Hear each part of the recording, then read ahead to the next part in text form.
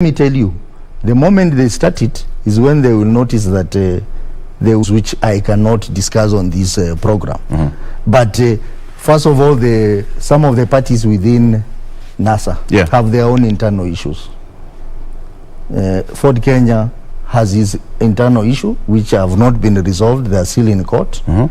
ANC also has their own internal issues which they have not resolved, which I'm privy to. And this is not the right time for them to do what they want to do.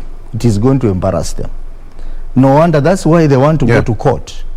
They want to go to court so that they can demonstrate to the registrar of political parties that there is a dispute. Because if you want to dissolve a coalition, you must demonstrate that there is a dispute. And what better way to demonstrate there is a dispute than going to court?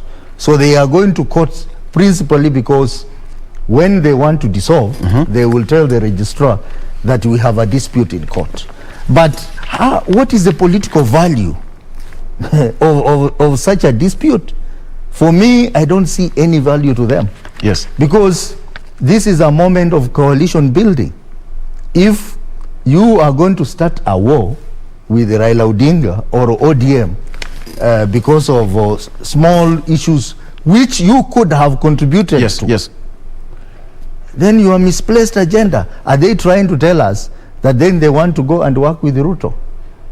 Are they trying to tell us that they want to isolate Raila from national politics? I think they are misplaced, and I think the people who are advising them, they should tell them to go slow on some of these things. Yes. Because one, they are going to get into more legal problems. Yes. Two, it is highly unnecessary. 13 months to the election. They should be talking about how to build bigger coalition. Some of the accusations and allegations are that ODM never shared the money which was released by the political parties, registered political parties, to ODM. That ODM, it was almost attuned to 2 billion shillings that ODM never shared with them. Could this be one of the reasons why they're feeling a bit of disquiet and discomfort in the NASA coalition? I told you I know quite a lot about what happened. Is the money issue still one of them? First of all, I want to say that the coalition agreement that was signed had a lot of ambiguity. It did not have clarity on many issues. One of the issues that they did not have clarity was on sharing of funds. Why is it that we do not have a problem with the CORD coalition? Do you know that CORD coalition, they still share money to debt? CORD coalition that ran from 2013 to 2017. Because the agreement was watertight. It was very clear on how they were going to share funds. This party was going to get this party was going to get this, and this party was going to get So are the loopholes intentional? I'll come to that. Okay. CORD coalition, remember we still have arrears coming through. Yes. The 4 trillion that ODM got, they have not been given yet. They still share the money to debt with the other coalition partners. That is Ford Kenya and Wiper. Yes. Now, it is the NASA one which is in contention. The contention is because, one, the agreement is ambiguous, the agreement lacks clarity, and I can tell you on this studio, and I want ANC people to come here one day with me on this studio, and I tell Kenyans the truth. Before they went to sign that agreement, as the Secretary General of the party, I told them this agreement is ambiguous, we need to amend. They refused. They said they will cross the bridge when we reach there. So what they are doing now is that crossing the bridge. They ignored it. So the agreement was faulty from the word go. Number two, remember we had 2 presidential elections. We had the presidential election of August 2017. Yes. And then we had the repeat election of October 2017. Yes. So the data that is being used to compute the political parties' fund share between Jubilee and NASA was for the general election. Was for the repeat election. For the repeat election. Now that one, you know, NASA never participated. Yes. Which means the data they are using to compute the political parties fund somehow does not give NASA money for the presidential vote. They don't get that money. They only get money for the other seats. That is women rep, MCA, governor, senator, and MP. Now the argument ODM has is that you contested against us in various parts of the country. Right, yes. So it is unfair for you to come and say you also want a share of the money arising from our votes of MP, MCA, and the rest. I think they are justified. If they were going to use data for August presidential election, then the other parties would be justified to demand a share of that money because of their contribution of the votes to the presidential basket. And that is why I'm saying if they went to court, they will lose the case. First of all, the argument is not clear. Two, the data being used is for October 2017, where NASA did not participate. So there is no data. Before I also lose my job, let's just take a break before we lose the data of the show. Again, let's take a break, and when we come back, we still have that conversation because it's now the three NASA principals vow to not dissolve NASA and of course sue ODM over a myriad of issues. We still have Honorable Godfrey Osotsi here. We are still trying to understand more because he says that he's a person who registered NASA. We'll be right back with more after this break. Stay around.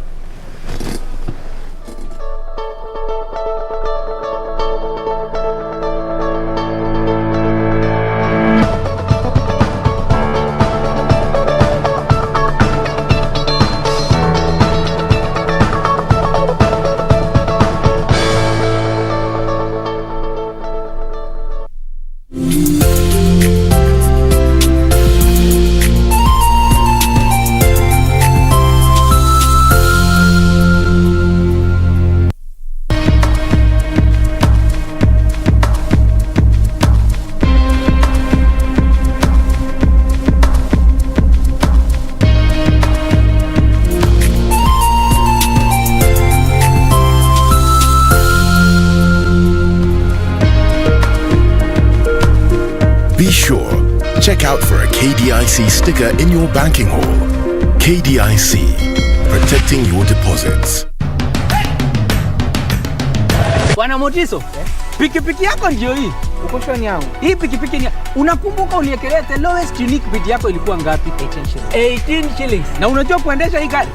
Kidogo. Haya, kitoko yako shika helmet, kifungu yako chomoka na mali yako. Kujiunga na QuickBid ni rahisi. Enda kwenye M-Pesa, bonyeza paybill kisha weka business number 4032353. Kwenye account weka kodi ya bidhaa unayotaka na bid yako ya chini zaidi. Kwa mfano TV 16. Kisha weka shilingi 20 tu kama idadi yako. Weka bid yako pia kwenye www.quickbid.co.ke. Kumbuka, bid ya chini zaidi ya kipekee ndio hununua. QuickBid, bidhaa bora kwa bei ya chini.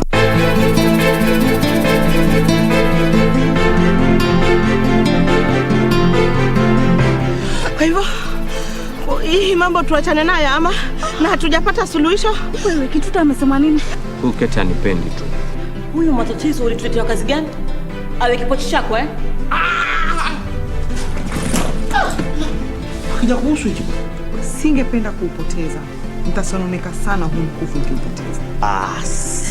Ukitaka hivyo ndio unanimaliza. Viungo vyangu na vilegeza mtoto.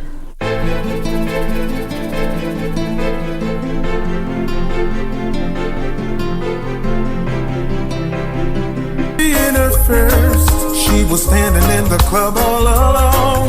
Lonely streets we tracked together, singing songs. She has a good heart, and I never wanna. What does this number mean to you? A pack leader? A winner? Or just a number? To us, it means freshness, boldness, vibrancy, and heritage. That's why at KBC Channel 1, we make it easier for you to pop up your family entertainment into a fresh, exciting and colourful bouquet.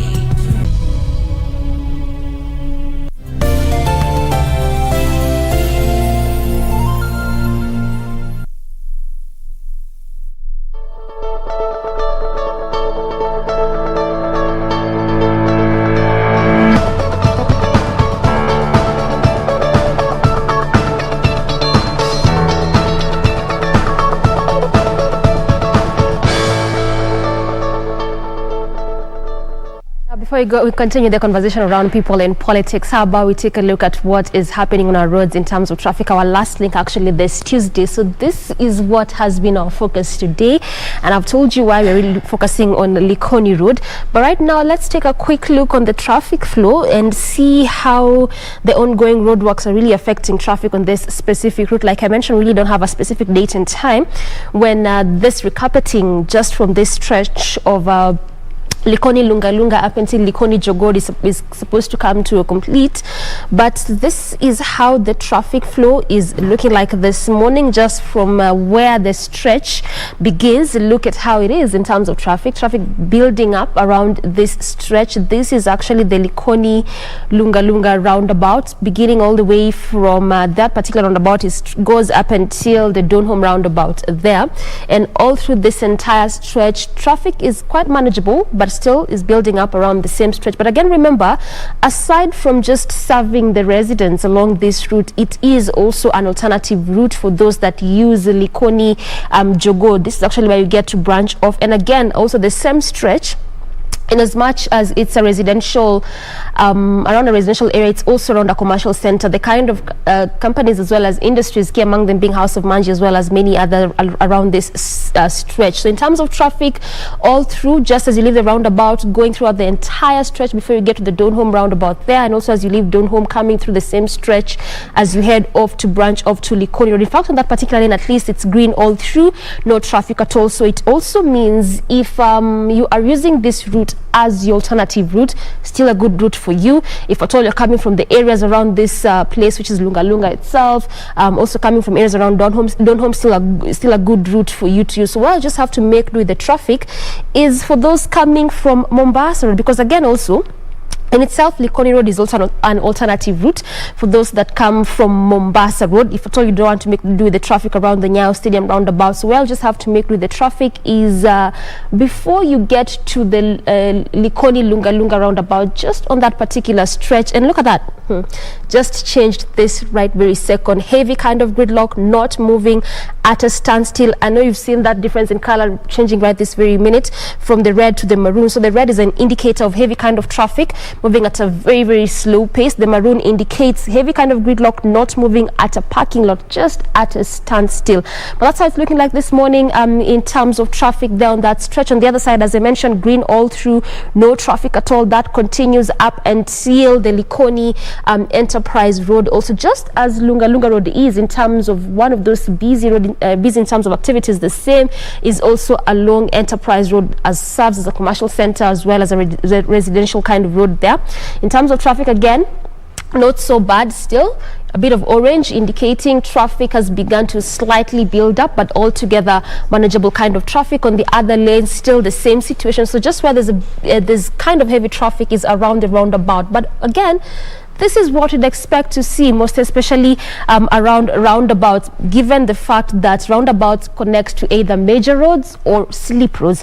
And this one connects to a major road as well as a slip road. The major road is what that Likoni Road itself, as you get to branch off to Enterprise Road, which is a slip road going all the way up until Mombasa Road. But this is how the roundabout looks like in terms of traffic, beginning to build up in some sections, and in some other sections moving at a very slow pace. So this has been our focus this morning when it comes to matters traffic, and that is simply because of those ongoing roadworks around this stretch in terms of recarpeting. But again, it still remains our key road of focus up until we see that recarpeting complete and opened up to the public, and try to see how it will be impacting or affecting traffic.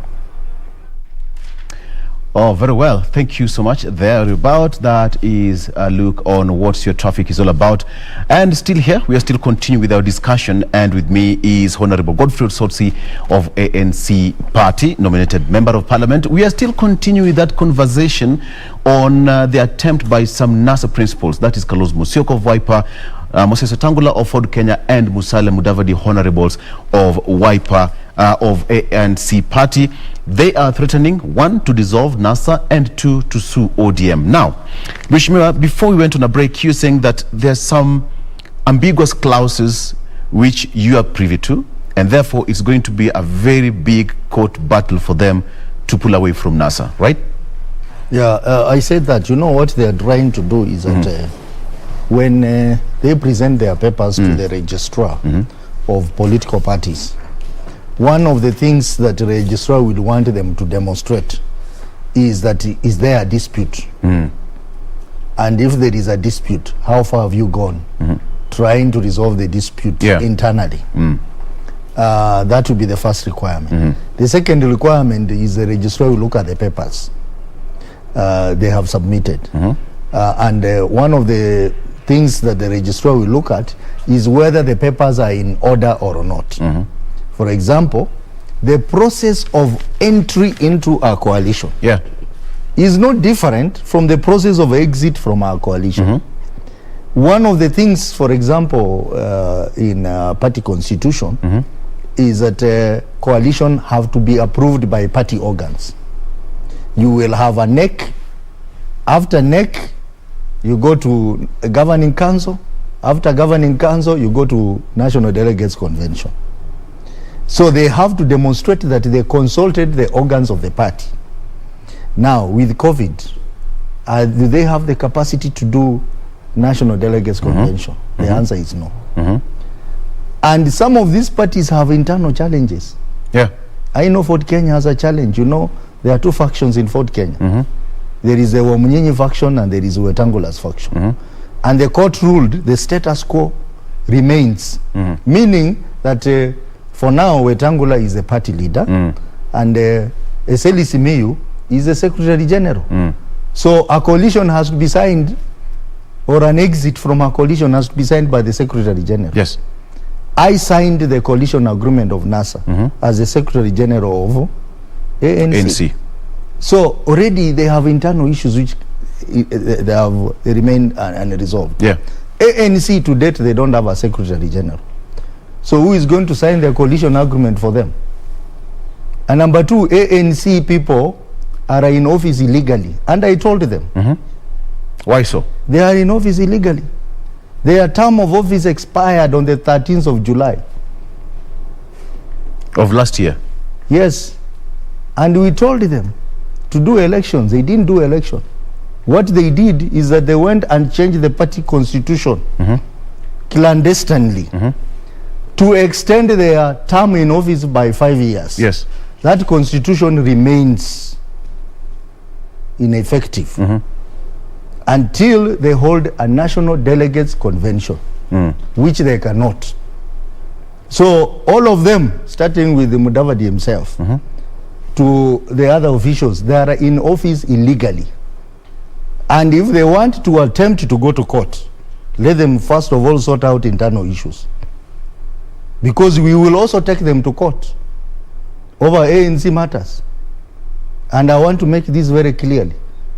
You cannot be accusing others when internally in your own house you have issues. So this party have issues. I don't know about Wiper, but at least Wiper, we know their things have been moving on well. So Ford Kenya and the ANC, they should be more concerned about internal issues than even NASA. And we have not even gone to the issue of agreements. And I think what is making them to rush to dissolve NASA is because they have realized they need to formalize their marriage in One Kenya Alliance. Because they cannot be in two coalitions. And for them to formalize their marriage in One Kenya Alliance, you have to quit one alliance. They must divorce NASA. So that they marry One Kenya Alliance. Now, there is a challenge there. KANU has an agreement with the Jubilee Party. Jubilee. Yes. So what is going to happen to KANU? So that's why I said whatever they are engaging in is completely misplaced, ill-advised, and happening at the wrong time. Okay. They would rather spend their energy on productive things, like all right, maybe looking for new friends, strengthening their party. Like ANC has not done elections. They have not done elections. They are very good on media, talk shows and all that, but there is no officials of the party across the country. There's an article here says that the three leaders, that is Kalonzo Musyoka, Honorable Kalonzo Musyoka, Moses Wetangula, and of course Musalia Mudavadi, the three leaders are already working on papers to have the coalition disbanded over what they term as irreconcilable political mistrust. Now, Mudavadi yesterday said, and I quote, that a technical team was already working on the matter, suggesting that they could soon file withdrawal of papers with the Office of the Registrar of Political Parties. Now, he said that there were certain procedural issues that they have to address before dissolving the moribund coalition. The keyword is moribund coalition. Yes, but I'm happy now he's referring to procedural issues. The procedural issues are the ones I'm referring to. Yeah. The registrar will need to be certified. One, there is a dispute. Two, have the party organs been consulted in line with your own constitution? Yes. Three, the outstanding issues, have they been dealt with? In the case of Ford Kenya, you will want to know, have they finished the court case? Who is the Secretary General? If Eseli Simiyu is not part of the signatories of that exit, then they will have problems. For ANC, they will be told, who is your Secretary General? Maybe they will appoint one today or tomorrow. But again, as I said, they are in office illegally, starting with Mudavadi himself. Any Kenyan or any member can go to court and question their existence in office. Because of the party constitution. The new constitution, they are saying, is not yet effected. They have to call a national delegates convention. And how will they call a national delegates convention without doing elections? That is why we told them to do elections and they refused. They instead used an easier route to go and change the constitution of the party and extend their period for 5 years. And now we are reminding them, you are still in office illegally. So if they go to court on the NASA thing, we will also go to court on ANC issues. Okay. Now, the story here is that Ford Kenya party leader Moses Wetangula is being quoted saying that he's been trying to reach a deal with ODM leader Raila Odinga on the sharing of the funds hit a dead end after leaving with no option but now to seek legal redress. It says that he's been trying to reach Raila for over 6 months now.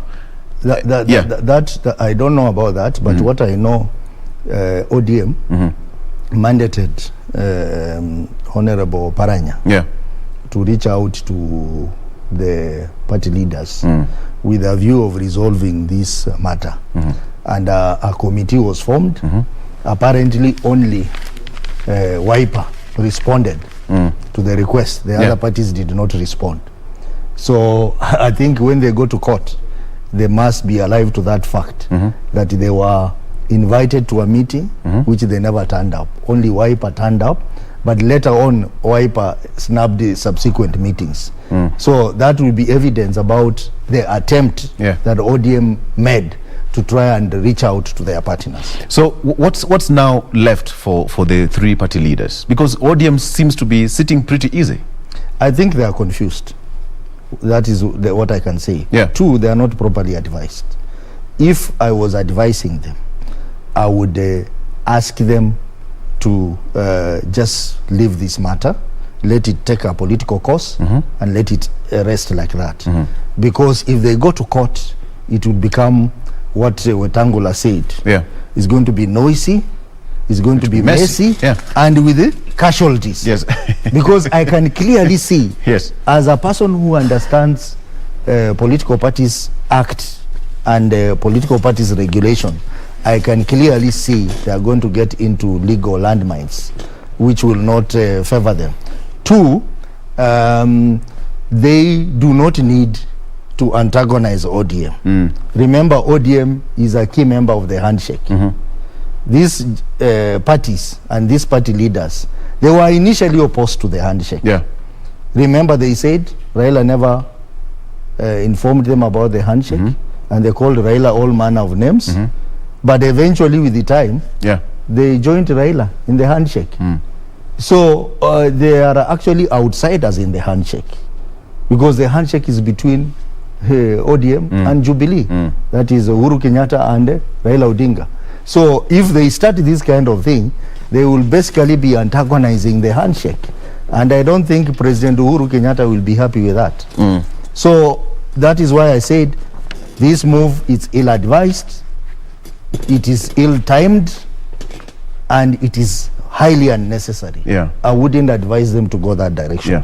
Now, and there are consequences. For example, the moment they withdraw from NASA, the first effect will be National Assembly and Senate.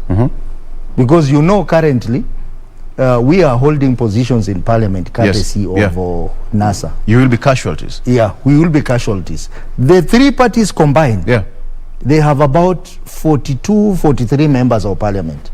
That is still lower than the numbers of ODM in National Assembly. So what will happen is that the Speaker will simply give a ruling and say that now ODM will operate as a single minority party in National Assembly. And then we will have a third coalition called One Kenya Alliance, which doesn't have the numbers. So what will happen is that Honorable Robert Mbui, the Kadiani Member of Parliament, who is currently the deputy of Mbadi, as a deputy minority leader, he's going to lose that slot. It will go to an ODM person automatically. The Mutula Kilonzo Jr., who is now the minority whip in Senate, he's going to lose the position. It will go to an ODM member. The Honorable Macau, who is member for is it Mavoko? Mavoko. Yes. He's the chairman of sports committee. He's going to lose that position, and that position will go to in other words, the ripple effect, should they withdraw from the coalition, the ripple effect will be massive. Huge. Yes. It will be massive. And what does that mean? It means you cannot control parliamentary agenda, legislative agenda. Yes. Because you don't have numbers. Why would you do that a few months to an election? Every party wants to control a legislative agenda. You are running away from a legislative agenda. Are you serious? So that will be the effect. Because I think in their minds they are saying, we will leave it to ODM to decide whether they want to chase us or whether they want to. No.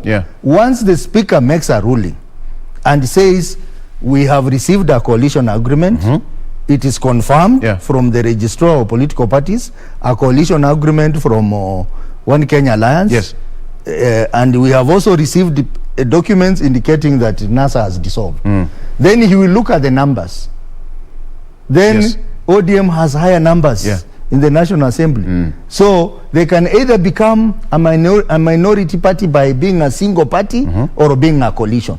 Right now, we are a minority party as a coalition. So if that dissolves, then ODM comfortably occupies the minority position as a single party. Could this be the reason why KANU chairman Gideon Moi was stepped out of the One Kenya Alliance? Yes, because you know KANU has an agreement with the Jubilee. With Jubilee. Yes. So they cannot sign another agreement. And remember, KANU is enjoying positions in National Assembly and Senate, courtesy of that coalition. Honorable Pogisho is a majority leader in Senate. Honorable Kamket is the chair of delegated legislation, courtesy of that arrangement. Yes. So KANU does not want to lose that comfort by taking them to some anonymous arrangement. They are not ready to do that. And another thing, which if I was advising them, I would advise them not to do, is that in their mind is that they want to form a coalition, One Kenya Alliance, so that they go and make another coalition with maybe Jubilee. That cannot work. To have a bargaining power. Because a coalition cannot make a coalition with another coalition. It's not possible in law. Yeah. A coalition is for parties, not coalitions.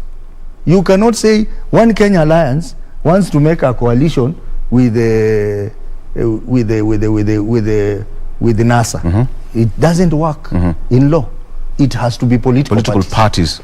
So that is another danger they are putting themselves, because in their mind they're imagining if we come together, we will have numbers. Then you can have bargaining power. We will have bargaining power. Yes. Yes, you will have the numbers, but legally, that is not enforceable. You have to be individual parties joining, making a coalition, not coalitions making another coalition. So if it happens that the coalition sails through, what will be the repercussion to the members of parliament? Will they have to lose certain members of parliament because they feel like they're now threatened? Because just months to an election, and you have got party wrangles and, you know, court battles and what have you, will they have to suffer the consequences of now, okay, the whole party has been dissolved, Jubilee, ANC on this end, Ford Kenya and what have you, and again on that side we have, will they lose members of parliament to other political parties come next election? No, what the immediate repercussion is what I said.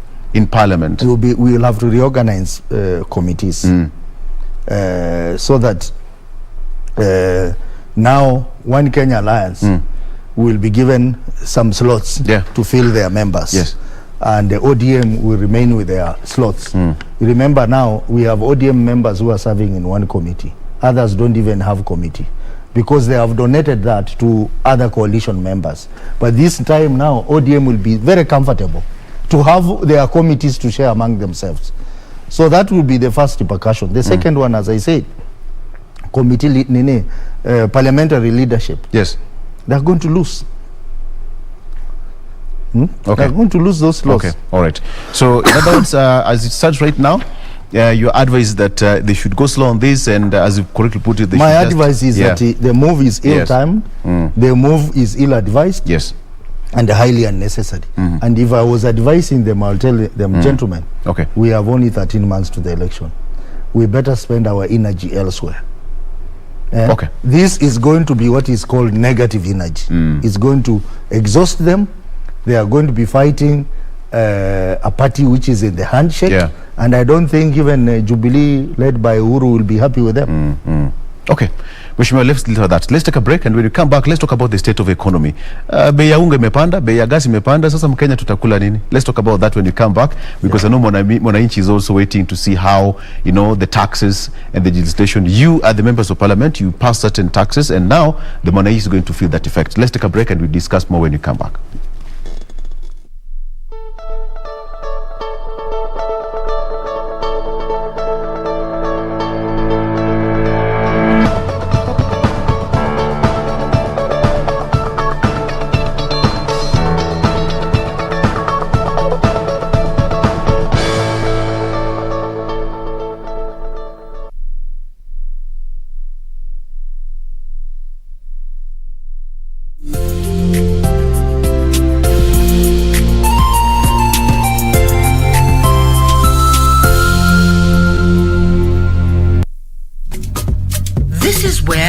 Began.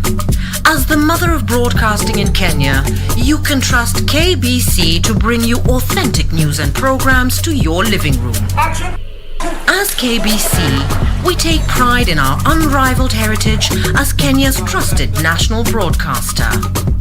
Commanding over 92% digital television signal coverage of our country, 23 radio services that cut across our entire language spectrum,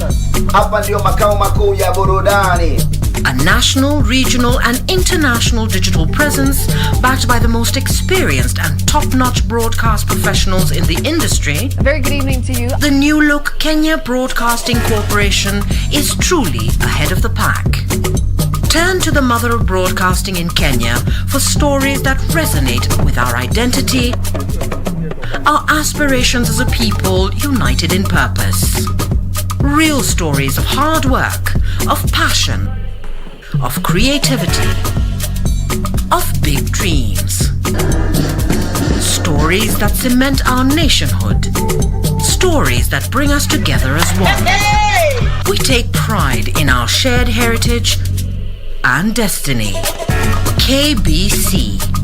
Informing, educating and entertaining Kenyans as one nation. KBC. Kenya's listening. Kenya's watching.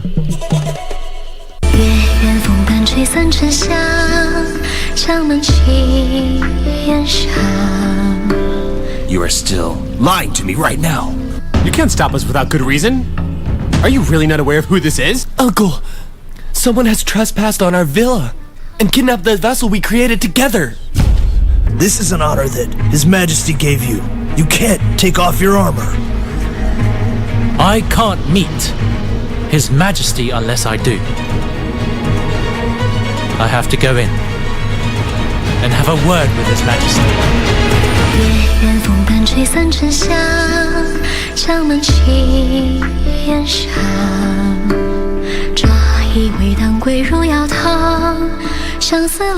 Quiero amarte de una forma diferente, de otro modo. And soon you'll be the owner of the Star Zone. And you will have complete control over the Montesinos coffee empire. Yes. And tell everybody not to say anything, because if I go down, all of you go down with me. I have you in my hands, and your future depends on me. Good evening, madam. I'm Hector Fonseca, Ivan's father. Quiero amarte de una forma diferente, de otro modo, nunca igual al de otra gente. Pokosa nisame, ulipokosa nkusame, na maisha yaendelee. Mimi nakumbuka singo yangu ya kwanza kabisa. Nimekufungua kidogo. Ongea. Nilipoipata ile singo, nilipewa diski hii. Ndio. Sasa kizungumkuti kikaanzia hapo. Hujui uende wapi? Niende wapi? Nilipiga maraundi hili jiji. Inakuwaje bana, ulikuwa umeenda chini ya maji kakangu? Unajua ni zile mishemishe, naingia kwa muziki alafu lazima angalie industry jinsi kwanza inavyoenda. Mano sipocheki ukizidi takuwa noma. Nawe DJ ongeza ngoma paka inogewe. Nawe DJ ongeza ngoma paka inogewe. Nawe DJ ongeza ngoma paka inogewe. Get the VIP access to the best shows on KBC Channel 1. We have something different, something special to spice you up. Get ready for new, exciting and captivating dramas. Movies. I love the smell. Comedy. I went to the popos. Drama. Did he assault the queen in my house, in my presence? News, sports and so much more. Do the things that make you happy on KBC Channel 1.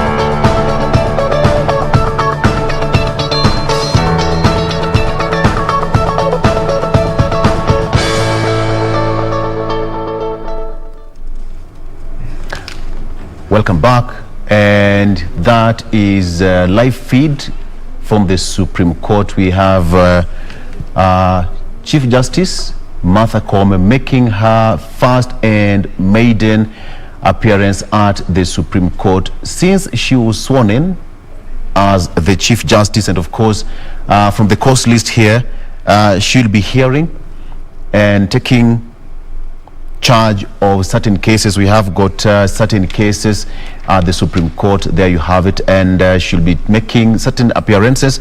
Remember now, the Supreme Court is now fully constituted, after what is happening there. And of course, once that procedure kicks in effectively, we will go live at the Supreme Court to give you more details on what's happening there. All right, still coming to the tail end of this discussion is with me here is Honorable Godfrey Osose. We are still talking about matters, politics, and of course you need to know what is happening. Mheshimiwa, let's talk about issues, economy. And the common mwananchi is crying foul. In the local dailies, the taxman is saying that the price of unga is likely to go up, the price of cooking gas and oil and what have you. Have you reached a point that the common mwananchi is now feeling like, the pocket is empty? We need some reprieve. Well, it's a desperate situation. Yeah. I know a lot of Kenyans are suffering because of high prices of commodities. Yeah. And it's really biting hard. I know there are so many families which are really suffering. Some don't even have something to eat because they can't afford. And that's really a big challenge. There are many factors to this. One factor is, of course, the pandemic in which we are in has affected our economy negatively in many ways. And it's not just Kenya, but globally, it's a problem that is affecting even big nations, US and the others. Then we have the issue of IMF conditions. IMF conditionalities are really affecting. In fact, they were contributed a lot to the finance bill 2021 that we passed in Parliament, because one of the conditionalities of IMF is for the government to increase the tax base, and ensure that we are able to sustain some of the programs that we are running. The second thing is the budget itself. It was very ambitious, and now we are talking about KRA needs to get at least 2 trillion Kenya shillings, up from 1.6 trillion shillings, which was their target last year. So because of that, I think they have to increase taxes so that to meet those targets. And those are some of the factors which are contributing to the problem we are having. And of course, general problem of management the economy. We've been talking about public debt. Public debt, we have to pay our debts. Now, when you want to pay the debts, you need money to pay the debts. Where do you get the money? You increase taxes so that you get money to pay the debts. So you can see how the overall economic management is now affecting even our common mwananchi, because he has to pay more taxes so that the government can, one, sustain its program and pay its debts. So the issue of debt is really a big challenge to this country, and I'm hoping that the next government that will come after 2022 will be able to deal with the issue of debt very well. Then of course the issue of corruption that we talked about earlier. When we are losing 2 billion shillings a day, it's a lot of money that can be used in the economy. It's a lot of money in the economy.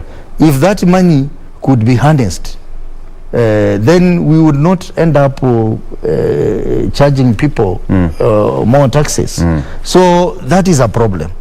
And I think a lot of effort should be put into managing corruption in this country, so that we save resources. And the government can get a lot of money. I brought a motion to Parliament because 4 trillion Kenya shillings is being held in offshore accounts by corrupt Kenyans. If this money came to this country, it will sustain us for 2 financial years. And we will not even require to charge to ask Kenyans to pay more taxes. So really the issue of economic management of this country is key, is very key, and it is more complex than people just standing up and saying bottom-up approach. Is there hope for a common mwananchi? There is hope. but we must do our role as citizens very well by ensuring that the leaders we vote in must be credible leaders, must be leaders with a track record, must be leaders who stand for something, must be leaders who are real statesmen in this country, and not people who are just taking advantage of the situation in this country to say, oh, bottom-up approach, hustler, nini. We need leaders who have been tested over time to be on the side of wananchi, and not people who are just coming up with ambiguous agendas, which they themselves don't even believe in it. Yeah, that is why earlier on we were saying you cannot implement bottom-up approach, economic approach, if you don't deal with corruption. If you don't want people to talk about corruption, you cannot implement it. So this problem we are facing as a country now, with the increases in the prices of key commodities, it is because of the way we are managing our economy. In Parliament, we tried as much as possible to even remove taxes that they had put on essential items like unga and the others. But I'm even surprised that even after we remove taxes from those essential commodities, the prices are still gone up. Because one, there is an increase in VAT on cooking oil and cooking gas. So that affects the prices of ugali, it affects the prices of chapati and all that. So we are really in a tight situation as a country because one, donor conditionalities, two, we have an ambitious budget which we must finance, and for us to finance that we have to increase taxes, and then overall problem of economic management. If we are borrowing too much, who is going to pay those debts? We have to get a way to pay the debts. We have to get a way to pay the debts, and the debts are going to be paid through taxes. So we must deal with the issue of debts, public debt, and it's a very serious issue. Very serious issue that we can't run away from. Even as we speak about public debt, the government is planning to have another set of Eurobond. Well, that is a challenge. It is a challenge. It is a challenge because even the budget that we passed recently, it has a deficit of around 900 billion. Where are they going to get that money? They have to borrow. So the challenge is an ambitious budget. If their budget is ambitious, then you have to look for money to sustain it. How I wished we could just get a budget that we can manage. Somebody say that you cut your coat according to your size. Exactly. All right. And as we come to a close, Mheshimiwa, we have got governors who are serving their last term in office. And most of them have had some rough patches with their deputies. And even if you look around, most of them are not seeing eye to eye. You know, the deputy is singing a different kind of tune and the governor is speaking a different kind of tune. So there is this case of governors refusing now to back their deputies, who during the last election campaigned as a team. Well, that is a problem. In almost every county. Except maybe a few counties that I've seen, like Kisumu, Kakamega, and maybe Makueni and a few other places. But most of the counties, you find there is a dispute between the governor and the deputy governor. I have not really understood where it comes from. Could it be a case of payback? The governor saying that, you know what, because you did not support me during my office and what have you, we have had wrangles, now it's my time for a payback. Well, you know, also times change. And when times change, it changes with many other issues, including politics. You may have been my friend when we were vying together, and then along the way, we are no longer political friends. You have to look for new friends. Now, when that realization comes, then you start having that kind of problem. So that is normal in politics.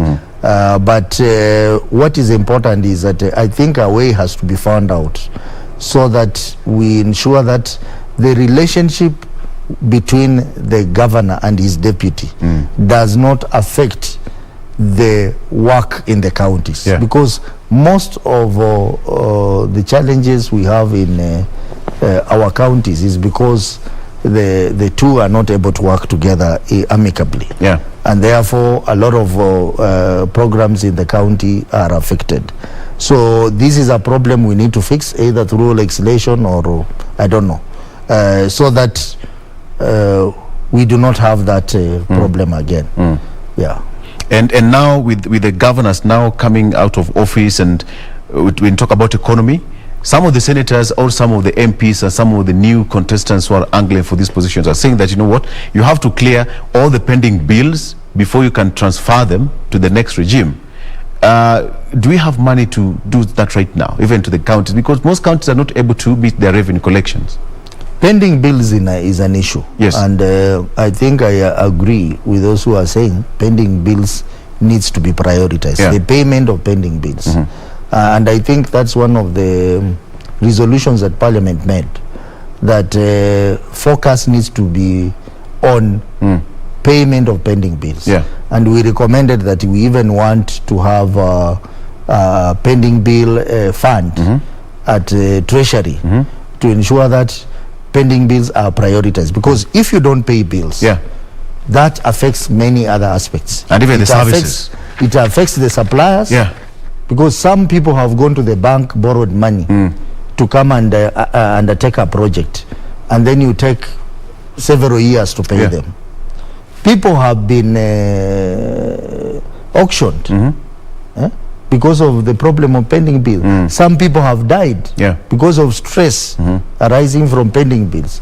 So and again, when you don't pay people and they have used their money, it also affects the economy down there. The multiplier effect affects the economy down there in the village and all that places. So I think I want to agree that payment of pending bills should be prioritized before the next election. And in fact, we need to change the Public Finance Management Act to say the first charge should be payment of debts. Before you do any other thing, lipa madeni kwanza. Could it be a reason that some of the governors are now just running away from it intentionally, because they know, our time is up and now we are going home? Well, it varies. Some counties are doing well in terms of revenue processing pending bills, in terms of revenue, so they don't have a problem. But there are other counties which are really struggling with pending bills. Because you have to pay pending bills before you do other programs. So you find that the money you get, it's all going to pending bills. There is no development happening, and that is why some of us supported the amendment in the BBI, that we need to increase the revenue allocation from 15% to 35%, so that at least we are able to break from that cycle that we have found ourselves in. Clear the pending bills and now start doing development. What's your take on devolution to this far? The first crop of governors, they've had their fair share, their taste, the experiment. They would say that they're experimenting the whole process of devolution. What's your stake and your own arithmetic and just your measure or where your devolution is right now? I think we are getting better. We are getting better with the time. It is not right for me to say devolution is a bad thing. Devolution is a good thing. When we go to the villages, we see devolution at work. Even some of the markets that had died. Never existed. You are beginning to see some life in those markets. You see pubs have been opened, hotels have been opened. You see some activity happening. So that is courtesy of devolution. So it is a good thing. But there are challenges, of course, the corruption, some people taking away money to do their own stuff. But as we go on, it's going to improve. Remember, in the first term, we had challenges. Second part of devolution, we are seeing some improvement. So maybe after 2022, we'll see an even better devolution system as we come up with the laws, as we experiment and we go on. Remember in Nigeria, when they started the federal system, yes, the first time, most of the governors were arrested. You know how the system was working there? Yeah, because of corruption. But they have since improved. And the system is working so well. So even here in Kenya, we get to a point where some of the challenges we are having in devolution will be sorted out, and Kenyans will be able to get maximum benefit from devolution. So it is there, we are getting benefits, but we can get a lot more benefits with the time. Because if you look at you know, the terms of employment and devolution, when it comes to devolution, most of the people who were mostly employed in urban centers had to migrate to other devolved kind of units. And, you know, the moment now we are getting to the next general election now, and we have got, you know, members of parliament like you who are oversighting the executive. Some of them would want to come, you know, leave their position and say that I want to go to the governor's seat, probably because of particular reasons. The question is, which position are you angling for come 2022? Well, I have made a decision, and I want to represent the people of Vihiga in the Senate in 2022, because there are a lot of challenges in Vihiga County in terms of oversight, and I think that I will be able to make a very positive contribution to enhancement of the oversight within the county, so that people of Vihiga get maximum benefit from devolution process. Yes. And I have a plan, I have a program of work that I intend to do when I become the senator of Vihiga. The good thing is that I have experience, having served as a member of parliament in very strategic committees, and also being a member of the House Business.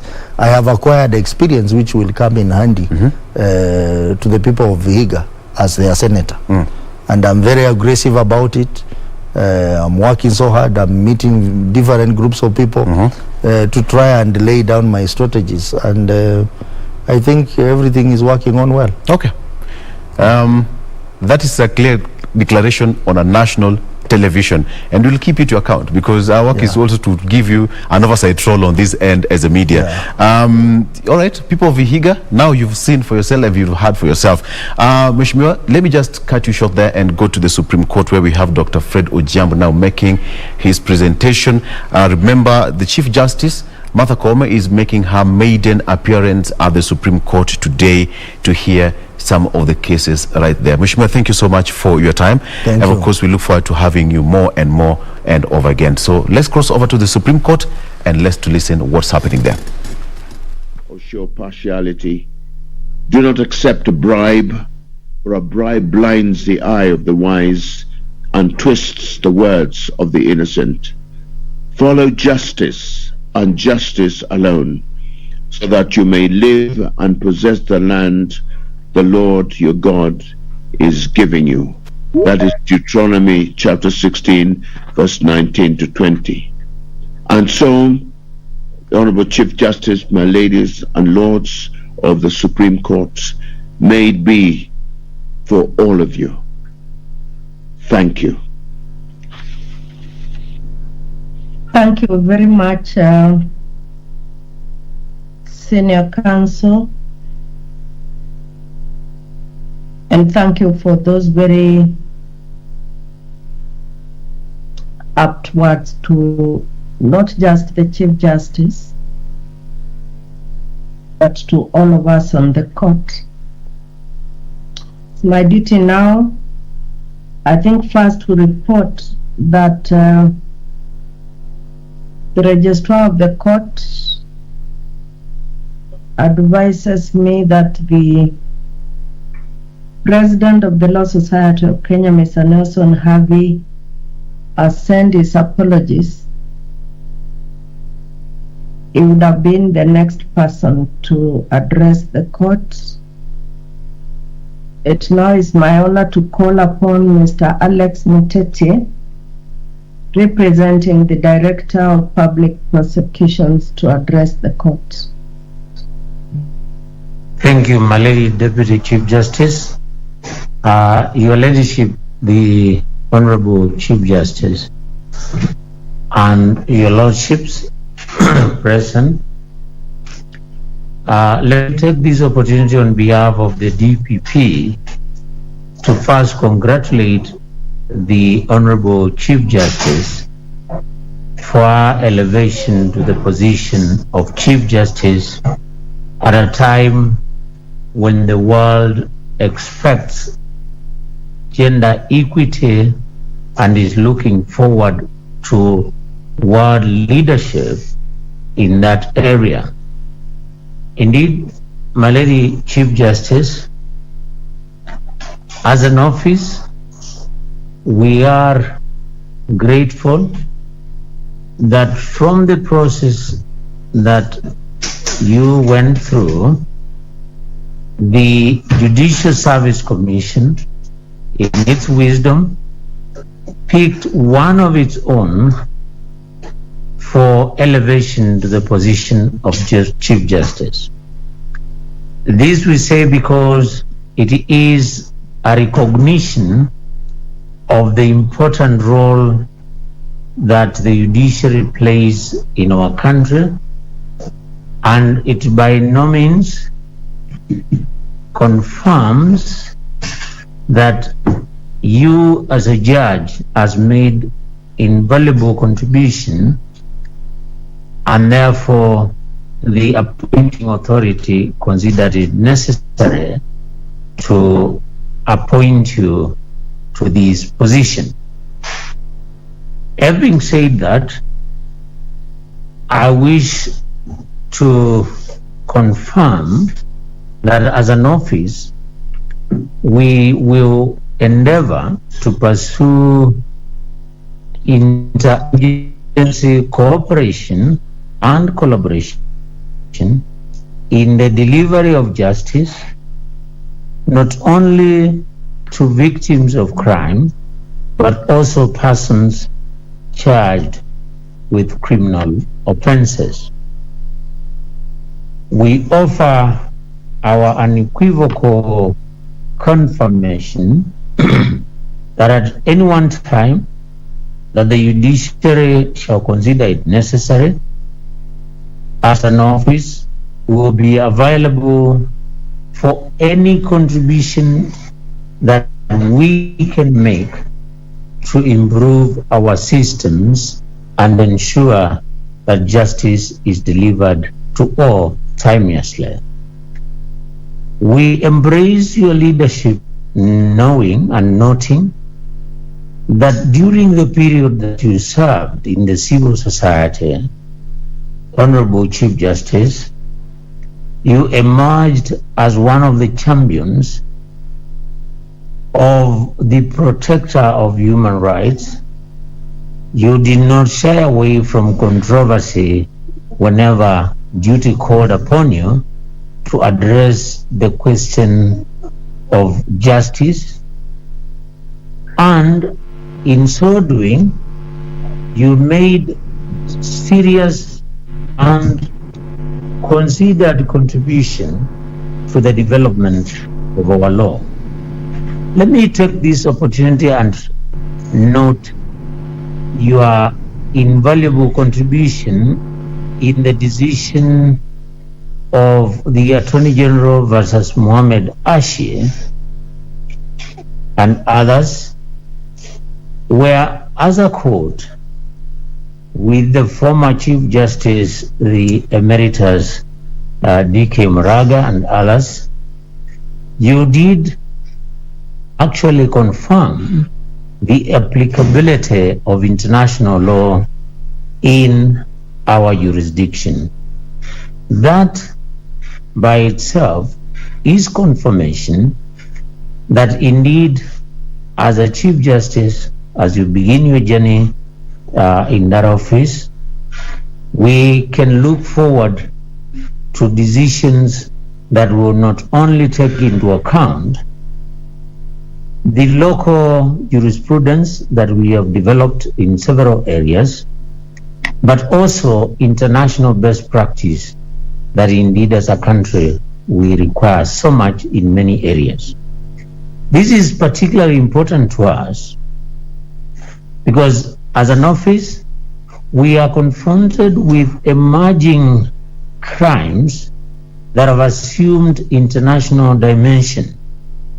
And if we were to limit ourselves to local jurisprudence, then obviously we would suffer very serious shortcomings in terms of delivery of justice. That is a commendable position that Honorable Chief Justice and the rest of the judges who sat in that matter really took, and we believe this being the highest court, then you shall be leading from the front in adopting international best practice as you interpret our law. Allow me, my Lady Chief Justice, and your lordships present, to also make reference to yet another decision that we consider of jurisprudential importance as an office. In the case of Veronica Gitai, Inspector Veronica Gitai and another, a decision that my Lady Chief Justice, you rendered in Malindi together with the Honorable Justice William Ouko, with whom we also take serious note that you have been elevated at the same time to the Supreme Court. You did come out very strongly in that decision and affirmed that human rights should be protected of the lesser mortals in society. I choose the words lesser mortals not because of lack of better words, but this being a matter where a young girl was murdered by officers that were indeed charged with protection of that very person, you did not shy away as a court to uphold the decision of the High Court, and you consigned those officers to the fate that they chose. Having said that, allow me to end by saying the following, that notwithstanding the fact that the judiciary is independent, the three arms of government remain interdependent, and throughout your term as Chief Justice, we promise we shall be available to render support where necessary without compromising on your responsibility and the responsibility of the other two arms of government, so that the best results that we can achieve as a system, we are able to achieve them. And with those few remarks, Honorable Chief Justice and my Lady Deputy Chief Justice and your lordships seated together, we look forward to a very robust Supreme Court that shall continue to provide guidance even as we proceed to the next dispensation, which definitely, of course, everybody knows, in the next 1 year, we will be dealing with very germane issues related to elections, and justice will be one of the key things that everybody will be looking up to. Thank you very much for the invitation. I rest my submission. Thank you, Councillor Alex Moteti. Thank you for sharing your wisdom, our Chief Justice. Thank you for promising that interagency cooperation is going to be enhanced by yourselves during and I suppose always, but during the tenure of our current Chief Justice, thank you for your promise that you undertake to improve the justice chain system, and guided by what Senior Counsel Fred Ojambo said, that we shall continue to remember that ours is to follow justice and justice alone. Thank you, Mr. Muteti. It's now my turn to invite our brother from the Attorney General's office, Mr. Kennedy Ogeto, to speak to the Chief Justice and to speak to us. Mr. Ogeto. Thank you very much, Honorable Deputy Chief Justice, and good morning. Good morning. My Lady, the Chief Justice and President of the Supreme Court, my Lady, the Deputy Chief Justice, my Lords and my Ladies, Judges of the Supreme Court, the Director of Public Prosecutions, represented by Mr. Muteti, ladies and gentlemen, well, let me also acknowledge Dr. Fred Ojambo, Chair of the Senior Counsel Bar. Ladies and gentlemen, I'm very grateful this morning for the honor and opportunity to make these brief remarks during this very auspicious occasion.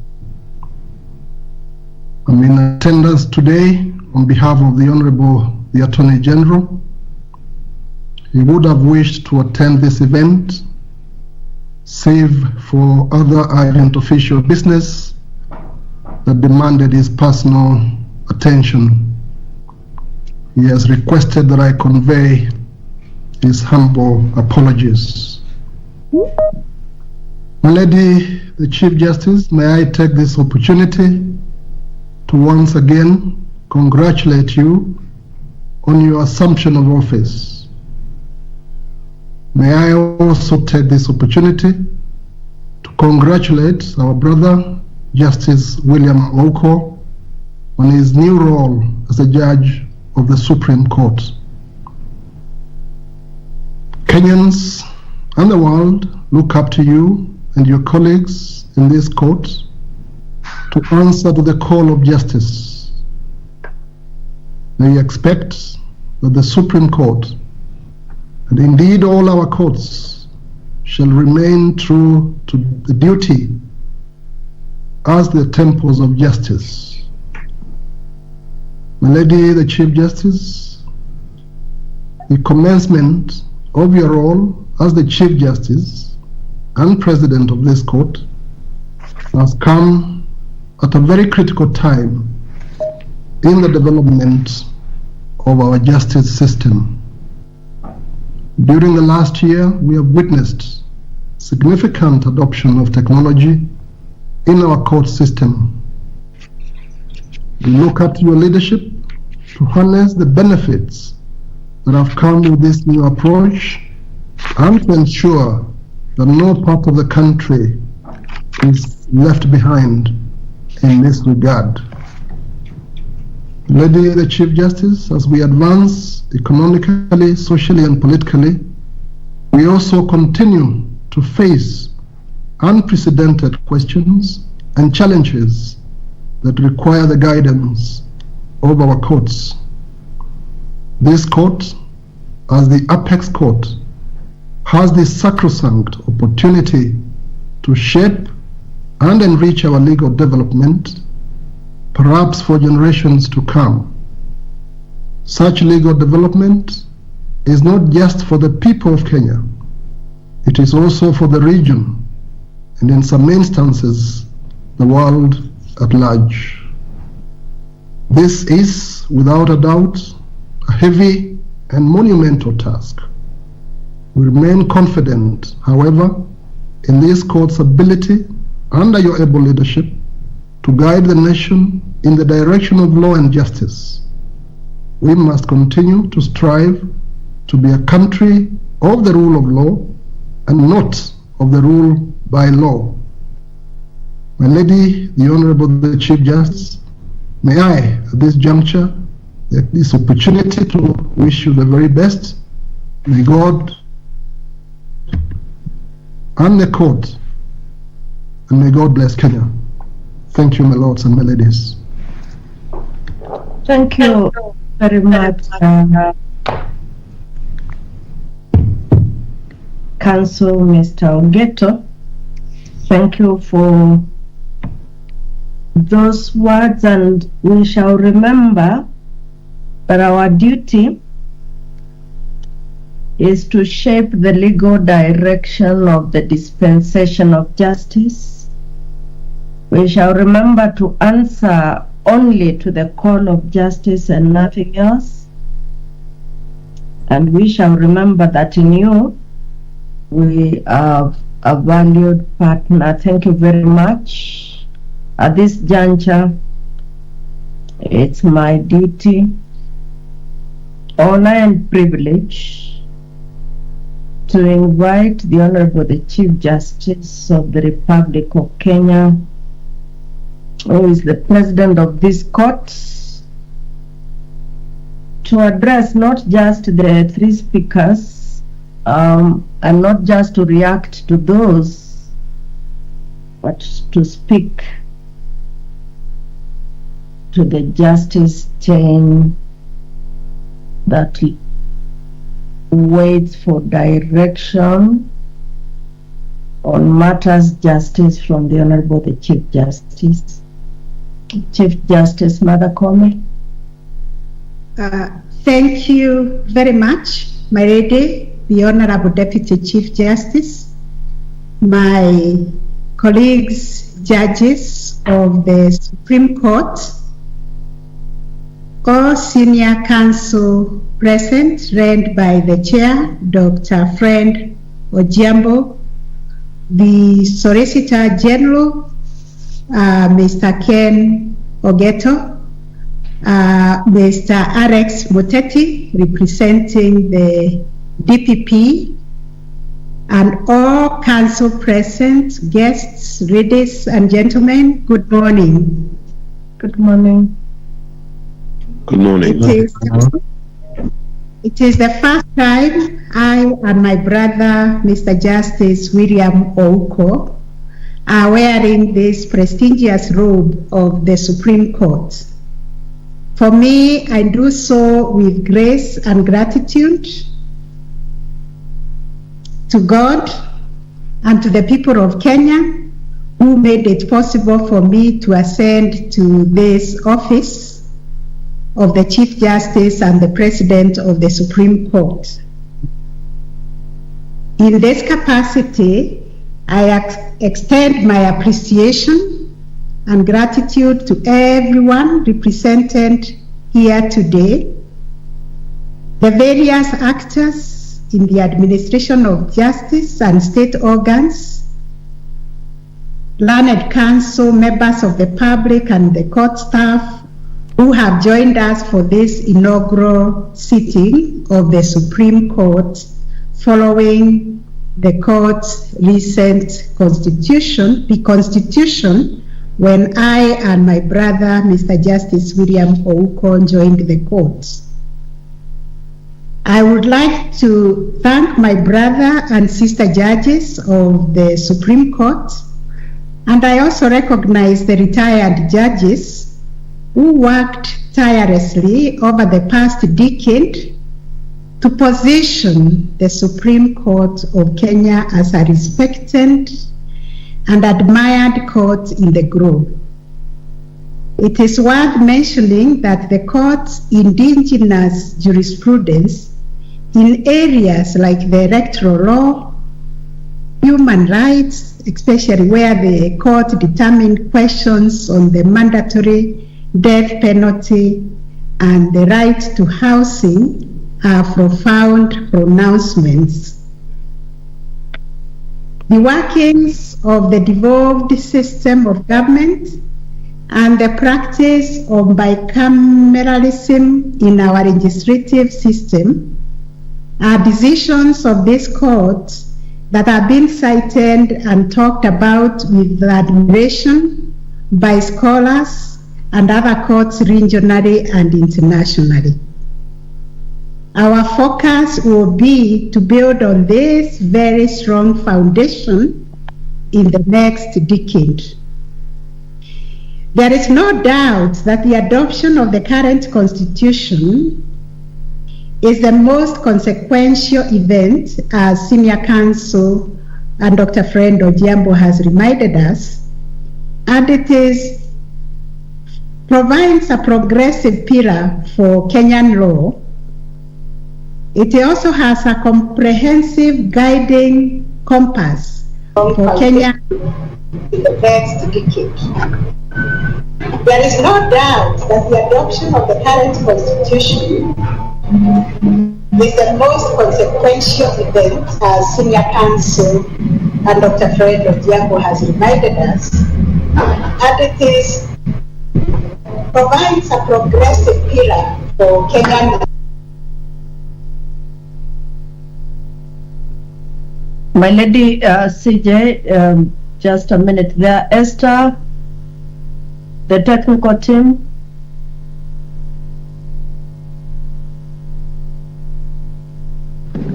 Sorry about that. Yeah, get us.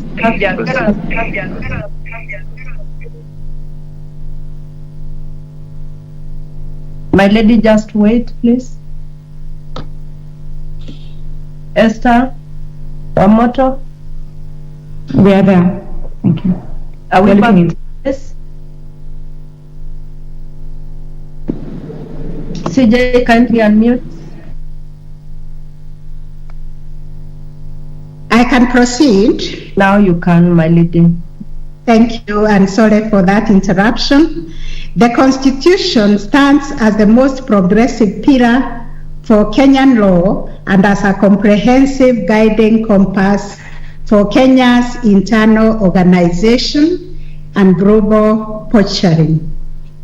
It must be appreciated that our Constitution, in its values, principles, and rules, reflects the desire by Kenyans to break with our past authoritarian governance and unequal society, and to strike in a radically different path of creating a democratic and egalitarian state and society. It is the foremost manual on the creation and sustenance of a welfare state, meeting the needs of the Kenyans wherever they are. Our Constitution reflects the kind of society that Kenyans wish to build for themselves and for future generations. It reflects a desire by Kenyans to build a socially just society and a just state. This is a bold pronouncement of the aspirations and purposes that should animate all actions by state and non-state actors.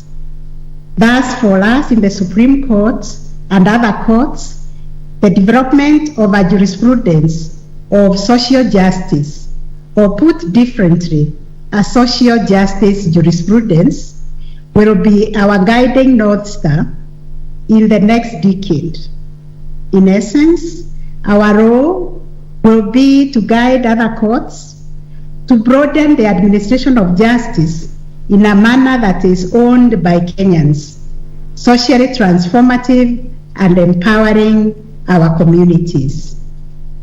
The pronouncement in the preambular provisions of the Constitution, Article 10 on the values and principles of national governance, Article 19.2 on the purpose of the Bill of Rights, leads to the inescapable conclusion that the Constitution is indeed a charter for social transformation. Given that the Supreme Court is the final custodian and guarantor of this Constitution, it is the court that should always endeavor to provide jurisprudential leadership to the country in the quest for transformation of the society using the Constitution as the tool of social change. We will seek to put in practice the instruction, indeed the command in Article 23 and 259 of the Constitution, and also our Section 3 of the Supreme Court Act that requires that courts should develop the law to ensure that the vision of the Constitution is realized. This court in its operations and functioning will place a premium on collegiality and civility. By emphasizing on collegiality, I mean that as judges, we are working on a joint project of deciding the matters before us impartially and independently to clarify the law. Thus, the need for sharing of ideas and enriching our perspectives to resolve the disputes before us. This, of course, does not mean that difference of opinion is not encouraged. Rather, it means that judges have a duty to disagree in a principled manner. Recognizing that ours is an adversarial legal system that tends to pit parties against each other, it tends to encourage hostility and often leads to uncivil attacks directed to judges and to counsel on the opposite side. Such a situation, I dare say, weakens public confidence in the judicial process.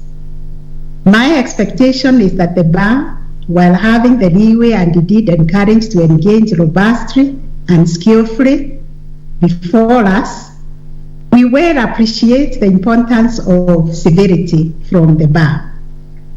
Thus, where one has a different opinion, it will be expressed in a manner that respects the adage of, I quote, disagreeing without being disagreeable, end of quote.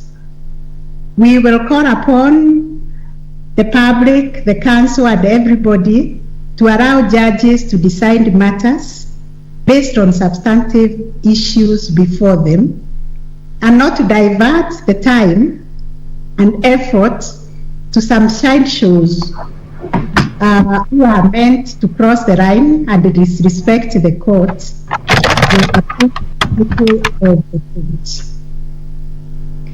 It will also be the court's duty to settle monumental and troubled questions of law affecting the society and to seek to intervene to ensure that justice system is operating effectively as intended by the Constitution and our laws. Towards this end, the court is sitting today to issue directions with respect to the implications of the landmark decision by the Supreme Court in the case of Francis Muruateto, popularly known as the Muruateto case, which will be for the smooth and efficient operations of clarifying the sentencing in our criminal justice system. The Muruateto case is a landmark decision in our human rights jurisprudence.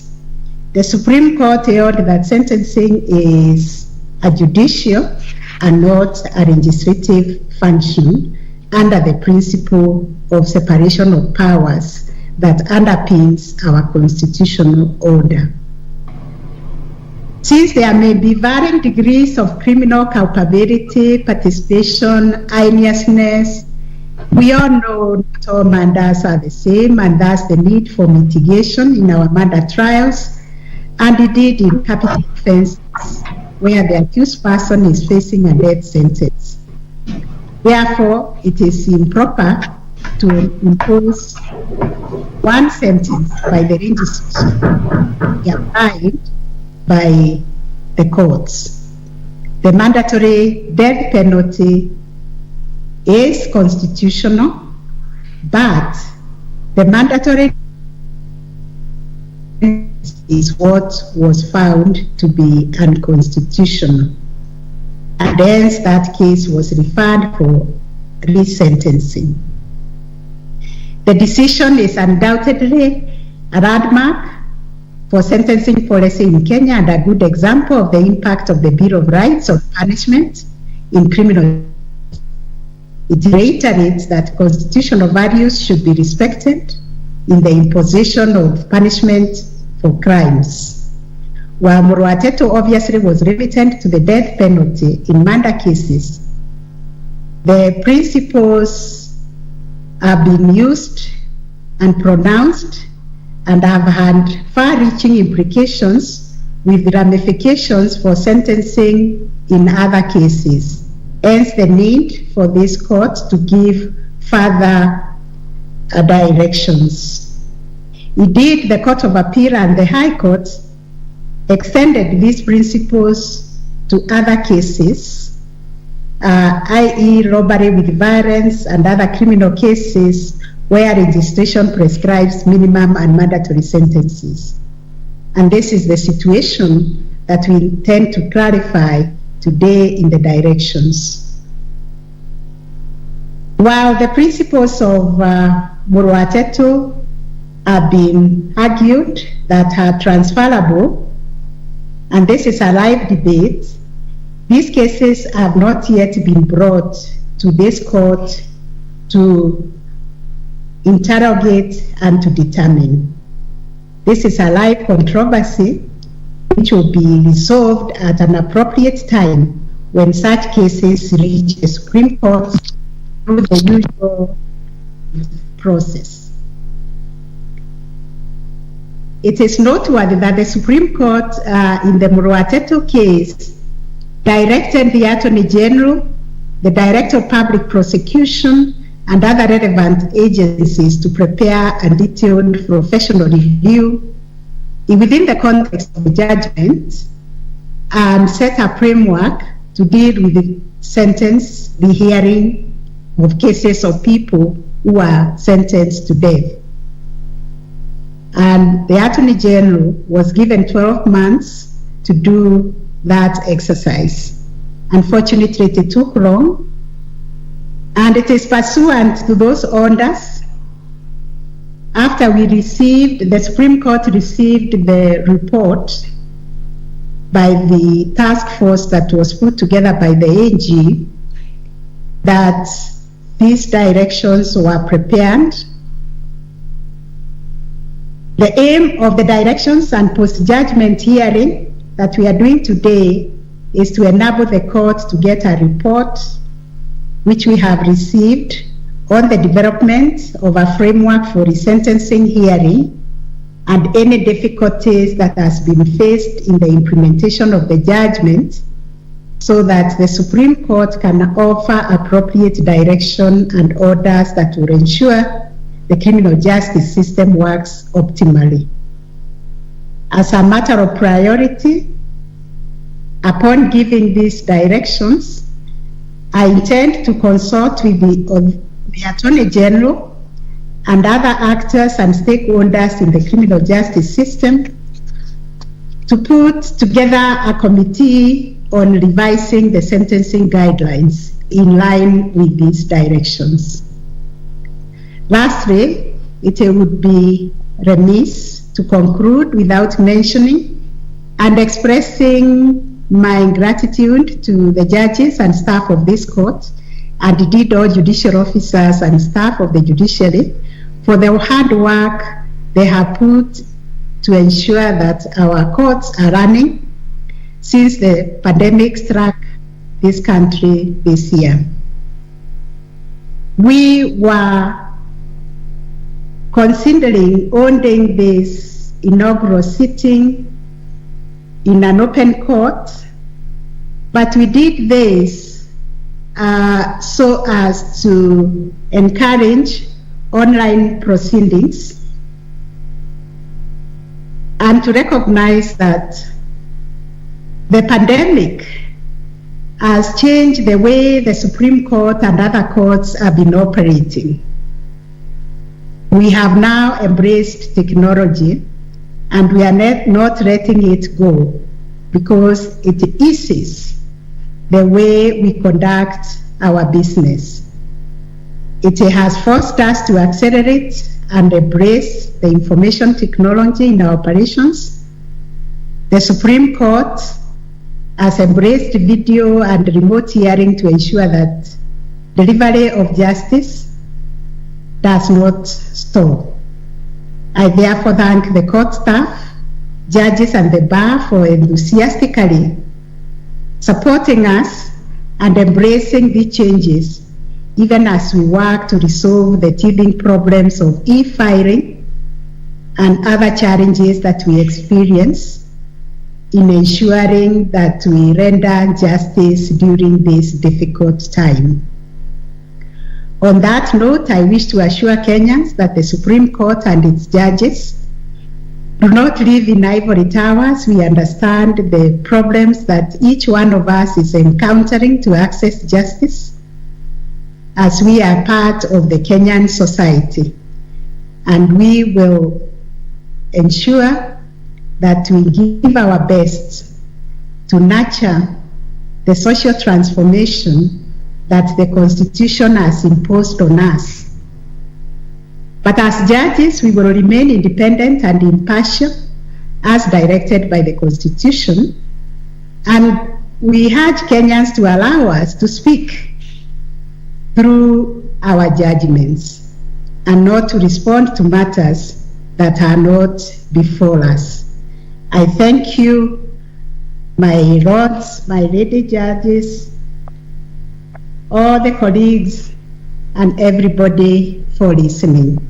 Thank you very much. Thank you very much, Honorable Chief Justice. Now guided that this court shall heed the exhortation in the Bible that says that we shall follow justice and justice alone. Listening to the promise that we shall get cooperation from the office of the DPP, and that there shall be an endeavor to improve the justice system chain.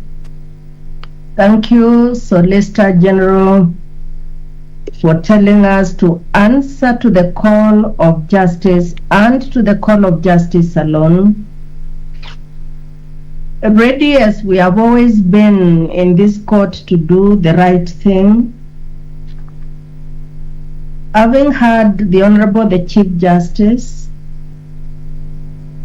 we promise that we shall do what we know we came here to do, and which shall be to follow justice and justice alone. Thank you very much for coming and listening to the Honorable the Chief Justice. And it is now my pleasure to announce that Dr. Fred Ojiambo, Mr. Alex Moteti, and Solicitor General Kennedy Ogeto, you are free to log out. But you're also free to sit in and listen to the hearings that are proceeding immediately after this. And I now call upon the court administrator to call out for directions the first matter on the course list. Thank you very much. Justice Martha Koome, the Chief Justice of the Republic of Kenya and the third under the new constitutional dispensation, holding her first ever, call it inaugural, hearing at the Supreme Court as CJ and also as the Supreme Court judge. Yesterday, actually, the Supreme Court did talk about 21 cases that will be heard by the Supreme Court now that it's fully constituted. And one of the cases, if you just joined us, is the 2017 Murwateto case. You've heard it perhaps several times when you talk about any reference to the Supreme Court, or even during the interviews for the CJ and also for the Supreme Court judge.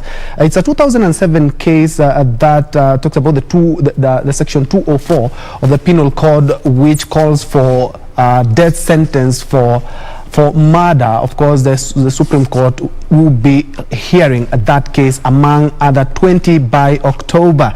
Good morning. This is KBC and this is KBC News Check. My name is Ben Troinjue. Thanks indeed for making time. And today, talking about the Supreme Court being headed by a woman. We're talking about women leadership in the light of COVID-19. And of course, I will be joined by a woman you perhaps have heard or seen.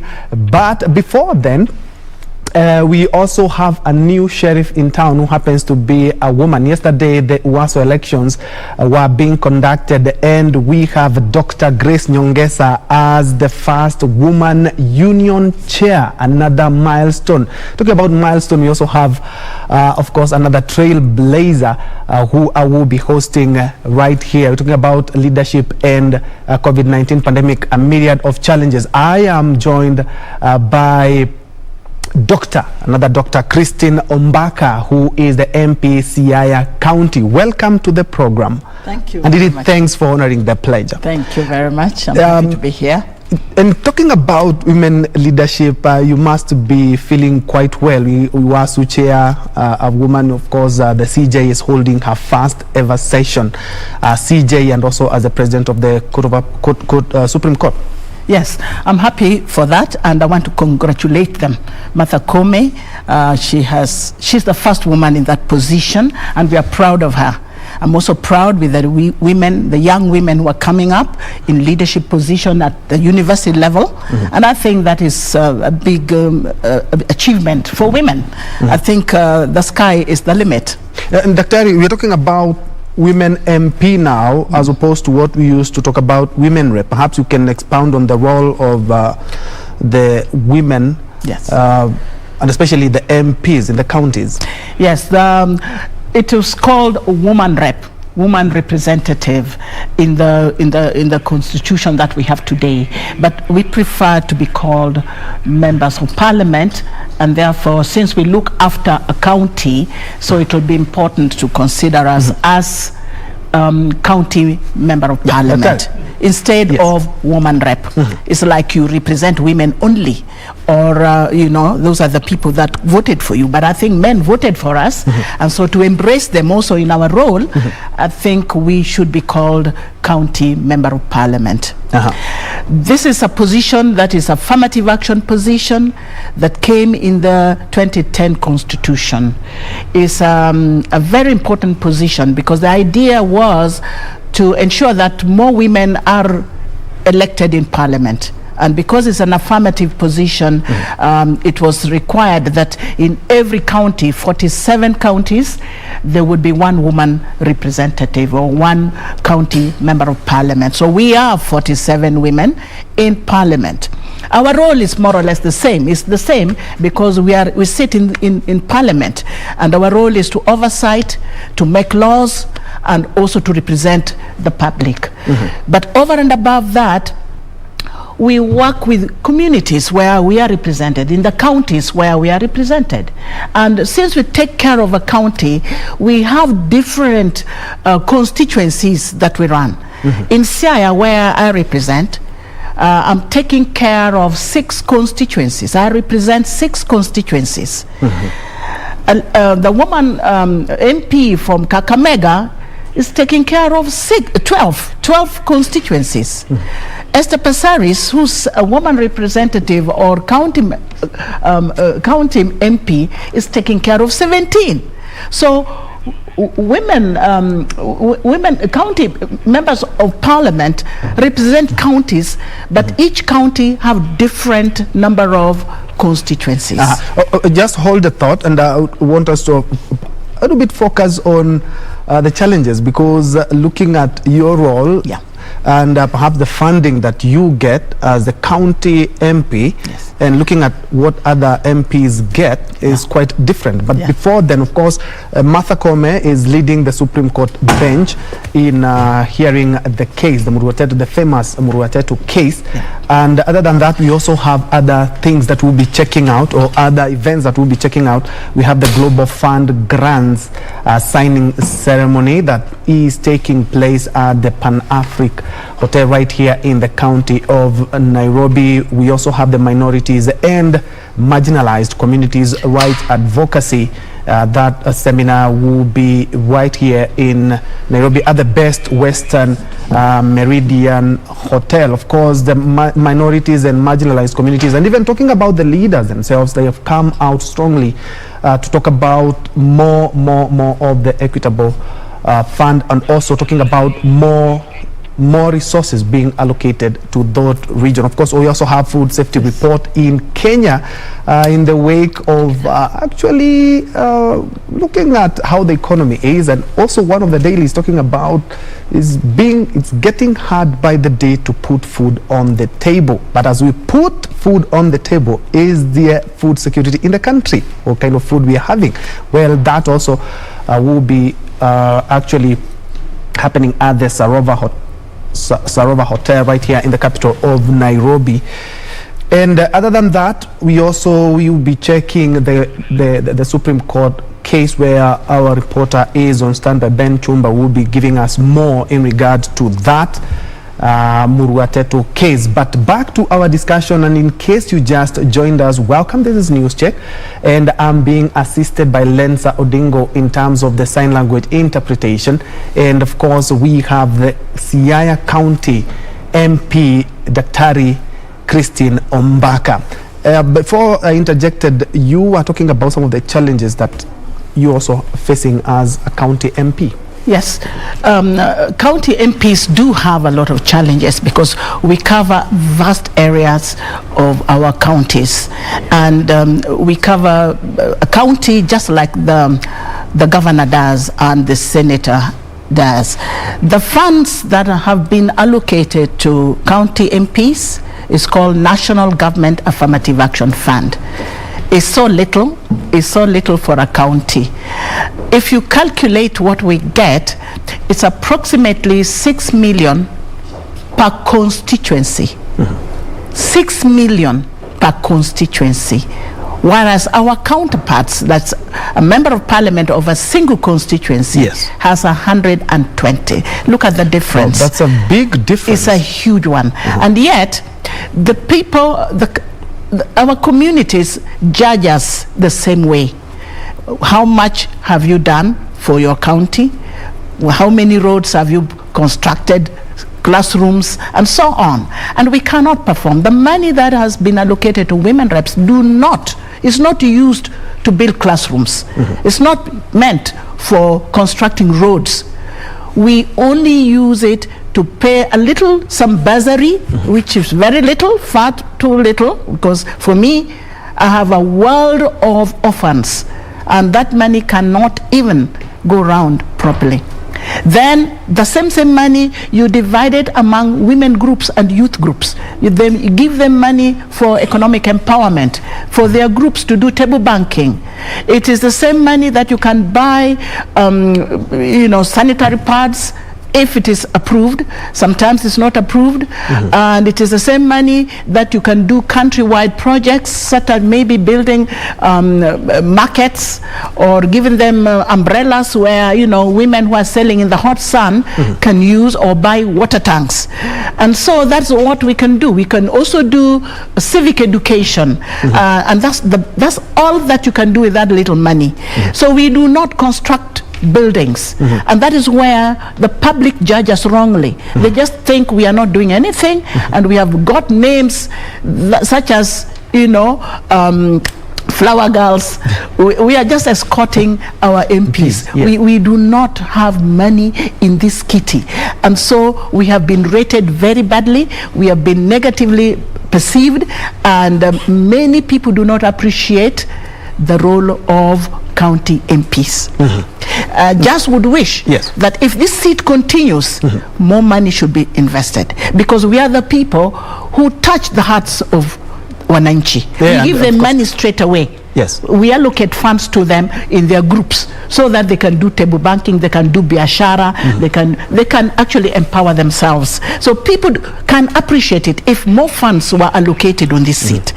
Indeed. Yeah. Indeed, and of course, as we wait, but if of course the BBI reggae will be back and is actualized, we will have a whole different set of structure when it comes to leadership in counties. Yes. I do remember on March 8 during the International Women's Day, you were so vocal talking about and urging women to go for elective posts now in the wake of 2022 succession politics, and not just about the women rep seats, as we call them, but for all the seats. Is it informed by the small number of women leaders we have in the country? Yeah. We've noticed that throughout history, women have never been properly represented. There are too few in politics and other appointive positions. But let's talk politics first. In Parliament, women are far fewer than men, so much so. So the position of county MPs have actually boosted the women a little bit in terms of the fact that it is a seat meant for women, and therefore definitely we would always have 47 women straight away as a head start. Now, should there be BBI, should it go through, then the seat of county MPs will not be there. It is kind of scraped off and it will not be there. But the good thing is that at the Senate level, there will be the woman senator. There is the male senator and the female senator. And so at that point, you can see that there will be more women, 50% in Senate, at the Senate level, where you have women on this side and you have the men on this side. The only challenge that I tend to think will happen is that when you become a woman senator, will you go with the money for a national government affirmative action fund? Because you need money as a member of parliament to work with in the county where you are representing wananchi. To be a member of parliament with no funds, it's like a joke. Okay, and away from that, you also touched on starting mentorship program, and especially for young women to perhaps tame gender stereotypes. Yes. Where have you gotten on that endeavor? Yes, with the fund, with the National Government Affirmative Action Fund, there is a slot, there is a vote head, which is called civic education. That civic education is what we use for mentorship programs. I use it to rally young girls and boys together. We talk about sexuality, we talk about drug abuse, we talk about good behavior, we talk about future careers for young people. We mentor them. We make them feel that they also own this world and that they have a role to play and that they have a future that is bright, that they need only to work hard to achieve it. We also tell them about gender-based violence. There's a lot of gender-based violence within the youth. Young people fight each other. Young people kill each other. Young people abuse and they intimidate one another. There's a lot of bullying in school, so gender-based violence is there. We need to start early to tell our young boys that when they grow up, they must respect girls and women.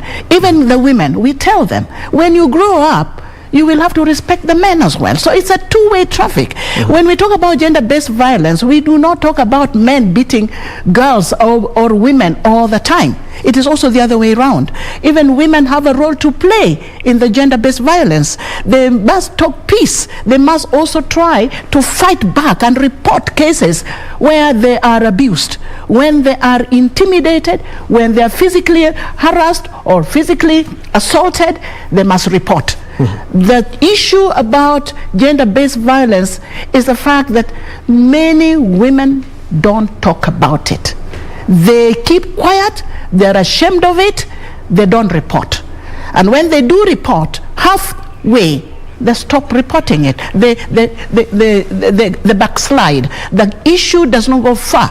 The other day, I was dealing with a case of rape. The lady called me and told me she's been raped and we need to help her. And I was out to help her.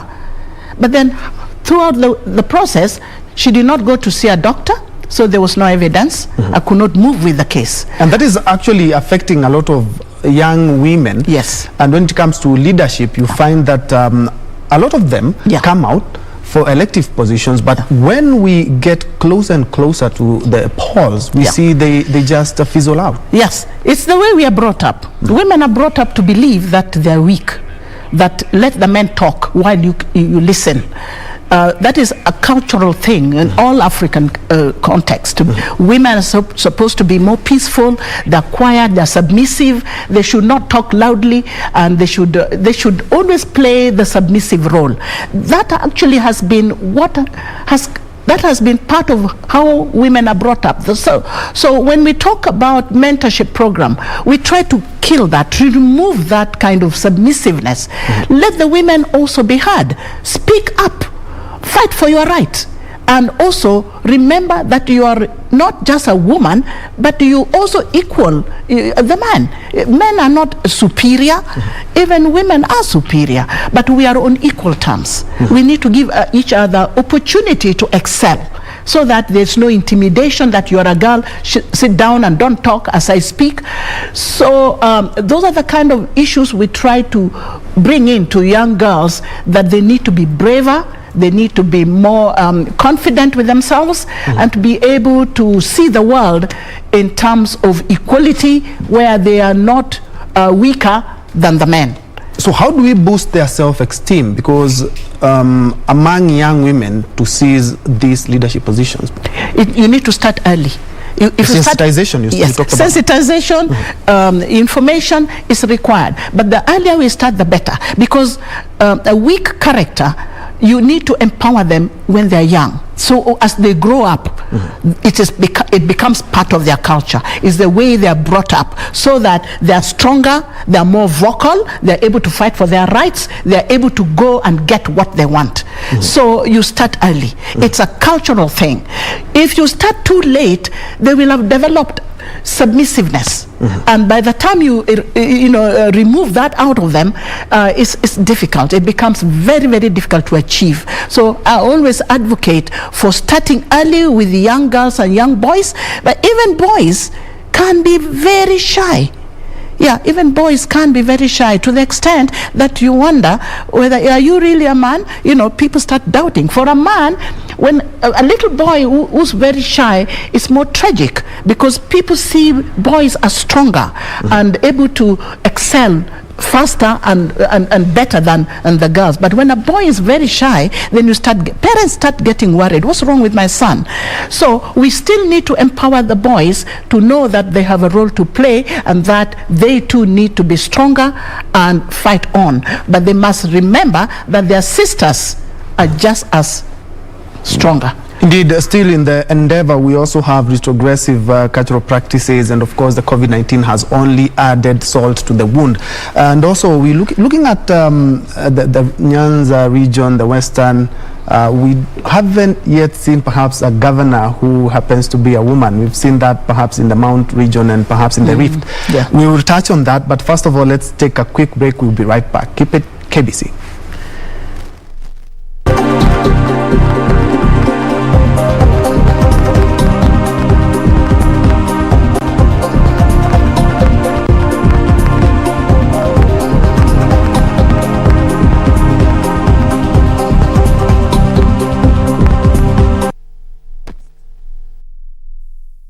Siku moja mosquito ilipata ujauzito, ikazaa mtoto. Sasa hiyo mama ya mosquito ikatuma mtoto mosquito iende ikapige doria, iwaje kukaa kwa nyumba. Sasa hii mtoto mosquito ikaenda ikarudi. Hii mtoto mosquito ikaambia mama yake, mama, mimi nimeenda kila mahali, watu wanapigia mimi makofi, watu wamefurahiana na mimi sana. Mama, hii mosquito ikaambia mtoto yake, hao wapigi wewe makofi eti wanafurahia wewe. Hiyo walikuwa wanataka kuua wewe. Ili kupata skiza tune hiyo ya mosquito, bonyeza *811*967#. Bonyeza *811*967#. Bwana Motiso, pikipiki yako ndio hii. Uko shoni yangu. Hii pikipiki ni, unakumbuka uniekelea the lowest unique bid yako ilikuwa ngapi? 18 shillings. Na unajua kuendesha hii gari? Kidogo. Haya, kitoko yako shika helmet, kifungu yako, chomoka na mali yako. Kujiunga na QuickBid ni rahisi. Enda kwenye M-Pesa, bonyeza paybill kisha weka business number 4032353. Kwenye account weka kodi ya bidhaa unayotaka na bidi yako ya chini zaidi. Kwa mfano TV 16. Kisha weka shilingi 20 tu kama idadi yako. Weka bidi yako pia kwenye www.quickbid.co.ke. Kumbuka, bidi ya chini zaidi ya kipekee ndio hununua. QuickBid, bidhaa bora kwa bei ya chini.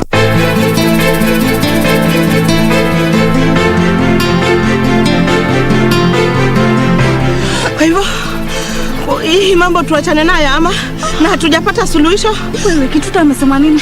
Huyu Keti anipendi tu. Huyu matatizo ulituletea kazi gani? Awe kipochi chako Kija kuhusu hicho. Singependa kuupoteza. Mtasononeka sana huu mkufu ukiupoteza. Ukicheka hivyo ndio unanimaliza. Viungo vyangu na vilegeza mtoto.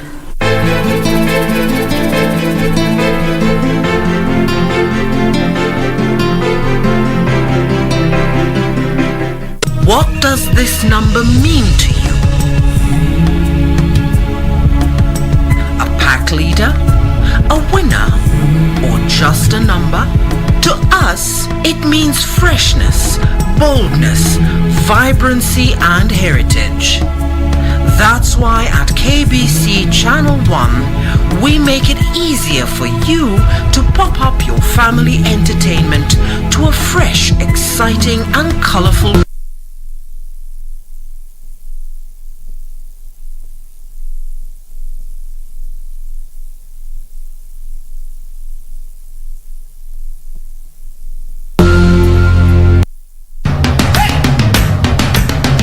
Bwana Motiso, pikipiki yako ndio hii. Uko shoni yangu. Hii pikipiki ni unakumbuka uniekelea the lowest unique bid yako ilikuwa ngapi? 18 shillings. Na unajua kuendesha hii gari?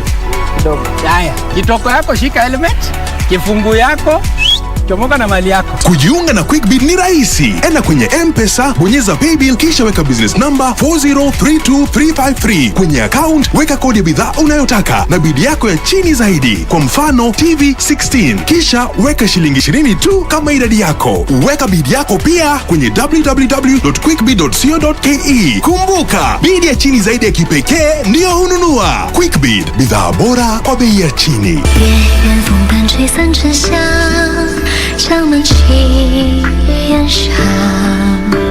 You are still lying to me right now. You can't stop us without good reason. Are you really not aware of who this is? Uncle, someone has trespassed on our villa and kidnapped the vessel we created together. This is an honor that His Majesty gave you. You can't take off your armor. I can't meet His Majesty unless I do. I have to go in and have a word with His Majesty.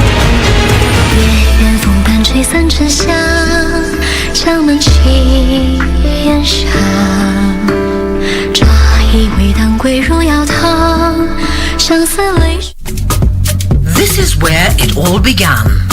As the mother of broadcasting in Kenya, you can trust KBC to bring you authentic news and programs to your living room. As KBC, we take pride in our unrivaled heritage as Kenya's trusted national broadcaster. Commanding over 92% digital television signal coverage of our country, 23 radio services that cut across our entire language spectrum, a national, regional and international digital presence backed by the most experienced and top-notch broadcast professionals in the industry. A very good evening to you. The new look Kenya Broadcasting Corporation is truly ahead of the pack. Turn to the mother of broadcasting in Kenya for stories that resonate with our identity, our aspirations as a people united in purpose. Real stories of hard work, of passion, of creativity, of big dreams. Stories that cement our nationhood. Stories that bring us together as one. We take pride in our shared heritage and destiny. KBC. Informing, educating and entertaining Kenyans as one nation. KBC. Kenya's listening. Kenya's watching.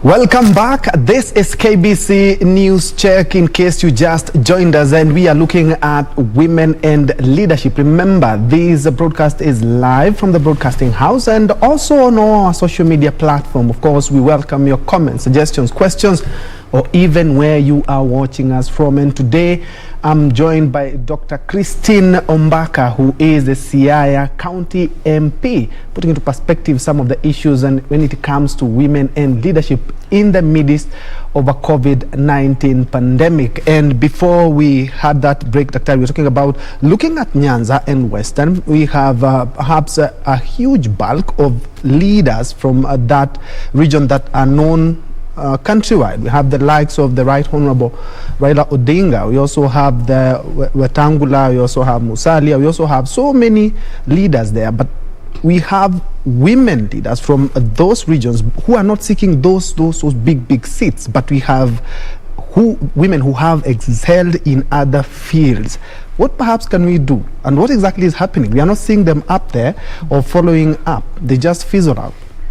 It's unfortunate because Nyanza is where women have excelled politically.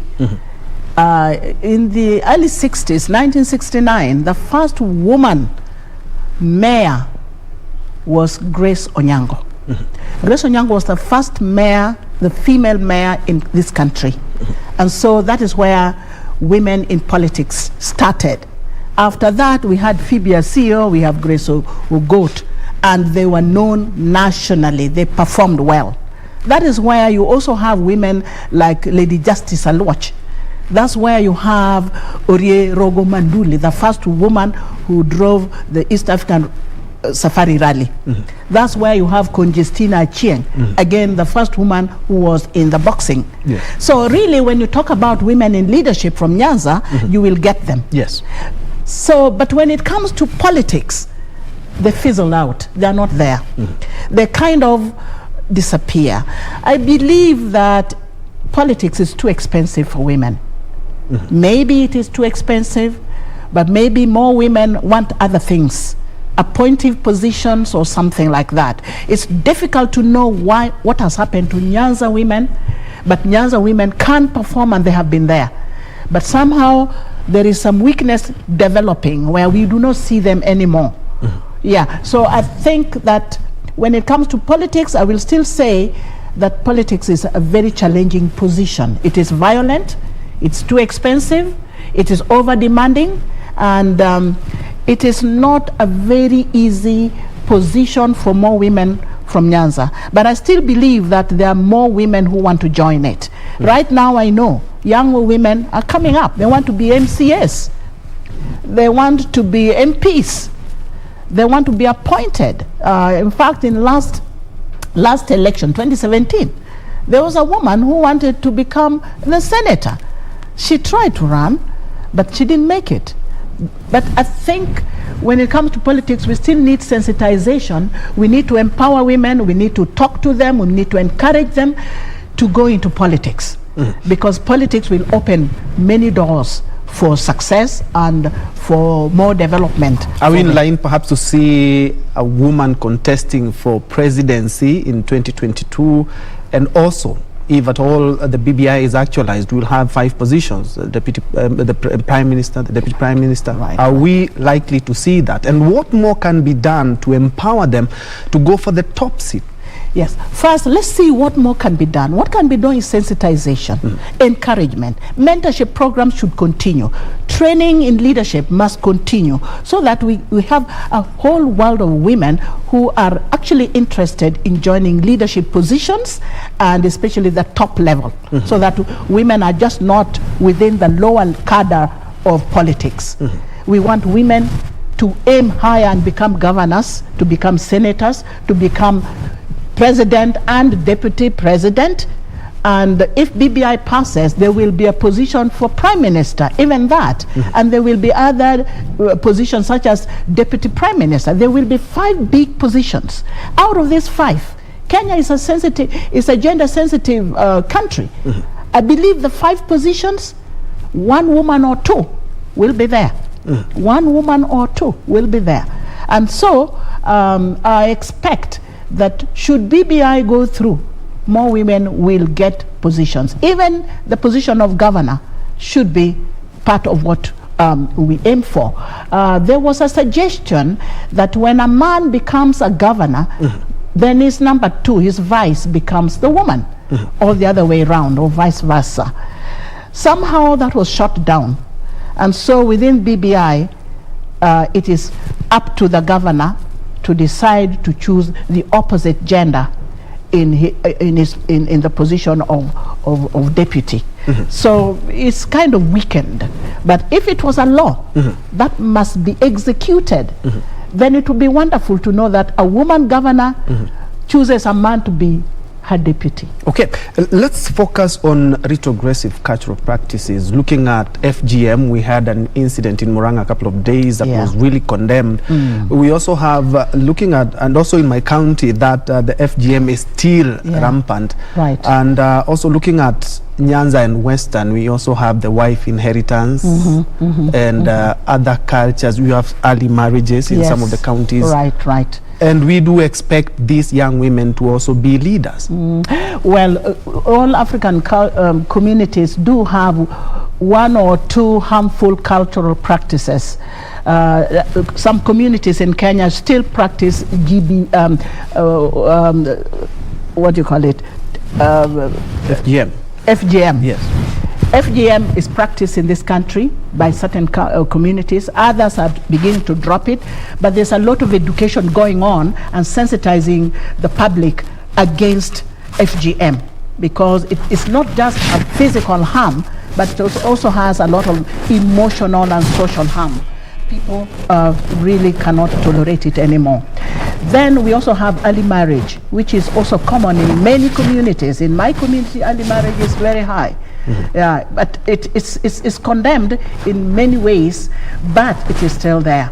There is also wife inheritance, and we know with HIV and AIDS that becomes a challenge. And so we are talking about many cultural practices that are across this country, starting from FGM to early marriage and to wife inheritance. Yes. And also gender-based violence is part of it, because when your husband dies, you find your family, the in-laws also come and grab your property. Some of those are harmful. You cannot go on with them. So those are the kind of issues that we are raising, and I wish we could have. And before you continue with that, do we need perhaps you've talked about sensitization, and looking at also education and what all other people are doing in counties is not exactly strengthening that, because looking at education, we have a lot of women here in the pandemic that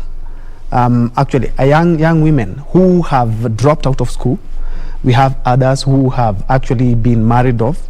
The economy has hit so hard that some have actually opted to get married so as to kind of bring some food in the table and to have a sense of family, and that these are the same people that we want to be the leaders of tomorrow. Perhaps you think a lot needs to be done on that? Yes, a lot needs to be done, because with COVID has opened up a chance, not a chance, it has created an environment of poverty, because parents have lost jobs, businesses have collapsed, and therefore children cannot go to school because parents cannot afford to pay their school fees. And so when a situation like that emerges, then the girls begin to go out to look for how to survive. How to survive is seen to be marriage. And so they rush to get married because they think that in marriage they will have some safer haven where they can eat. They can now have food on their table. They can also help their parents. So early marriage becomes a consequence of the effect of COVID-19. And that is a terrible state of affairs because the young girls below 18 are getting married and becoming mothers and therefore not completing their education. So we are actually getting a situation where we are going to recycle poverty over poverty, ignorance over ignorance, because who is going to school then? Young girls are dropping out, young boys are dropping out, parents don't have money, and so we are running into marriage to think that it is the only solution we have. I think we have to work very hard to ensure that COVID-19 is dealt with. That is also another aspect. How do we deal with it? How do we deal with this disease that seems to be growing every single day? I think the government should now come in to do something. And I think we need to be sensitized that we should go for checkups. Then we should also receive the injection that we do get. Yeah, the vaccine. The vaccine should be there. It should be made available, and people should be encouraged to go for it. In some foreign countries, I was just reading the other day, most people have been vaccinated. Yeah. And so people are now freer walking about and doing their businesses. Actually, in Israel, that's at 60%. Yes. Away from that, yes, let's look at the affirmative action. Yes. And it has brought about so many seats, and especially women have really benefited from that. Yes. What's your take? And do you feel that we need, in a run-up to the 2022, we want to see more women, perhaps, or do we fight it out? Yeah, we want to see more women in politics in 2022 in all positions. It's not just county MPs, because there is this idea that women cannot run for other position other than the woman, the county MP. It's been allocated to women, yes, but now women should go for presidency, deputy one. Because we don't know about BBI, we cannot talk about it, but we need to go for governorship, we need to go for Senate, we need to go for county MP, MCA as well. The more we spread out in these positions, the better for us, so that we are not just glued in one small slot and then lose out on others where men are. For example, in Siaya, where I come from, I'm the woman rep, or the county MP. The rest are men. Governor is a man, deputy is a man. 6 constituencies are all men. So there's no woman. At least we need 2-3 women. We have 6 constituencies. If 3 women can take some constituencies and another 3 men take constituencies, that would be great. We have 30 wards. Only 4 women are elected MCAs. We need more women again. And so in my county, I would advocate for more women running for all these positions that we have and winning them. But I also want to take this position to tell the men, support women. Morally, emotionally, even financially, there's nothing wrong. Men who are gender sensitive will support their wives, will support their relatives who are women to go in for this. So that is the message that we need to pass, that it is not easy for just one single person to run for a position on her own. She needs support from her family, her friends, and these include men and women. So I expect men to support women instead of calling women names, and some women don't like politics because they feel that they're abused all the time. Okay, and still mentioning that in counties, as we wind up, in counties we've seen most positions, when we come to MCAs, the nomination slots have to be, a lot have to be women, because we are trying to actually do the 2/3, and of course a lot are not elected. And remember, women are the majority voters. Should we change that mentality when we go to the polls as we wind up? We need to change that mentality because, first of all, voters are women. Women are more than men, and the women tend to vote. But the women vote for men more than they vote for women. And the women who stand or who run for various positions are also not as many. So you may get, like Siaya now, we have only 4 who have been elected in 2017. In 2013, there was only 1, but there's an improvement now. We have 4. But I expect that 2022, we shall have more women as MCAs, more women as MPs, and more women as senators and all that. But so far, I've seen people beginning to run for governorship in Siaya. Out of the ones that I know are running, there's no single woman. I know that there are 4 who have declared their interest, but they are men. There's no single woman who has declared her interest in gubernatorial position. Perhaps you can be the well, one? let me think about it. Yes. Let me think about it. Yes. But there are no women so far. I've only seen one woman trying to run, or she has declared interest as a member of parliament. Yeah, but that's 1. Out of 6 positions that we have, only 1. I have only not had one, and we have 6 constituencies. Only we also have a one, governor. yeah. Your final ones, kindly. My final one is just still women in leadership. I expect more women to run for various positions, and I expect more women in gubernatorial positions. We have 47 governors. At least we are the voters. We are the majority of voters. I expect at least 15 governors coming from the women folk. The rest can be men. They will start off, and women will begin to see them as role models, and more will come up. So far, we only have 2. We had 3, Madam Ngilu, Anne Waiguru, and the late, what's her name?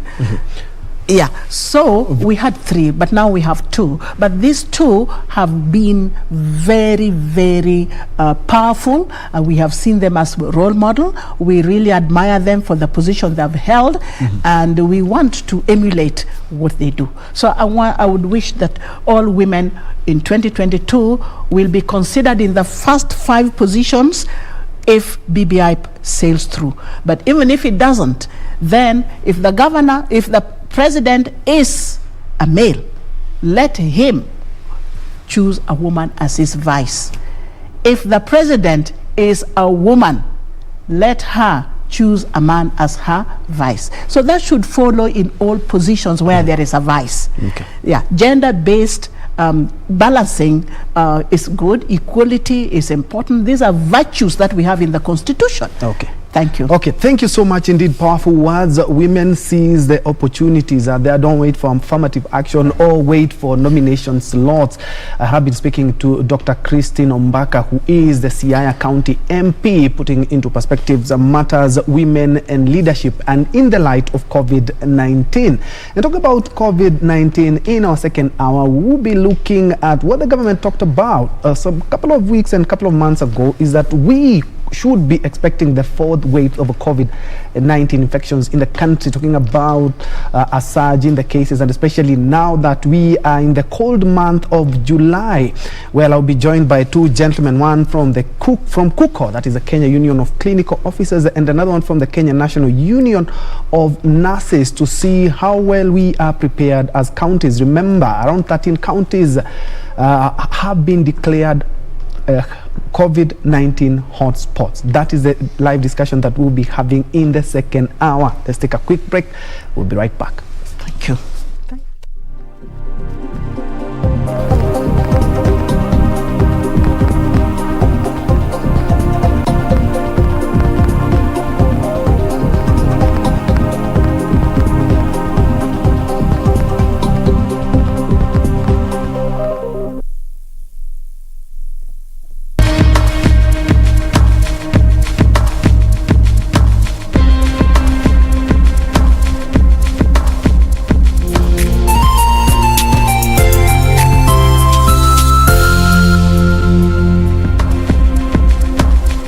Be sure, check out for a KDIC sticker in your banking hall. KDIC, protecting your deposits. Get the VIP access to the best shows on KBC Channel 1. We have something different, something special to spice you up. Get ready for new, exciting and captivating dramas. Movies. I love the smell. Comedy. I went to the Popos. Huh? Drama. Did he assault the Queen in my house, in my presence? News, sports, and so much more. Do the things that make you happy on KBC Channel 1.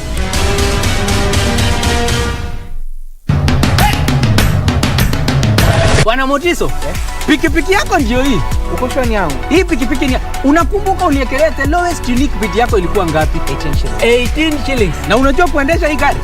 Kidogo. Haya, kitoko yako shika helmet, kifungu yako chomoka na mali yako. Kujiunga na QuickBid ni rahisi. Enda kwenye M-Pesa, bonyeza paybill kisha weka business number 4032353. Kwenye account weka kodi ya bidhaa unayotaka na bid yako ya chini zaidi. Kwa mfano TV 16. Kisha weka shilingi 20 tu kama idadi yako. Weka bid yako pia kwenye www.quickbid.co.ke. Kumbuka, bid ya chini zaidi ya kipekee ndio hununua. QuickBid, bidhaa bora kwa bei ya chini. This is where it all began. As the mother of broadcasting in Kenya, you can trust KBC to bring you authentic news and programs to your living room. As KBC, we take pride in our unrivaled heritage as Kenya's trusted national broadcaster. Commanding over 92% digital television signal coverage of our country, 23 radio services that cut across our entire language spectrum, a national, regional and international digital presence backed by the most experienced and top-notch broadcast professionals in the industry. A very good evening to you. The new look Kenya Broadcasting Corporation is truly ahead of the pack. Turn to the mother of broadcasting in Kenya for stories that resonate with our identity, our aspirations as a people united in purpose. Real stories of hard work, of passion, of creativity, of big dreams. Stories that cement our nationhood. Stories that bring us together as one. We take pride in our shared heritage and destiny. KBC, informing, educating and entertaining Kenyans as one nation. KBC, Kenya's listening, Kenya's watching.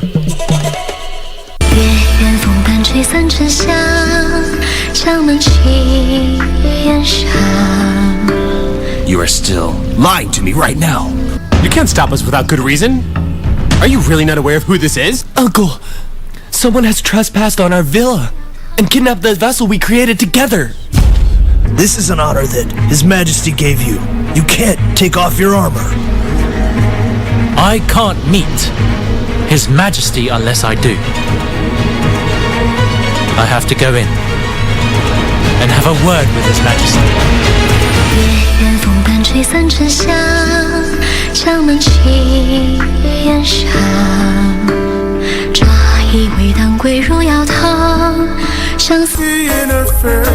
She was standing in the club all alone. Lonely streets we tracked together, singing songs. She has a good heart, and I never.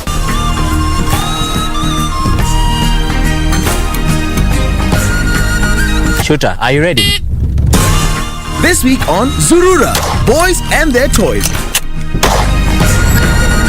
Tunaenda out of town. Get to learn the benefits and beauty of running your own home garden. That is so cool and pretty. Demystifying fishing as an elitist sport and something anyone can do, including you. So, shake, shake, move. Yeah. Woo! That's all coming right up on Zurura. Find your adventure, only on KBC.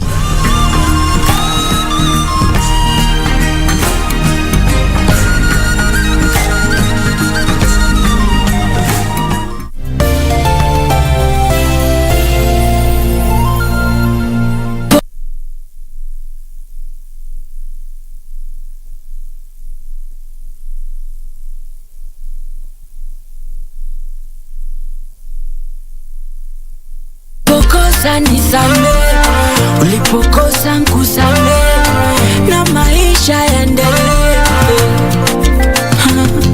Mimi nakumbuka singo yangu ya kwanza kabisa. Nimekufungua kidogo. Ongea. Nilipoipata ile singo, nilipewa diski hii. Ndio. Sasa kizungumkuti kikaanzia hapo. Ujue ende wapi? Niende wapi?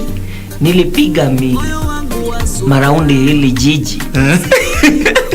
Inakuaje bana, ulikuwa umeenda chini ya maji kakangu? Unajua nizidi mishemishe, naingia kwa muziki alafu lazima angalie industry jinsi kwa zinavyoenda. Mano sipocheki ukizidi takuwa noma. Nawe DJ ongeza ngoma paka inogewe. Nawe DJ ongeza ngoma paka inogewe. Nawe DJ ongeza ngoma paka inogewe.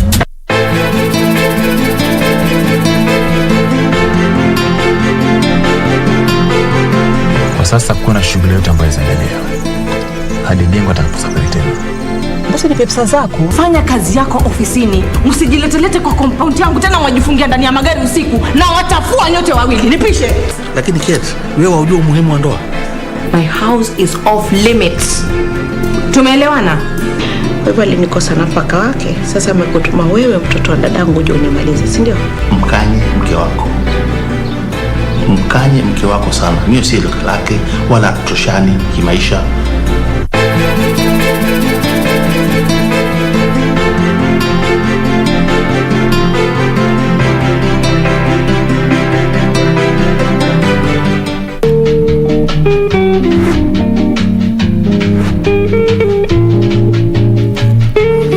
Kuna kijana mumeona kwa mangeta. What is he saying?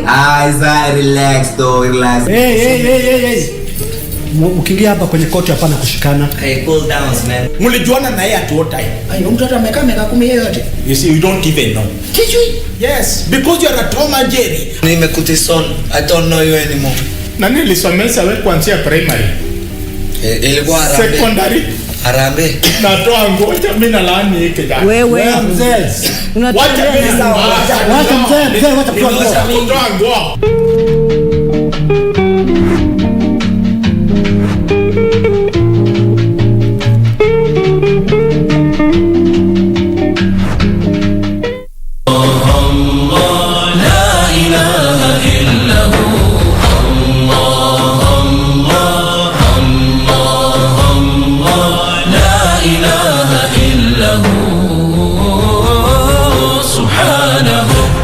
Mtume anasema kullu ummatin yadkhuluna aljanna illa man aba, kila watu wa umma yangu wote watakuwa ni kuingizwa katika janna isipokuwa wale ambao kwamba watakayokataa. Muislamu ana mambo ambayo anapaswa kutekeleza katika miezi hii minne ambayo ni mitukufu.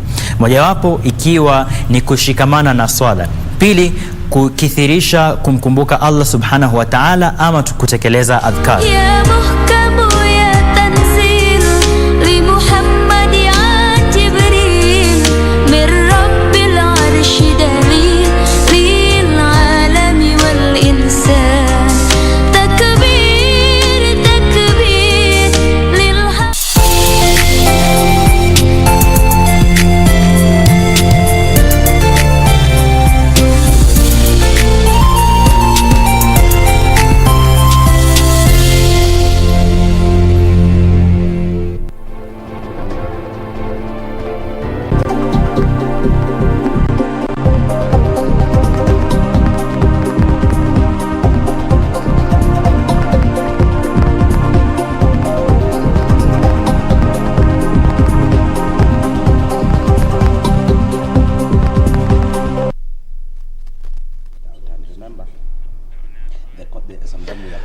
Welcome back. This is indeed News Check, and as I had alluded to earlier, is that this second hour we are looking at the COVID preparedness in counties. Reason being, the ministry and the government did talk about we expecting the fourth wave of the COVID-19 infections in the country, and they talked about mid-July. And talking about mid-July, you witnessed that today it's quite cold and chilly, so we have decided to focus on that. Remember also, we also have the Delta variant of the COVID-19 strain right here in the country, and also around 13 counties have been declared COVID hotspots, and especially in the Western and Nyanza region. And to help me drive this motion, I have two gentlemen on my immediate left. We have KUCO Secretary General, that is the Kenya Union of Clinical Officers, George Gibore. Karibu sana, George.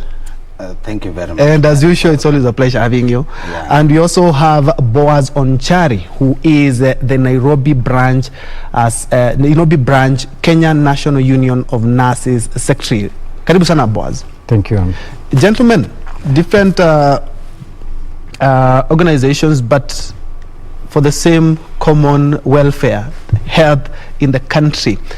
13 counties have been declared COVID hotspot. What is the current situation? George? Ben, thank you for that question, and think that is a very important question. And especially when it comes to your officers, right? Yes, yes. What is happening in the country? We must be able to understand that since COVID started, we had 1 year, and then we were able to take some stock, and then we are beyond 1 year. And we need to look at it that we had a lot of challenge when COVID set in, and whether we have improved on that. You know, this is a scenario where the country need to continue actually be able to focus on keeping research on time on and ensuring that we are doing the monitoring every time, and probably we come down and say, okay, this is what we have come up and how do we improve from this. Let me say that the 13 counties that we are having being pronounced as COVID hotspot, it is very true that what is happening there is not good, and making worse, like going by what I saw yesterday, it is good to say that it is very bad. Like I saw Bungoma is second in terms of the infection, or rather the positive rate, compared to other county. Yes. And all the healthcare workers are on strike. Reason, they have not been paid for more than 2 months. And perhaps we can we can have a look at the statistics, the latest statistics. We expect newer today, but latest yesterday. Yes. This is how the COVID-19 statistics looked like. Mugo, if you can get that. We have total confirmed cases, of course, 186, new cases 185, sample size of 2,047. That is also something that we are going to be touching. More than a year since we started testing COVID-19, the sample size is still around 12. Quite a little. It's around 12%. Yes. And number of confirmed death, perhaps, Mugo, if we can get that 15, as well. I believe so. Yeah, new deaths 15.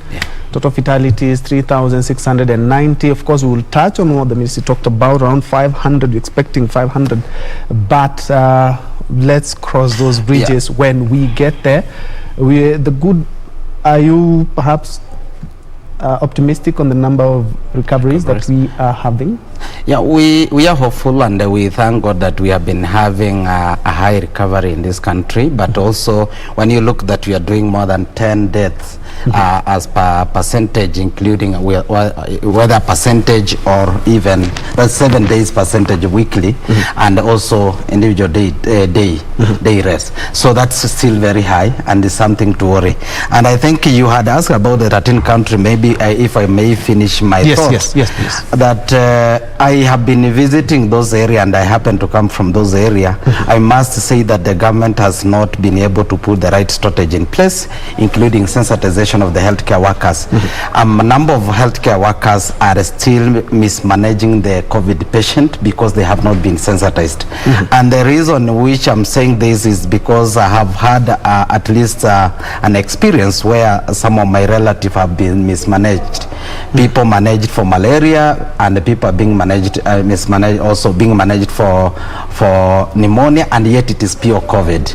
And some of them, and I need to say sorry, I lost one of the my relative because of the same, and one of them we are able to salvage because of getting the information early. And this is what is happening in the counties, and those countries, you must mark that the testing, the number of testing that are being done is very little. It does not actually amount to the true picture what is happening in those counties. And remember that the country has already dropped the issues of following up. Yeah, the contact tracing. We will touch on that a bit, but let me give Boaz a chance to also give us the picture. You have a lot of nurses, of course, in the 13 counties. What is the current situation since they were declared COVID-19 hotspots? Thank you, Ben. I want to start by saying that, as my colleague has alluded to it, actually the situation is wanting. When you hear of 13 counties being mentioned to be hotspots, that means that the nurses in those counties, we are talking of more than 5,000 plus nurses. Now, since the 3rd of March, or rather around of last year, when COVID first struck into our country, I remember we were on this same station telling the government that we should start preparing ourselves and we should start by sensitizing the healthcare workers, educating them on how we should be handling the issue of COVID. But it's like it was in a panic mood and everyone never knew what was to happen. But as time went, then we knew new information was coming in and new ideas were coming on how to tackle it. But the government was, it's like it was still reluctant in terms of giving the information and giving more educative measures in terms of how we are going to combat the COVID issue. Now we are here. The country was locked at some point. Then we were about to bring the curve down. Then the country reopened, and again now we're seeing counties being locked again. Our nurses are being affected in that they also reside in those counties, despite the fact that now they are the first in the last line of defense. They are equally affected. Number one, they are Kenyans, like any other Kenyan who is residing in that county. They are the ones who are being depended on to give this essential service that the government is not actually equipping them. Since we started discussing on this issue, in those counties, how many ICU beds do we have? You can actually count them. We're still having referrals all the way to Nairobi. So when will we learn that we need to prepare, we need to equip our facilities, we need to motivate our healthcare workers? You've heard, if one of the counties that is under lockdown, the health workers are on strike. They are on strike not because they are overwhelmed by the work that is there. They are on strike because their basic needs, their salaries for the last 2 months have not been paid. How do you want these workers to go to those facilities and offer that essential service when they are not able to cater for their needs? A big challenge. Perhaps you can go to of course, the contact tracing nowadays is unheard of. But looking at the number of people that are being tested in a single day, we are talking about 2,000. Like yesterday, it was 2,000. We have 13 counties who have been declared hotspots. But the largest chunk of the testing is done right here in the capital, Nairobi. Should we be refocusing our energies in the counties, George? And of course, 2,000 in a population of around 50 million Kenyans a day, I'm quite sure it's quite a drop in the ocean. True to that statement, Ben, and of course what you have said is the worry, like for the 13 counties, most of them they are depending in where the majority of the tests in the Nyanza region are being done in Kisumu, and including the Western. So, however, we need to get to know that currently we are doing also away from the main test that was being used. There are other tests that are being the rapid tests that are being used, but still the counties are not able to do that, and which should be a big worry, because that is how we should have been able to ensure that there is enough tests which are being done for purpose of raising the suspicion. And why I'm talking about that, the COVID situation for those who are within that range which they are affected mostly, once you do an early suspension, then you can be able to salvage the situation. Once you delay detecting the disease, then you push this patient to the edge. So that's to mean we are likely to lose such a patient, and that's why we are saying the challenges that we have are directly issues that we'll have learned after 1 year, and then ensure that we are metamorphosizing to a manner that we are able to look like we are organized to address the issues. And when you look at it, that we still have a worry of the numbers that we are talking about, what we are able to test. It is unfortunate that we still come to announce, you see the CS and the PS and all those CAS announcing the 2000 result, yet they came out in the second month of the inception of this disease. They said that they have a capacity of testing 30,000. It is a shame that we still continue doing less than 5,000, and still we continue being proud of what we are doing, and you continue politicizing. Let me call on, actually, like what we saw in Nyanza is purely after political activity in the Nyanza region, where even I know that like the Homa Bay CC was also infected while he was participating in this. We can allude to that because it was some few days when he was tested positive after that activity. There is some bad manners of the politician who continue to hype the country. You will see they have big meetings, then they come to lock down several counties when people are suffering to get something on the table. It is very painful, and the people who are suffering are the clinical officer and the other healthcare workers. They are pushed to continue working. That this country, since the time then, and of course as you ask my friend here to explain, we still tussling with the issues of even funding for our own healthcare worker, our own members when they get infected. That the country announced last year around June that they were to provide for comprehensive medical cover, which has never happened. This matter was taken to court. It has never happened. We are still actually fundraising to cater for the medical bills of our members. When we come and hypnotize the country with the politics and these meetings, then when the infection comes in, like now we are anticipating the fourth wave, which we can vehemently announce that indeed we are actually in the fourth wave, because we are doing, if you see consistently since May, we are doing about 5. There is nothing that actually can deny us pronouncing that indeed we are in the fourth wave. And if you look at the death rate daily and of course weekly, you get to understand that indeed we are doing very high comparing to even the previous waves, whereby we need to announce that indeed we are in the fourth wave. I do not know whether we wait for renowned people to die, then we announce we are in a fourth wave, or what is it? Because once we do that, we sensitize people. We ensure that we keep the focus. You have seen that when they keep quiet, they shift the priority away from what is supposed to be. Now everyone is about politics, everyone is about PPI, and no one is speaking about now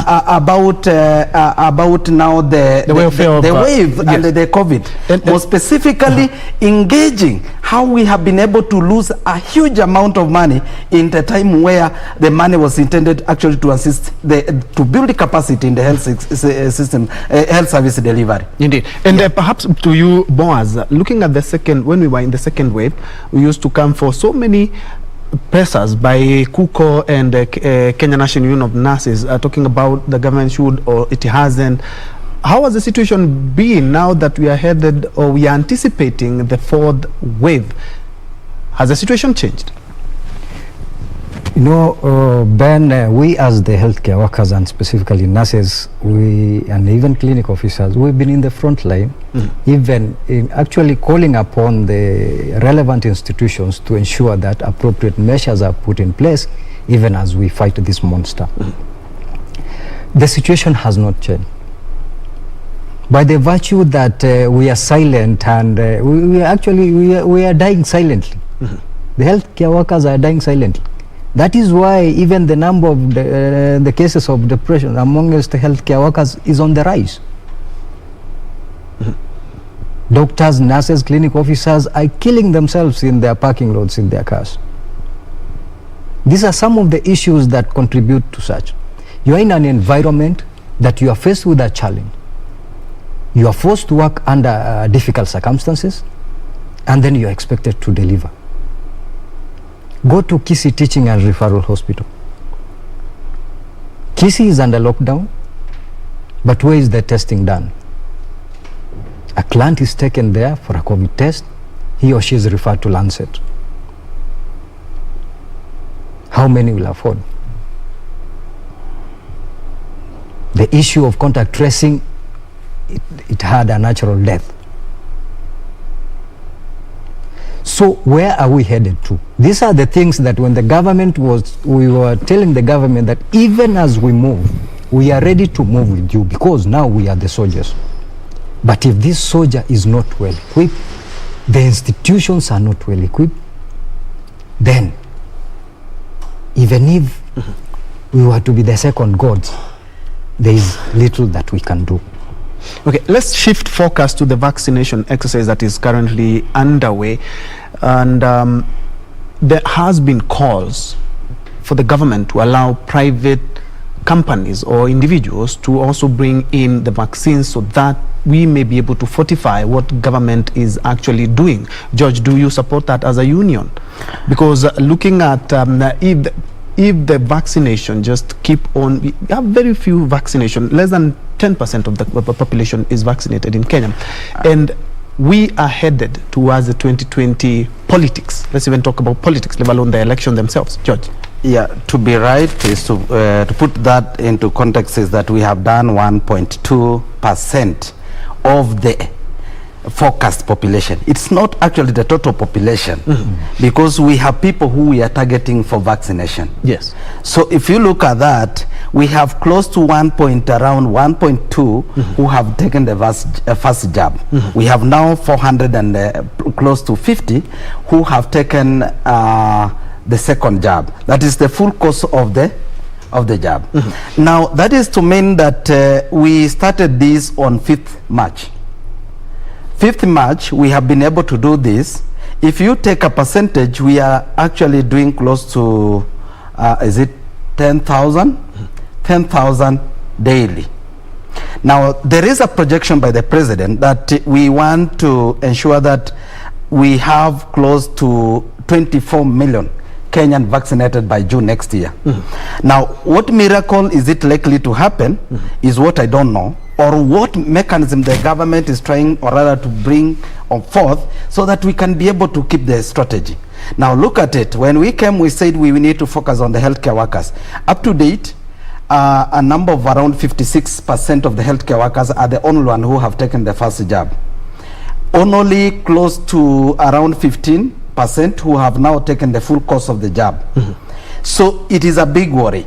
Now, it is worldwide that the vaccination is not enough and every country is struggling.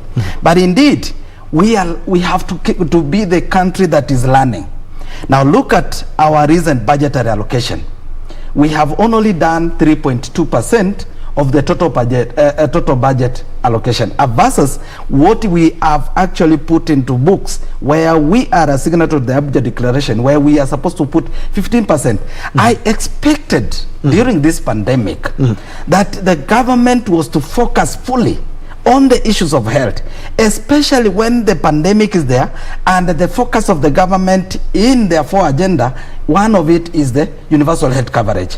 You can only achieve this by maximizing the allocation or other resources in the health sector so that we can be able to plan to move from curative to preventive.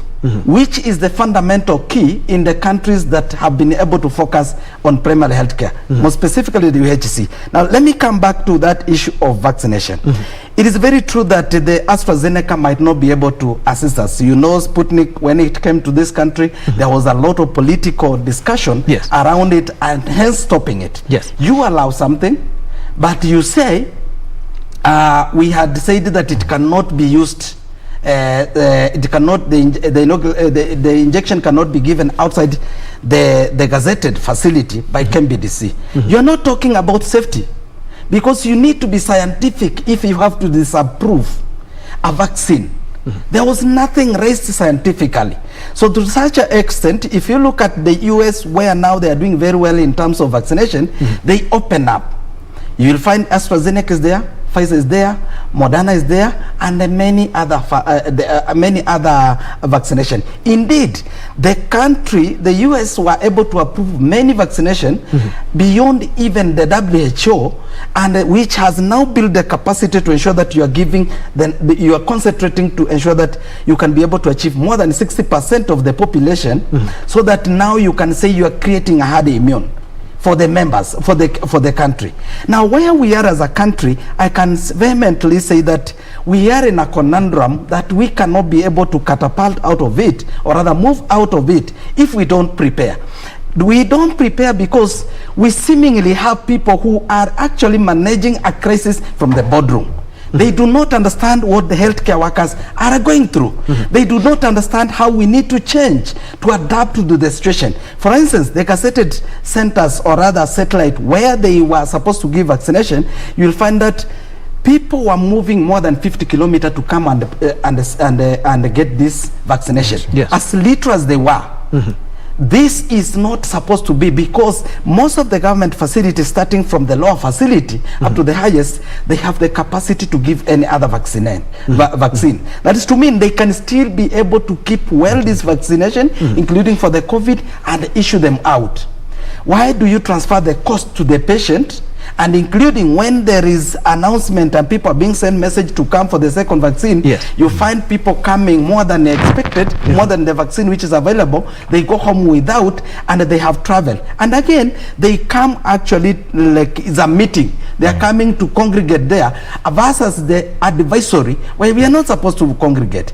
We have had instances where members of the community have tested positive after the inoculation. That's to mean there is a possibility these people got infected while at the center of vaccination. So there is a worry. We need to ensure that there are things we need to do. Like that is a proposal. Like, but do you support that private institutions and perhaps hospitals, private Precisely. I do not go down on that, because other countries, that's what they have been able to do to move forward. For instance, I need to say that it is us to invest to build the capacity to be able to approve the vaccination that can be able to assist our people. Indeed. If we don't do that, we wait up on the WHO or any other country to do it on our behalf, then we will never have enough. Boaz, do you support that? And looking at the 13 counties, we are talking about the Delta vaccine that has been, of course, ravaging a lot of countries. And we have the Delta vaccine right here in the country, 13 counties.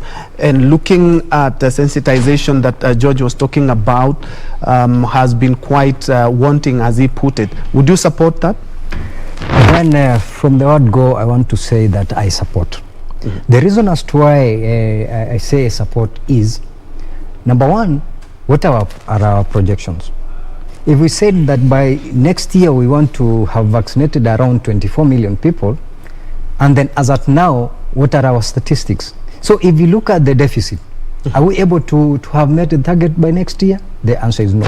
Why? We have a limited number of vaccines based on what the government approved, that, and again versus what the criteria in which it is being administered. Look at the political rallies they are having. What is the largest number of the attendees? They are not the 50s, the aged ones at home. They are the 20s, the 30s, that are not within our bracket as per what target vaccination are. Yes.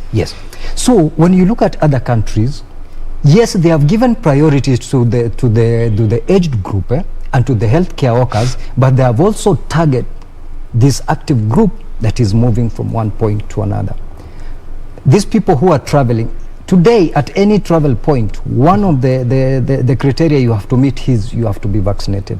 So if you are in this country, you want to move to another country, you are not within the targeted group that we are vaccinating as at now. What happens? You go to a facility, you are told you are not eligible, yet you have to meet other obligations somewhere. So as it is, those are some of the reasons as to why, for me, I could recommend, so that a larger group is able to get. The number two, it will also ease the burden from the government side in terms of who are we targeting. If we are targeting the people that we know that are in a position to get, and yet they are able to access through the private institutions, then at least we'll create some for those who cannot access the private institutions to get it from the public institutions. But all in all, let the government put up measures to ensure that we have enough vaccine for our population in this country to get vaccinated, and at least create that immunity as we fight this pandemic. And still on the same Boaz, community spread, and especially in those 13 counties, is quite rampant. Looking at when Nairobi several times has been declared a hotspot, Nairobi, Kiambu, Machakos, we have better resources, we have better hospitals, we have more testing capacity. And now looking at the 13 counties, what more could be done perhaps in terms of to stop the community spread and sensitize more, even people, as Boaz had put it? You find that you may go somewhere and you be treated for something entirely different, and perhaps you end up spreading the virus right there. You know, Ben, to combat this virus, number one, we need to invest in human resource. Investing in human resource in terms of being resourceful, as in terms of managing, knowing this is pneumonia, this is malaria, COVID is coming. How is pneumonia, or how is COVID related to pneumonia? What are the symptoms that I need to look into past the symptoms that are pneumonia? That is what even my brother said, that it is true. A client comes, is treated for pneumonia, 2-3 days after being in the ward interacting with others, then you realize, it could be now, let us go for a test.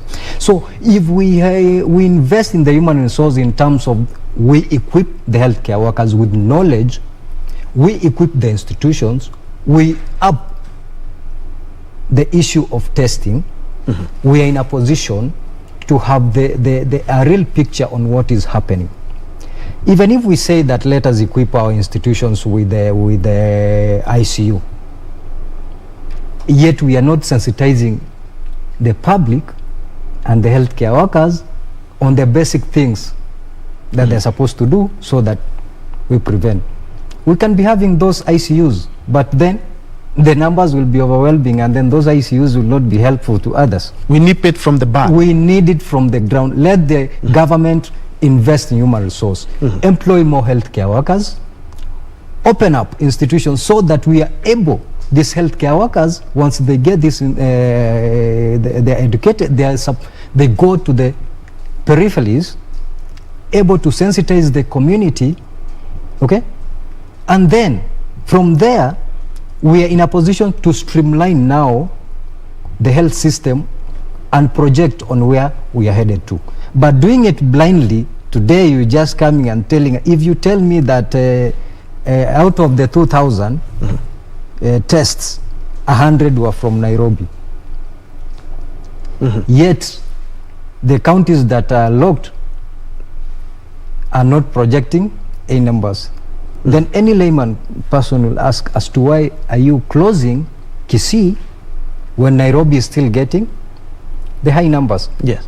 This is because, number one, our testing capability as it is not accurate, as in terms the numbers that are coming up are not the actual numbers that are being reported. The capacity of testing is low. Tell me of any institution within the Nairobi, the public institution, that is doing a COVID test. Maybe probably Mama Lucy. How many people are going to Mama Lucy to get tested? How many kits are being supplied to Mama Lucy? Nairobi being a metropolitan, during the day, it is estimated that we have maybe 3 million people during the day. And during the night, we have 2 million. We have one testing center. Our facilities are not up to the standards required to cater for all these cases. So these are some of the fundamental issues that need to be tackled for us to have a clear roadmap and a picture on where we are headed to. Above all, let the community take up the simple precautions. Hand washing, wear your mask, social distance. Of course, you've seen social distance has become, it is a challenge, but washing hands, sanitizing, and putting on a mask are the basic things that we should be insisting on even as we face this monster. And before, George, we tackle what we should be doing as Kenyans as we anticipate the fourth wave and the Delta. I hear the Delta strain is more infectious than the other strains. He has talked about the sensitization, and it's something that you had also touched on. Do you believe perhaps it can be able to assist, and especially in the world where COVID-19 has been declared a hotspot, so that we may avoid the 13 counties being 26 or even 47 counties? Ben, thank you for that question, and I need to say that we need to call out the disingenuity of the government leaders who are in position to make a decision and to make things happen. Let me start from where he started about the human resources, why we need to invest in the human resources. When COVID set in, government employed healthcare workers on contract, paying them peanut. And up to date, and as we talk, I mention number of counties, we have these people who have never been paid for over 6 months. We have Kajiado here, we have Taita Taveta, we have Vihiga, we have also Bungoma now, and a number of them. Now, 6 months have not been paid. The other category were those who were given 1 year. The 1 year contract expired. Remember, they were to build the capacity because we didn't have enough, so that we can be able to effectively address the issues. And this is because we came up with the policies to govern and guide on how to address the issues of COVID, including when one of us in a health center tests positive, because we said we will be testing regularly our healthcare workers, which is not happening. But unfortunately, when some of us feel that I'm feeling I could be infected and you test positive, you are supposed to actually to evacuate the whole lot, so that you bring a new one to come and serve the patient, because the people who come to seek our services are already vulnerable. But because we are not doing contact tracing, the healthcare workers are forced to continue working even when they test positive, provided they do not demonstrate any severity in terms of symptoms. That is pathetic against the policies. We have clear policies, and I invite the media to look at the policies that the government came with, including how do we need to ensure that the facilities are running. Remember the first time we had even to close down Angara Health Center, because one of the healthcare workers tested. That is the time when we were able to follow what we provided for ourselves. Now, because that one doesn't matter anymore, and remember, it has never been changed. It's considered because we were trying to adopt what other places which are actually doing it better were doing. Now that is not happening, because in any case you do not have anyone who will continue working when you call people to go, or rather put people under isolation for purpose of testing positive. So that is pathetic. Now the other thing which contributes now to anxiety, which has built among the psychological effect that he was talking about among the healthcare workers. Now remember, these healthcare workers go home to their people every day.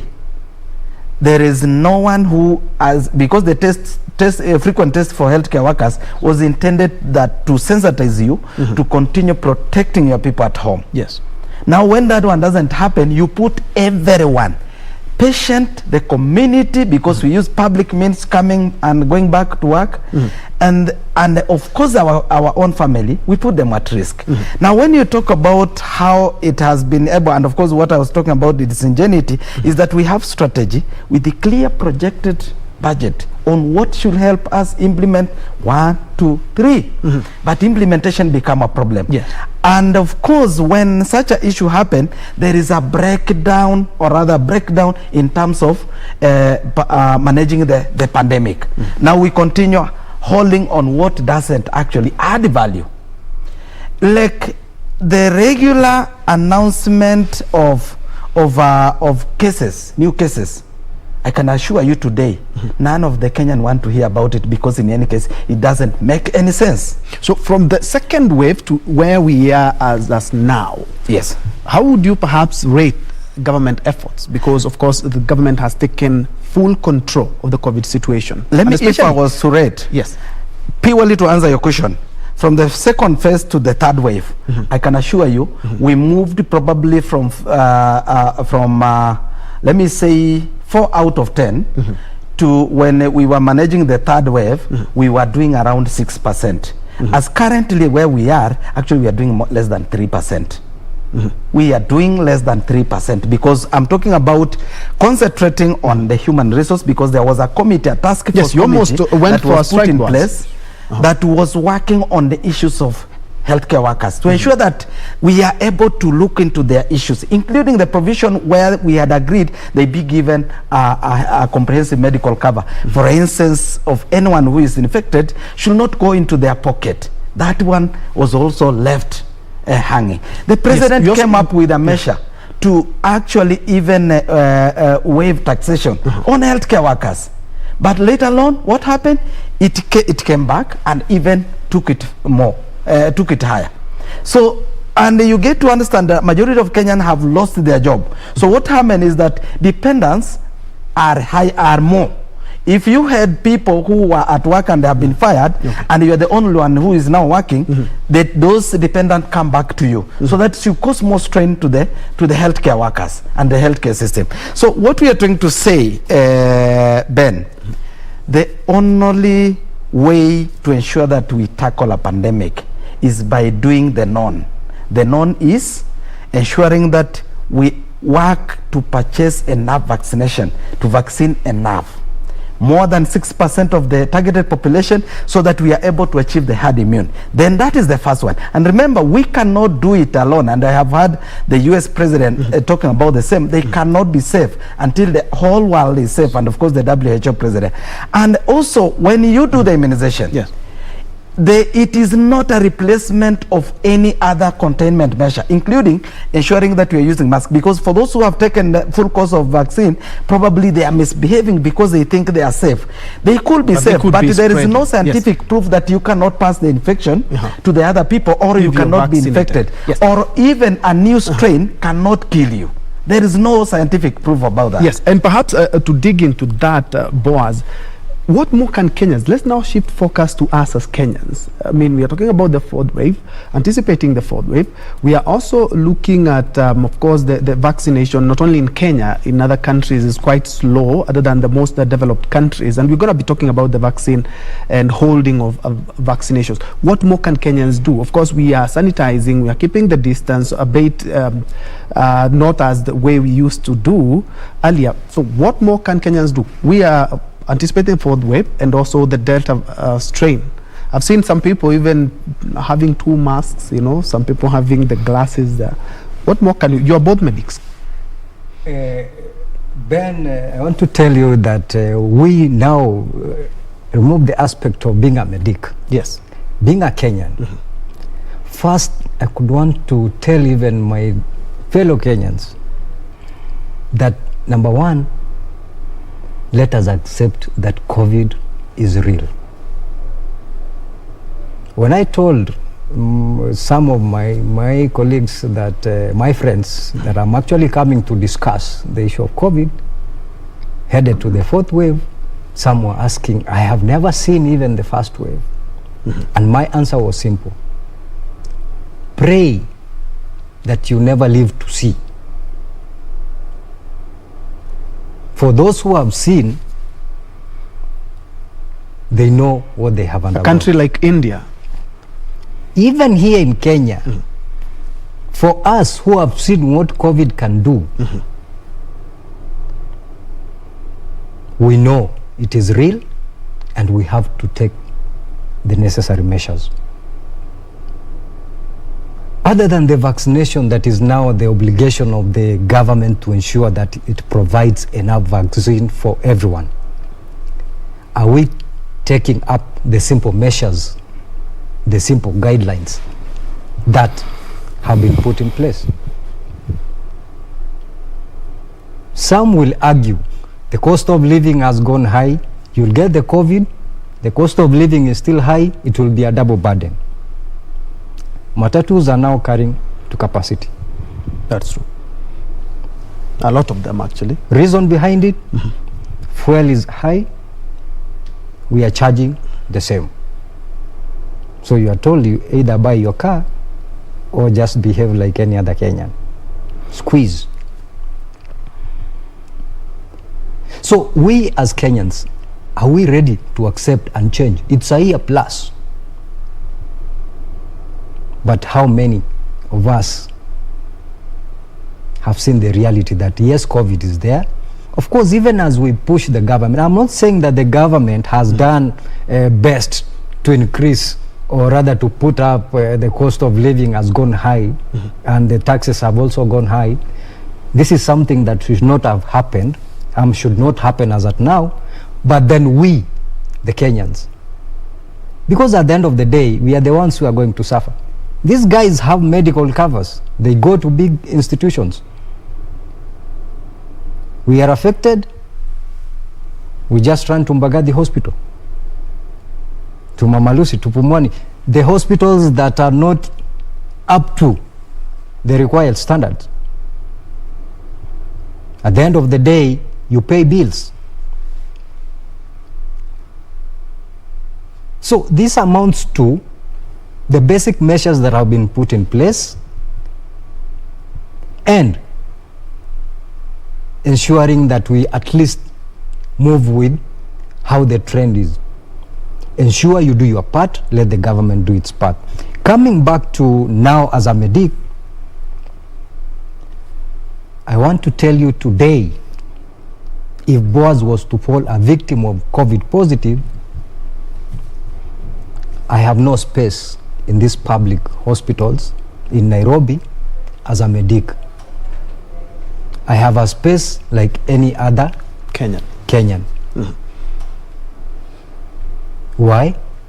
We have been pushing our employers that put designated points for healthcare workers so that should they fall victims, they have places where they can go and seek medical attention. We have seen Forces Memorial Hospital designated for the Even the UN KDF. did open a state-of-the-art institution right here in Nairobi. That state-of-the-art institution is for the public. What I'm saying, healthcare workers, not only in Nairobi, tell me of any county that has come up with a facility designated. You know, it's just by word of mouth, but when you go to the ground, actually those facilities are not there. Then it is painful when you serve clients wholeheartedly to ensure to save life, but when you fall a victim, you are on your own. The issue of PPEs, we can't sing it past what we have sung. It is shameful when I tell you that we have facilities that have no PPEs. The narrative changes that unless now you are on, you're actively dealing with a positive. Who tells you, Ben, that the person next to you is not positive? If we have no capacity to test, and then you are telling me to keep that mask until I come into contact with a positive, how long will it take me to know that this person is positive? Our wards are full. People are sharing beds. The system and the precautions are now changing.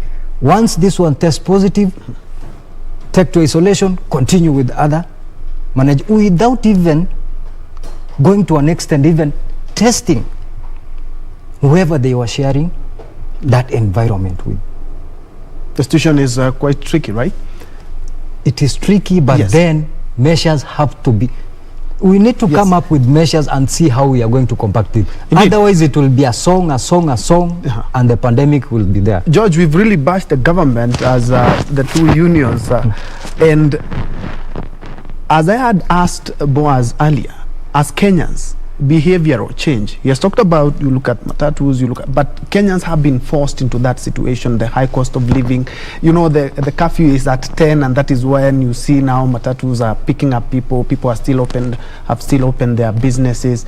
And we are talking about anticipating a fourth wave, and we are also having the Delta strain in the country. Perhaps you can touch that. You're also a Kenyan. Yes, Ben. He who's pay a piper calls for the tune. And I'm talking about the politician. You see them, starting from the president. He's the one who was in Kisumu, was he? With the prime minister, including all ministers were there. Did they expecting anything, miracle to happen? If not a resurgence or rather an increase of infection? The meeting we have seen happening in here in Nairobi, the deputy president and also the former prime minister in also Mombasa. We have seen the Kiamba, what is happening there. What do you expect? What goes in always? It is not where they say that what goes up. Probably that can apply also, whereby for those who have been infected and have died out of this disease, we'll never call them back. But I'm trying to say that we need to see good example from our leaders. Don't tell us this way, but you're doing the other way. You want me to continue walking to the east, but you are going west. It doesn't happen. And unfortunately, you hear them saying that it's because Kenyans are difficult. Kenyans are not difficult. Kenya need to be supported. Kenya need to ensure that they have something to eat. Kenya need to feel that indeed the government care for themselves. They are able to get medical services when they need them. In the absence of this, you anticipate for an anarchy, where people, yes, they are there, they are listening to you, but they cannot comprehend even a single statement from you. So the government must look at it. Where did we go wrong? And let's start back. And of course, it's unfortunate that you still walk around and people ask you, are you serious, people, that COVID equal? Up to date, there's still those questions. The government has never come up with a strategy to ensure that there's community sensitization that actually overlaps that. In the absence of right information, there is misinformation. If you allow that space, including, you remember when we started the COVID, there were a number of issues that were coming up, and of which are a precaution measure. For instance, when AstraZeneca was being associated with blood clotting, and everyone hyper on that, and then people fear to come for vaccination. Remember? Yes. But without knowing that the country that are a growing country and those are developed country, they take precaution. Those were precaution measures. They stopped, but again started. Yes. Why? They care for their citizen. And when we talk about now the community, and I need to say, indeed, everyone is for themselves. Until we ensure that even as much as the government cannot give me enough, they are supposed to give me enough PPEs, and they are not able to give me enough PPEs, I must get to know that today, if I'm not alive because of lack of PPEs, still the country continue. The government goes on. They do not care. For us as healthcare workers, that's where we say we also, our life matters. We need to see a government that speaks to our situation.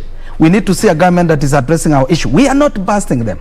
In any case, if a government do the right thing, allocate enough resources, and they progress positively in terms of achieving universal health coverage, in terms of ensuring that almost the projection to have 24 million people get the vaccination, who takes the credit?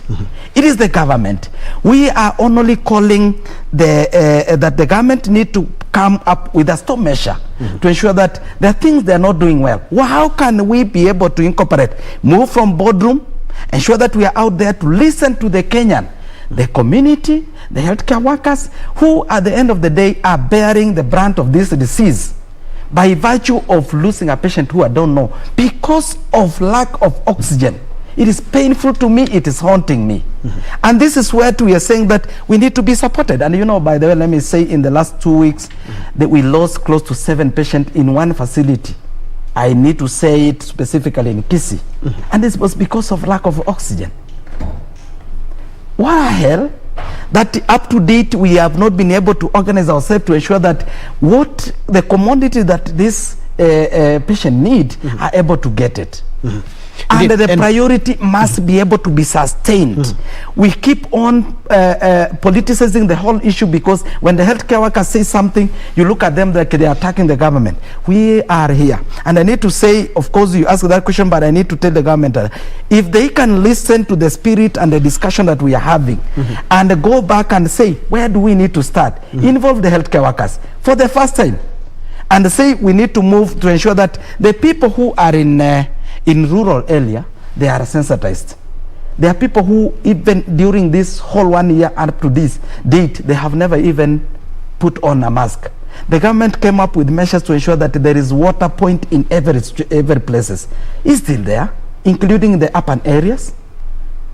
Do we continue insisting, or rather assuring Kenyans by ensuring that we are doing or rather effecting implementing the policies that we came with, so that we instill confidence in the public and they continue doing what that they are required and what we want them to do. Indeed. So if we don't do that, instead of being actually moving positively, it will be a mirage, because most of the time you are not serious. I need to eat, and you are telling me not to go and work.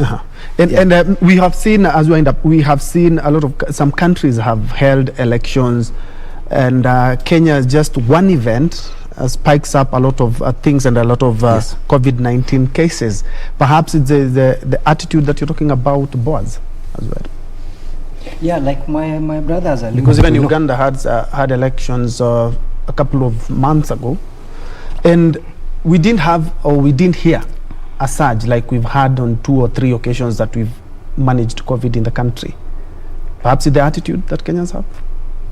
You know how different countries handle their issues is actually. But we can borrow a leaf. For me, I can't borrow from Uganda, because number one, how are they reporting their COVID status? How is Tanzania reporting their COVID status? And how is our country reporting our COVID status?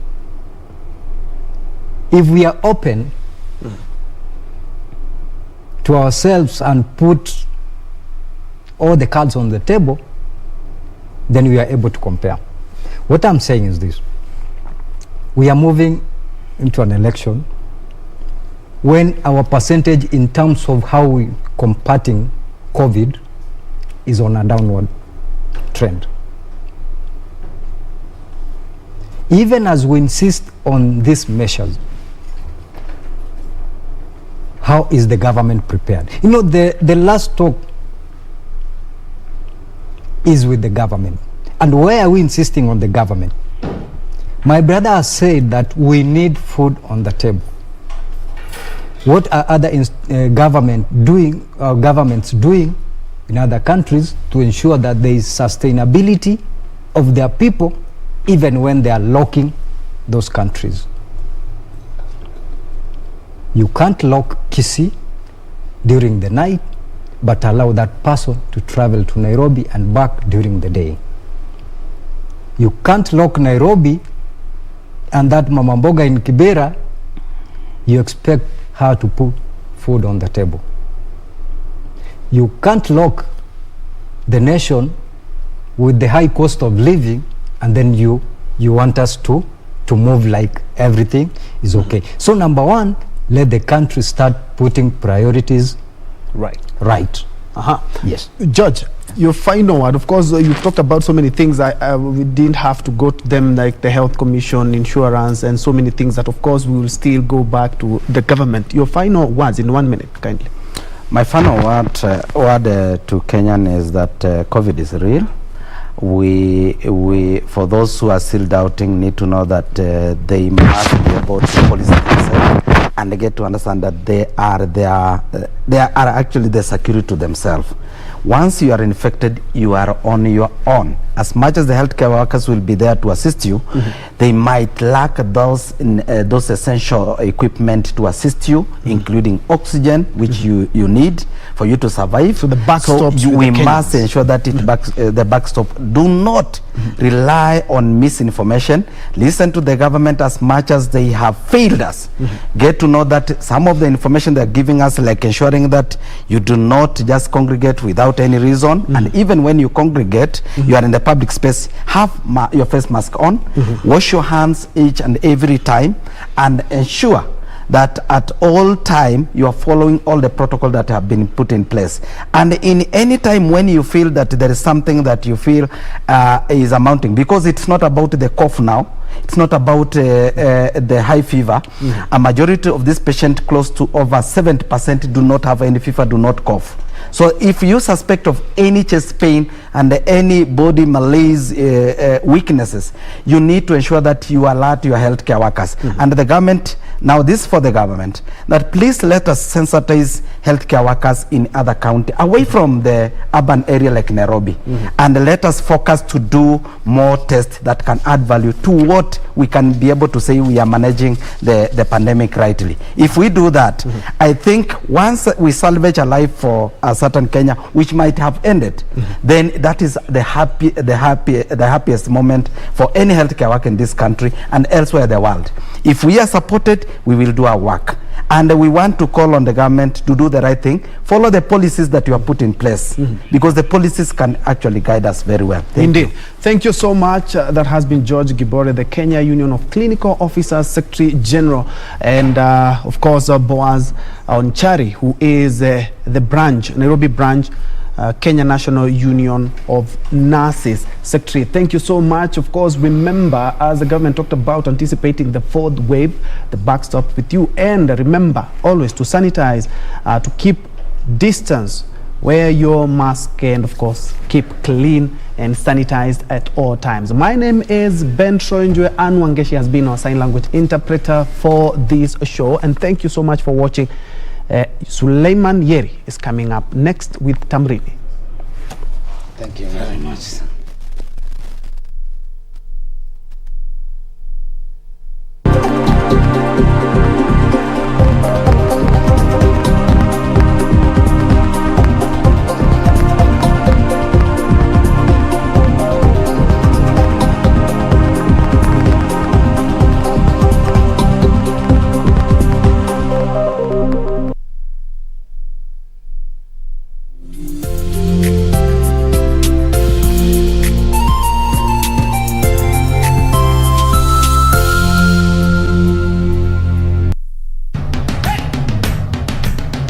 Bwana Motiso, pikipiki yako ndio hii.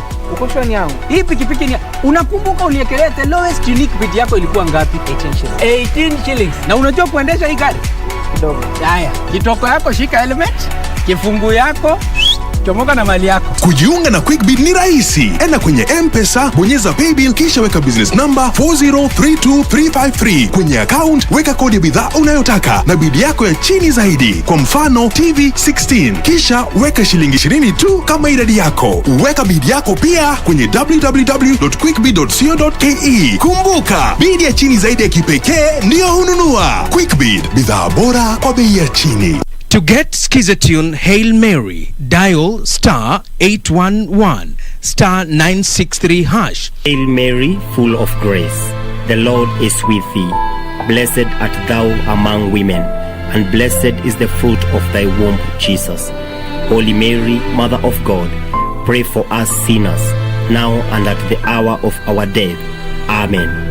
To get Hail Mary, dial *811 *963# *811 *963#.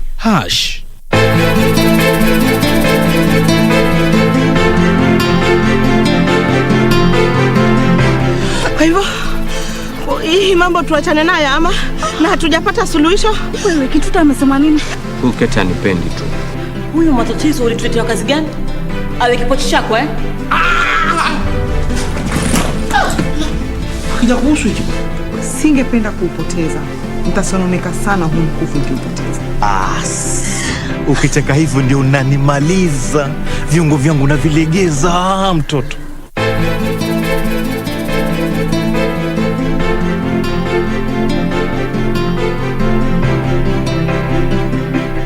What does this number mean to you? A pack leader? A winner? Or just a number? To us, it means freshness, boldness, vibrancy and heritage. That's why at KBC Channel 1, we make it easier for you to pop up your family entertainment to a fresh, exciting and colorful bouquet.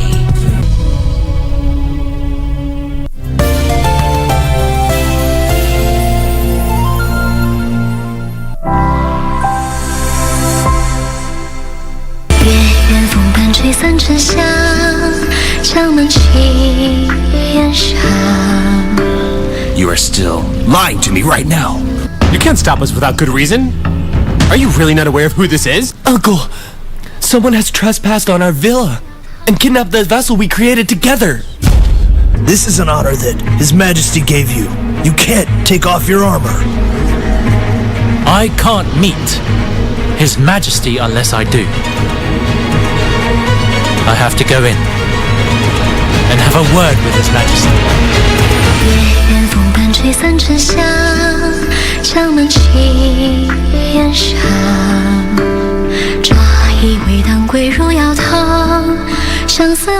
Quiero amarte de una forma diferente, de otro modo. And soon you'll be the owner of the Star Zone. And you will have complete control over the Montesinos coffee empire.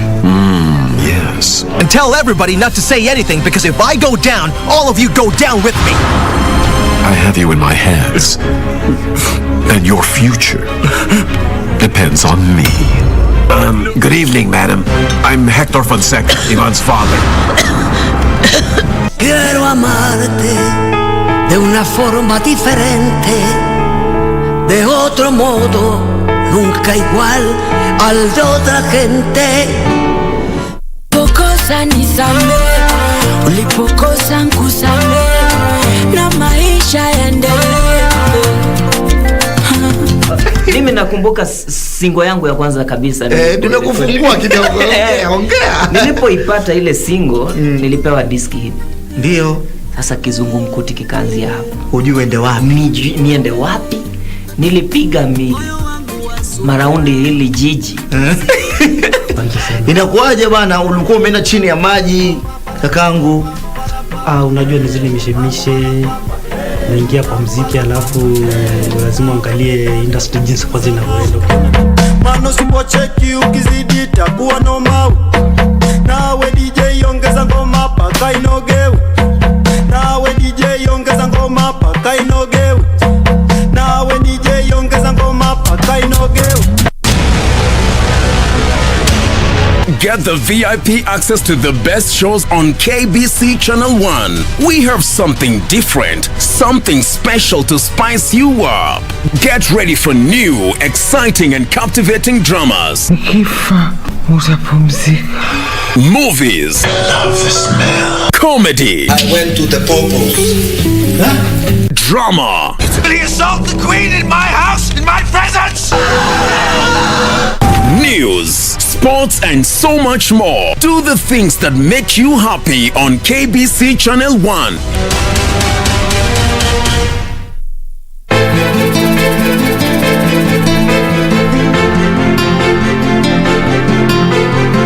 Kwa sasa kuna shughuli yote ambayo zinaendelea hadi Dengo atakaposafiri tena. Basi ni pesa zako. Fanya kazi yako ofisini. Msijiletelete kwa compound yangu tena wajifungia ndani ya magari usiku na watafua nyote wawili. Nipishe. Lakini Kate, wewe unajua umuhimu wa ndoa? My house is off limits. Tumeelewana? Wewe alinikosa nafaka wake. Sasa amekutuma wewe mtoto wa dadangu uje unimalize, si ndio? Mkanye mke wako. Mkanye mke wako sana. Mimi si lake wala tushani kimaisha.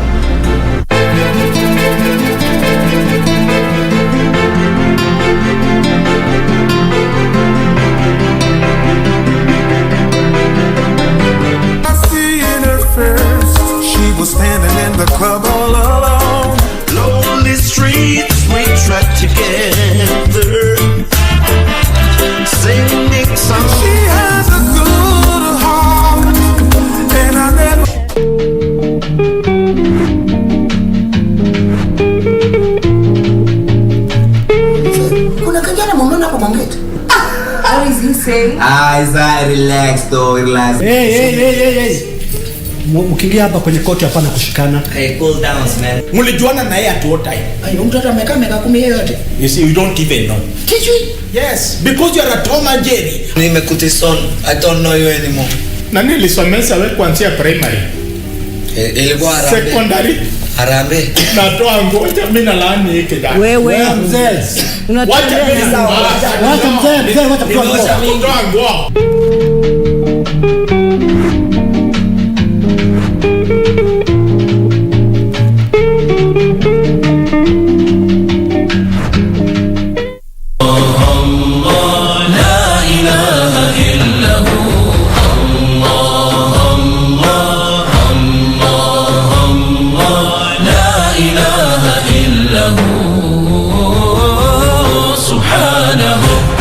Mtume anasema kullu ummatin yadkhuluna aljanna illa man aba, kila watu wa umma yangu wote watakuwa ni kuingizwa katika janna isipokuwa wale ambao kwamba watakayokataa. Muislamu ana mambo ambayo anapaswa kutekeleza katika miezi hii minne ambayo ni mitukufu.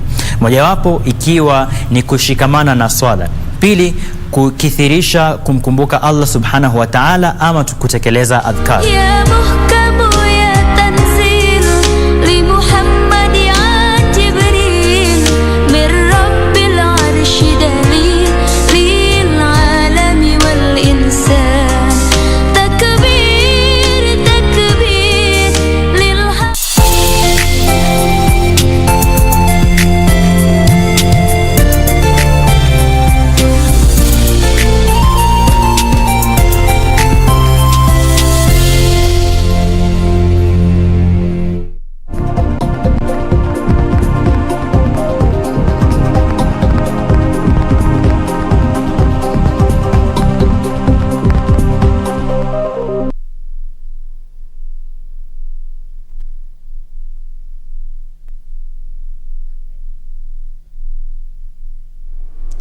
Ni tarehe 6 mwezi wa Julai mwaka ni 2021. Karibu katika kipindi cha Tamrini mchana huu ambapo sitakuwa nikichukua muda mrefu. Nataka nikupeleke moja kwa moja hadi katika kaunti ya Mombasa ambapo wauzaji wa mitumba katika kaunti ile ya Mombasa hususan katika soko la Kongowea wanalalamikia moto mkubwa ambao ulizuka usiku wa kuamkia leo ambao umeteketeza mali zao zenye thamani ya mamilioni ya fedha, wakisema kwamba huenda moto huo umechomwa ama uliteketezwa ama ulianzishwa na wafanyakazi wa kaunti ya Mombasa, lakini serikali ya kaunti ya Mombasa imekataa na imedinda kusema kwamba hawajahusika na moto huo. Tumsikize Juni Karisa ambaye yuko kule katika kaunti hiyo ya Mombasa aweze kutufahamisha ni kipi kinaendelea kule ili tuweze kujua hali ikoje hadi kufikia sasa. Je, moto umezimwa na wafanyakazi ama wale wauzaji wa mitumba katika kaunti ile na soko lile la Kongowea wanasemaje?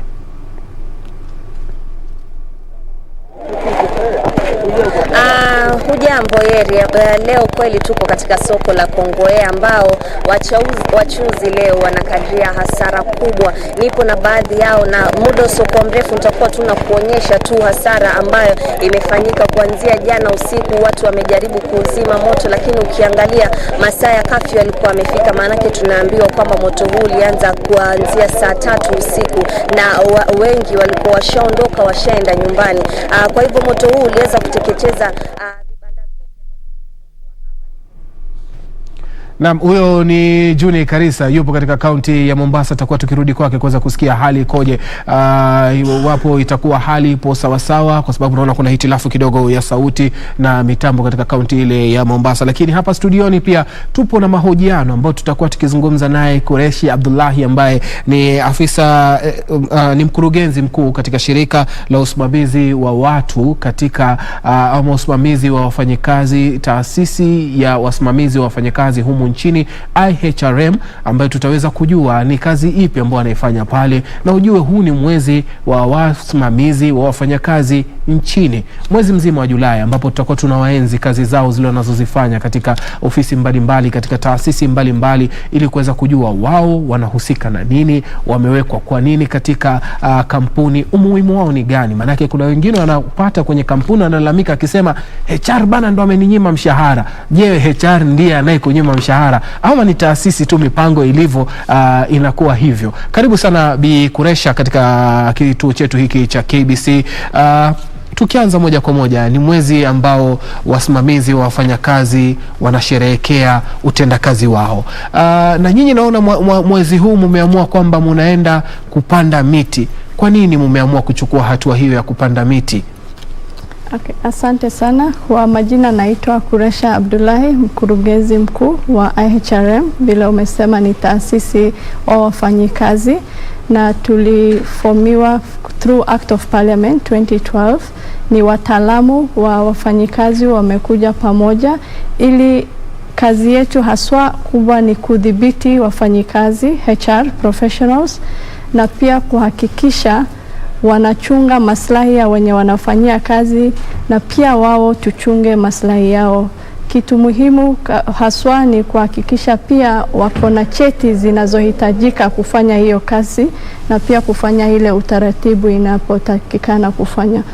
Mwezi huu tunasherekea vile umesema, tunaitanga Julai mwezi wa wafanyikazi, na mwezi wa Julai 1987 ndio hii taasisi wataalamu wamekuja pamoja na wakaona tunataka kukuwa na mienendo ya kufanya kazi na utaratibu zake. Ndio maana tumetenga hii mwezi kusherekea.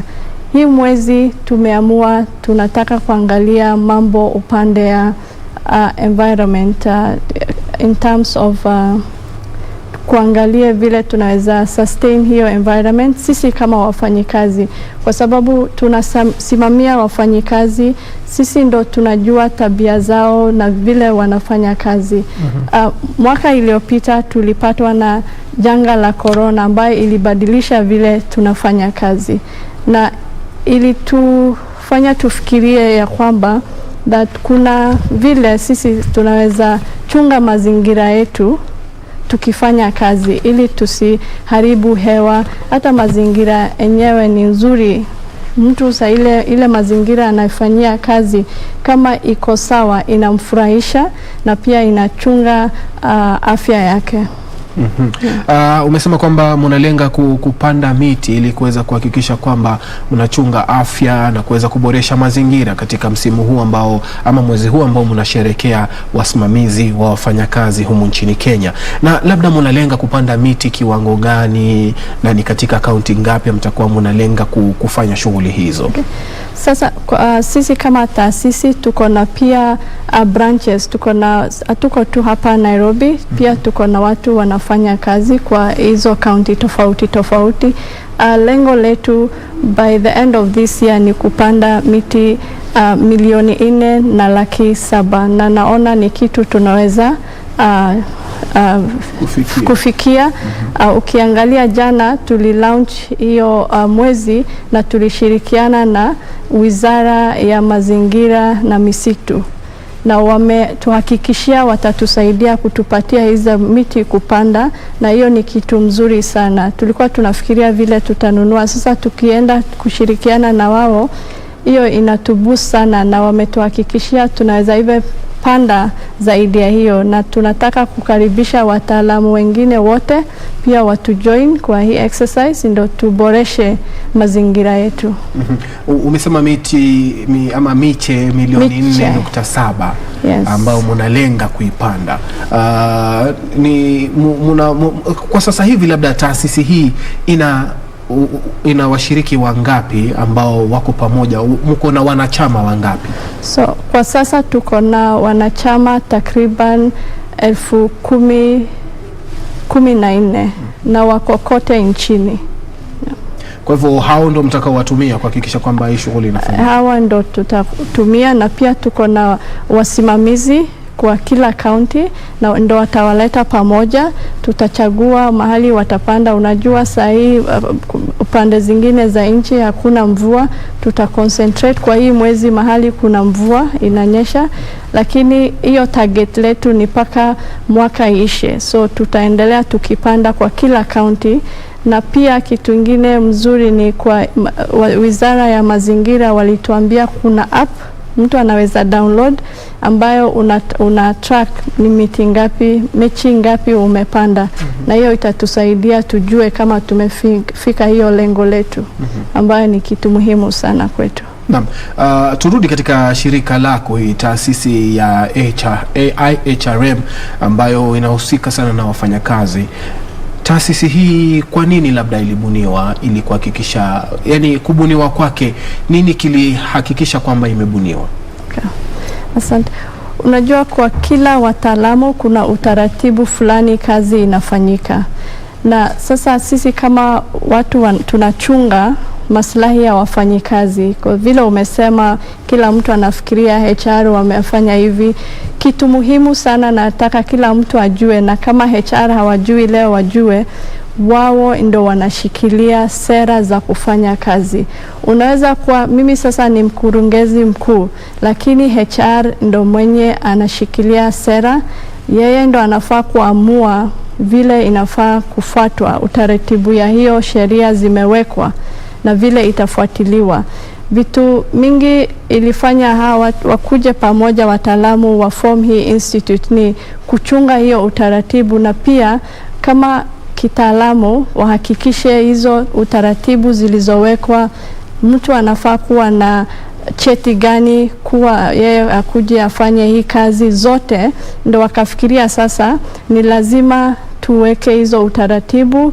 Wakaenda kwa bunge na wakapitisha hiyo mswada ambaye sasa tunaitumia. So hiyo ndo ilitufanya. So sasa sisi kama IHRM kazi yetu ni kuhakikisha hizo utaratibu zinafuatwa, na wenye wanafanya hiyo kazi wako na cheti zinazotakikana.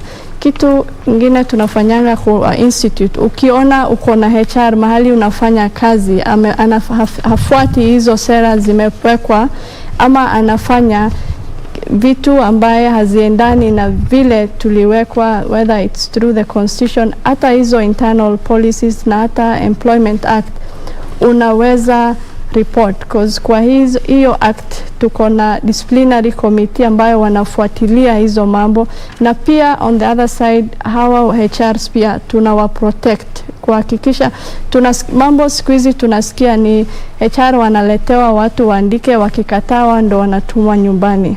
So kama hizo utaratibu za kazi hazifuati na mtu hakusikizi za haufuati sera, kama tunaandika kazi hivi ndo tunafaa kufuata, na hawa ndo watu tunafaa kuleta. Ama hata kwa mishahara, huwezi patia mtu ile mishahara unataka, kuna utaratibu fulani zimewekwa ambayo inafaa kufuatiliwa. So hizo ndo mambo sisi haswa tunafaa kuhusika nayo, na tunajaribu kuhakikisha hii mwezi tukipanda, na pia watu wajue IHRM ni kazi gani inafanya na vile tunaingiliana na kazi zingine zote zinazofanyika kwa maofisi. Nani anaweza jiunga na IHRM? Kwa sababu tunajua kuna wale wanatoka shule, kuna wale ambao ni wataalamu wamefanya hii kazi kwa miaka takriban 10, 5, yani washaanza kuzoea hii kazi. Okay. So tuko na 3 levels za entry kwa kuwa member ya hii institute. Tuko na associate ambayo ni wanafunzi walimaliza shule wanataka kujiunga, na pia tuko na wataalamu kama unataka tukua member, wewe ni HR, labda wewe ni afisa bado hujafika hiyo mahali ya kushika kazi ya manager, na kama wewe unataka manager, tuna hiyo kitengo tunaita professionals practicing certificate, lazima ukuwe na hiyo certificate ndo sasa uanze kupractice. Na pia tuko na kiwango, sasa kuna wale walikuwa kwa hii utaalamu for more than 15 years, pia hawa tunawaleta wajiunge. So tuko na kiwango 4 ya kujiunga, na iko na faida yake. Kwa kila mwaka tunahakikisha tuko na career fairs, tuko na free forums. Kwanza kwa wenye wametoka tu shule wanaweza jifaidika, na pia tunaanza programs zingine sahihi that tunaita kama umetoka shule, tumeona sio kila mtu anaweza pata kazi kuanzisha ile kitu wanaita internship. So tunajaribu kutafuta sasa kutoka members wetu kama kuna mtu anaweza adopt. Tukiangazia tumeona kwamba umesema kwamba mnafanya mikutano, vile vile mnafanya mafunzo kwa wale ambao wametoka shuleni. Umuhimu wa kufanya haya mafunzo kwa wale ambao wametoka shuleni, manake labda tuweke kando wale ambao tayari wapo kazini, tuangalie wale ambao wapo shuleni sasa hizi na ndio wamejiunga na taaluma hii ya kusimamia wafanyakazi. Okay. Unajua kitu muhimu sana shule, kuna vitu fulani unafundishwa kwa shule na kuna vile ukikuja sasa kazini, kuna vile hiyo hizo skills umejifundisha vile unafaa sasa kutumia ukikuja kwa kazi. Na tunasemanga kazini ndo sasa unajua vile utatumia hiyo skills. Ni kukate kidogo, turudi Mombasa. Naona hali sasa imekuwa sawa, alafu tukirudi tutakuwa tunaenda huko. Pole kwa kukata, lakini akiwa tayari tutakuwa tunaenda Mombasa. Alikuwa nimekuuliza tu na alikuwa unatueleza kuhusiana na swala zima hili la ukitoka shule kuna vitu huvijui, lakini ukienda kufanya kazi utakuwa sasa hivi unavifahamu. Naam. Yeah.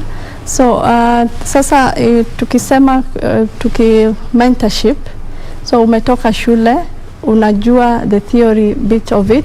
Sasa ukikuja kazini unajifunza. Kwa kazini ndo kwanza hata sasa utajua mimi nimefanya HR, na ujue hiyo HR iko na kiwango tofauti. Labda wewe unaweza enda kwa mahali ya kuweka files, labda wewe utajiunga wenye wanatengenesha mishahara.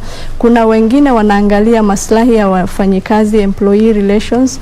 Kuna wengine wanaangalia afya ya wafanyikazi. Sasa utajipima. Sasa ile unapelekwa kujifundisha hiyo kazi yote, utaamua sasa nimejifundisha hii kufanya na wafanyikazi na pia kuangalia maslahi yao. Naona strength yangu mimi naweza enda kwa learning and development. Sasa kuanza kuangalia watu wanaweza kujifundisha nini, ama niende kwa department ya mishahara, ama sasa mimi ni concentrate na mambo ya kuangalia maslahi ya wafanyikazi through employee relations. Na mwingine unaweza enda kwa upande ya kuangalia afya ya kiakili, mental health issues. So iko na department kama 8 kwa hiyo HR. Hiyo ndio itakusaidia. Naam, umetaja vitu vizuri, vitu ambavyo sasa hivi ndio vinazingatiwa zaidi. Kumekuwa na matatizo ya afya ya kiakili miongoni mwa wafanyakazi. Sijui ni mafunzo gani mnawapa wasimamizi wa wafanyakazi ili kuweza kutambua kwamba Suleiman Yeri ana matatizo ya kiakili na anahitaji tiba. Alafu pia kuna wale ambao ni waraibu, ni walevi, labda wengine wanatumia mihadarati na huenda kazi yao wanaifanya, lakini tabia zao hizi za uraibu zinaathiri utenda kazi wao. Kitu kimoja sisi tungeona na haswa ni muhimu sana, kila mwenye ako na biashara ama kila mwajiri ajue ni kwamba kila mtu ako na capacity fulani na anafaa kusaidia hiyo organization, hata society in a certain way. Sasa ikifika mambo ya afya ya kiakili, na kitu ndo tumegundua saa ile tulipatikana na janga la corona, watu walichukulia kiwango tofauti, na saa hizo ndo tumejua hatuangalii vizuri afya ya kiakili. Kitu muhimu sana kila mfanyabiashara ama kila mwajiri afanye ni within your organization uko na department inashughulikia afya ya wafanyikazi wako. Ni muhimu sana. Kuchukua tu insurance si mwisho, kuangalia na kupatia hiyo fursa. Kuna watu ukiweka huko, hii ofisi ni ofisi ya unaweza saidika na mambo ya afya ya kiakili, si kila mtu anaweza ingia. So unaweza angalia, unaweza outsource hiyo service na waambie wafanyikazi wako ukiwa na shida fulani unaweza enda huko. Na kuna kitu kingine unaweza fanya inaitwa group therapy. Sisi kama IHRM tunafanya hivyo. Si kila mtu atajitokelezea aseme mimi niko na shida fulani, lakini wewe kama employer uangalie trends zinaenda aje, alafu uite sasa watu ambayo sasa wako na hiyo skills, waongee na wafanyikazi wako na ndio sasa wajue vitu rahisi kama social distancing, masks, kuvaa ni tunachukulia kila mtu anajua, lakini si kila mtu anajua. Hata sasa ile tumeanza kufanya kazi kutoka nyumbani, si kila mtu anaweza furahia hiyo mnendo. So unafaa kutayarisha mtu ajue kufanya kazi kutoka nyumbani inamaanisha nini, na hiyo inaingiliana na afya ya kiakili. Shukrani sana Bi Kuresha ambaye ni mkurugenzi mkuu wa shirika la IHRM humu nchini, ambaye anatueleza na kutufafanulia kazi ya wasimamizi ya wafanyikazi ni ipi, jukumu lao ni lipi. Lakini kwanza, kabla hatujakuja kumaliza mazungumzo haya na kuweza kufahamu kwa kina mwezi huu wa wasimamizi wa wafanyikazi, lengo na mada kuu ya mwezi huu ni upi, twende kwanza Mombasa tumzungumze naye Junei Karisa ambaye yupo katika soko la Kongowea kule ambapo kumekuwa na moto ambao wafanyakazi ama wahudumu kule wanakadiria hasara kubwa katika soko lile, ambapo mali ya thamani ya mamilioni ya fedha zimeweza kuchomeka ama kuteketea. Kwa hivyo Junei, kwako tuweze kufahamisha ni kipi ambacho kinaendelea huko, na je, wauzaji hao wa mitumba wanasemaje katika kaunti hiyo ya Mombasa?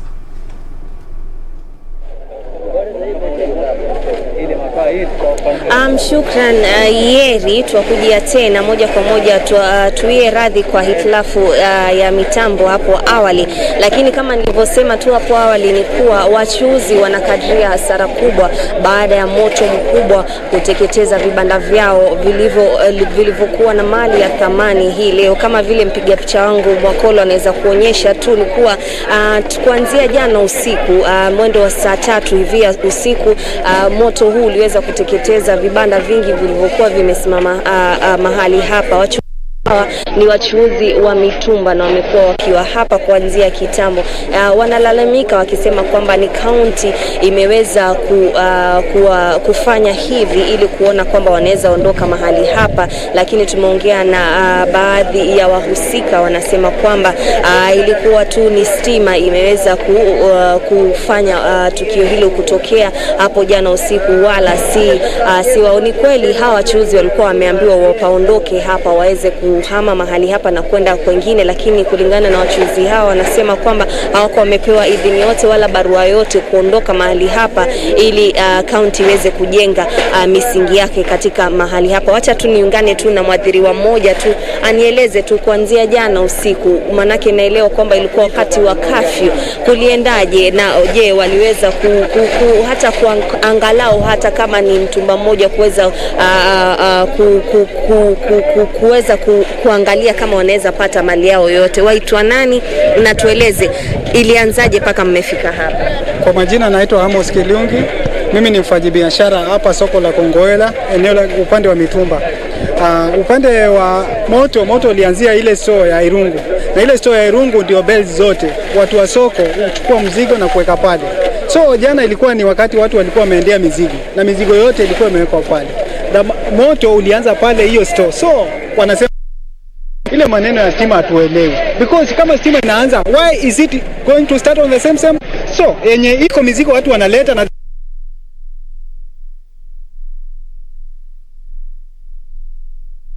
tumepewa notice. Hakuna notice yote tulipewa, na sisi tumeadhirika mara nyingi, si mara ya kwanza, si mara ya pili, si mara ya tatu. So ni kila wakati walianza upande huu wakachoma, kulipochomeka tuliambiwa ni stima. So we agreed with them. Tulipojenga usiku tulipojenga matia gas GSU ndio walimwagwa hapa. So sisi ni wananchi wa Kenya, sisi ni wazalendo. Shida yetu ni gani kubwa ambayo hatukuambiwa ile area si yenu, mstoke pale, na tungepewa idhini ile tungekubaliana na nyinyi wakubwa wetu, sababu sisi hatuna uwezo wote, nyinyi ndio mabosi wetu. Lakini kuna shida iko hapa. Mzozo kati ya nyinyi na kaunti ulianza lini, na pengine je viongozi wenu nyinyi wachuuzi na viongozi wa kaunti je wameweza kulitatua swala hilo? Tatizo alikutatuliwa. Mzozo ulipoanza sisi wenyewe tulikuwa kama client wetu anaingia kwa gate ana nguo mbili zitachukuliwa dololeo mfuko, ule mfuko zile nguo mbili alipia kama 30 ama 20 bob. So our clients departed, wakaanza kuchukua mali nje. So sisi tukaenda chini. So we had to look another alternative ya kutafuta vile tutapata pesa. So client wetu wote wakapotea kitu ya kwanza. So sisi Wanjiku kwanza tukaanza kuumia pale, because kama client ataingia na nguo mbili na kwa gate ataingia kukununulia, haingewezekana. Na tulipopeleka malalamishi yetu hatukupata resort, hakuna hands tulipata, ilikuwa ni nil mpaka leo. Hakuna venye tulisaidika. Na sisi tumelalamika because tuko na watu wanasomesha, wanapeleka watoto shuleni, tuko na wajane wako hapa, tuko na mayatima, tuko na watu wako na loans bwana. Hizi loans watalipa na nini sisi wajiku? So sisi tumeumea kutosha. So serikali ni wao waangalie alternative ya kutusaidia. Sisi hatutaweza. Sawa. Wacha nichukue mwingine tu. Je, masaibu yako ni kama ya Hamo na tuambie unaitwa nani? Angalia pale, na wewe umepoteza mali ya thamani ya shilingi ngapi? Kwa majina mimi naitwa Alice Achia. Mimi nafanya biashara hapa sokoni. Mimi nashangaa na hii moto, manake si ya kwanza wala si ya pili. Na mara nyingi moto ikitokelezea huwa inatokelezea tu usiku wa manane wakati wa kafyu. Ukiwa kwa nyumba unapigiwa simu kwa katika usingizi, unaambiwa kwamba soko inachomeka. Hakuna venye unaweza kutoka kwa nyumba uje usaidie mzigo wako. Ukifika unapata imeisha. Kama hii ya jana ni siku ya Monday, watu wanaenda go down kuchukua mizigo. Tumeleta mizigo zimechomeka zote kwa store, na zile mali pia zilikuwa kwa vibanda zote zimechomeka. Yaani unafika unapata hakuna chochote unaweza kusaidia. Unabaki ni kama ujuti utaanzia wapi. Na ukiangalia hapa sokoni wamama ndio wako wengi hapa. Hapa kuna wajane, kuna single mothers. Kuna watu hapa ndio ndio tegemeo lao na wako na watoto wanaenda form 1. Na pia tukiangalia tumebaki na wiki mbili watoto wanaenda the next class. We are supposed to kununua vitabu, we are supposed to kununua hata vitu zingine watoto wanaanza shule. Je, mngependa usaidizi gani pengine? Si tungependa tu serikali watuambie kama ni county government watuambie watupatie ruhusa tujenge hapa, tuendelee na kazi yetu kama kila siku. Kama haitawezekana pia watuambie kama sisi si wa Kenya, watuelekeze pale tutaenda. Sawa, wacha niongee tutuambie tu mngependa usaidizi gani, na je wewe umepoteza mali ya thamani ya shilingi ngapi? Kwa hakika mimi naitwa nani? Mimi naitwa Philip Sami Mweke na ni mfanya biashara katika hii eneo la mitumba miaka nyingi. Nilikuwa hapo na kibanda katika huu mwembe unaona umechomeka hapa. Na kihini cha huu moto hasa hatujapata kimetokana na nini. Na vile tungeweza kuambia serikali ya kaunti ya Mombasa ni waweze kuwa makinifu bila kuwa na porojo ya maneno. Waweze kuangalia ni njia gani watafanya wakishirikiana na wafanyabiashara. Wewe unataka usaidizi gani? Sasa hasara ishatokelezea. Ungependa kwenda mbele usaidikeje? Sasa kitu ya maana ambayo kingeweza kufanyika katika hii eneo ni mheshimiwa eneo bunge hili jichopefu aweze kushirikiana vile na bwana Shabal mfanyabiashara na vile gavana wetu wa Mombasa hii aweze kujua kusema kweli hawa wote ni wapiga kura katika eneo la Mombasa County. Hawa vile walikuwa ni wafanya biashara katika hii county. Pasipo na ile maneno ya forojo waweze kuingia kukaa chini kidiplomasia. Waangalie hawa binadamu hawa wafanya biashara, maana walikuwa ni wapangaji wao. Ni njia gani wanaweza kutusaidia ili tuweze kumove na ile italete suluhu. Si vyema hawa crowd naona hawa watu waweze kuelekeza akili zao kwa wizi ama waanze kukatakata watu. Italete policy mbaya katika Mombasa County. Kwa hivyo naomba bwana Governor Ali Hassan Joho aweze kukaa chini na timu yake ya county waangalie jinsi hawa watu wataweza kusaidika. Asante sana. Naam, Yeri, wazima moto walikuja hapa tuliambiwa kuanzia saa 4 hivi na nusu waliweza kufika hapa, lakini huu moto ulianza tangu usiku. Wachuuzi wanasema walifika kuchelewa.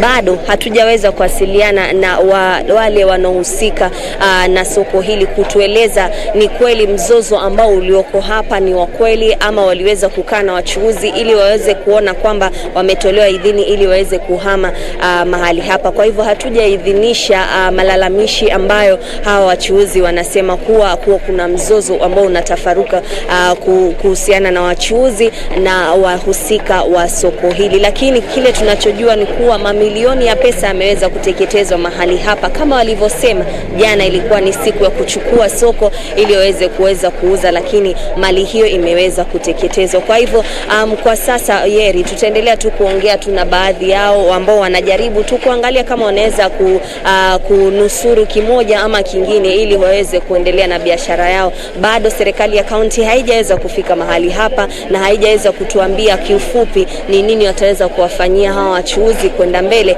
ili kuweza kuona kwamba biashara zao zinasimama tena. Kwa hivyo kwa sasa Yeri na kurudisha kwako studioni uendelee na mahojiano.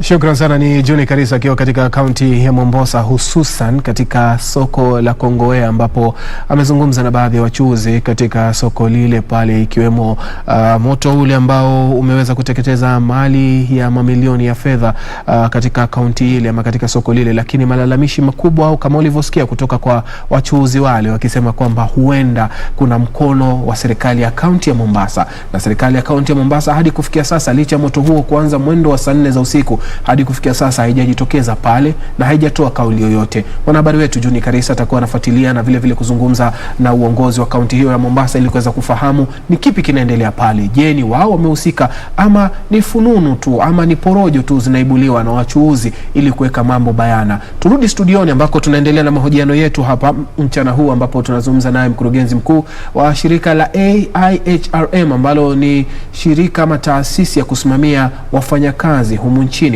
Nataka tuende katika mswada ambao umeleta utata. IHRM imesimama mbele sana na kusema kwamba mswada huu hatuutaki. Mswada huu ni kama kutengeza panga yenye ncha mbili ama panga yenye kupata pande mbili. Wao wanataka panga ambalo litakata na upande mmoja peke yake, kwa sababu wao kama taasisi inayosimamia wataalamu wa usimamizi wa wafanyakazi wanahisi kwamba mswada huu wa mameneja ambao upo bungeni, mswada wa mwaka 2021, wanahisi ni mswada tata. Je, ni mswada tata? Kwa nini Bi Kuresha? Asante. Hii mswada tunaipinga kwa sababu kila wataalamu washathibitishwa na washa gain hiyo skills za kufika hiyo position ya manager. Kwa mfano, mimi nafanya kazi ya kusimamia wafanyikazi. Nilienda shule, nikathibitishwa through the examination board ya HR. Pia kuna madaktari walienda shule pia wamethibitishwa na Kenya Medical Association, na pharmacy ukienda kwa engineer pia ni hivyo. Media pia ukikuja umesoma shule pia kuna certification unafanya. Hii mswada inasema managers pia tena wapewe cheti mpya. Ile swali tunajiuliza ni manager ni hierarchy within the occupation ama ni wataalamu wanaweza kujisimamia peke yao? Na ukiangalia kwa hiyo mswada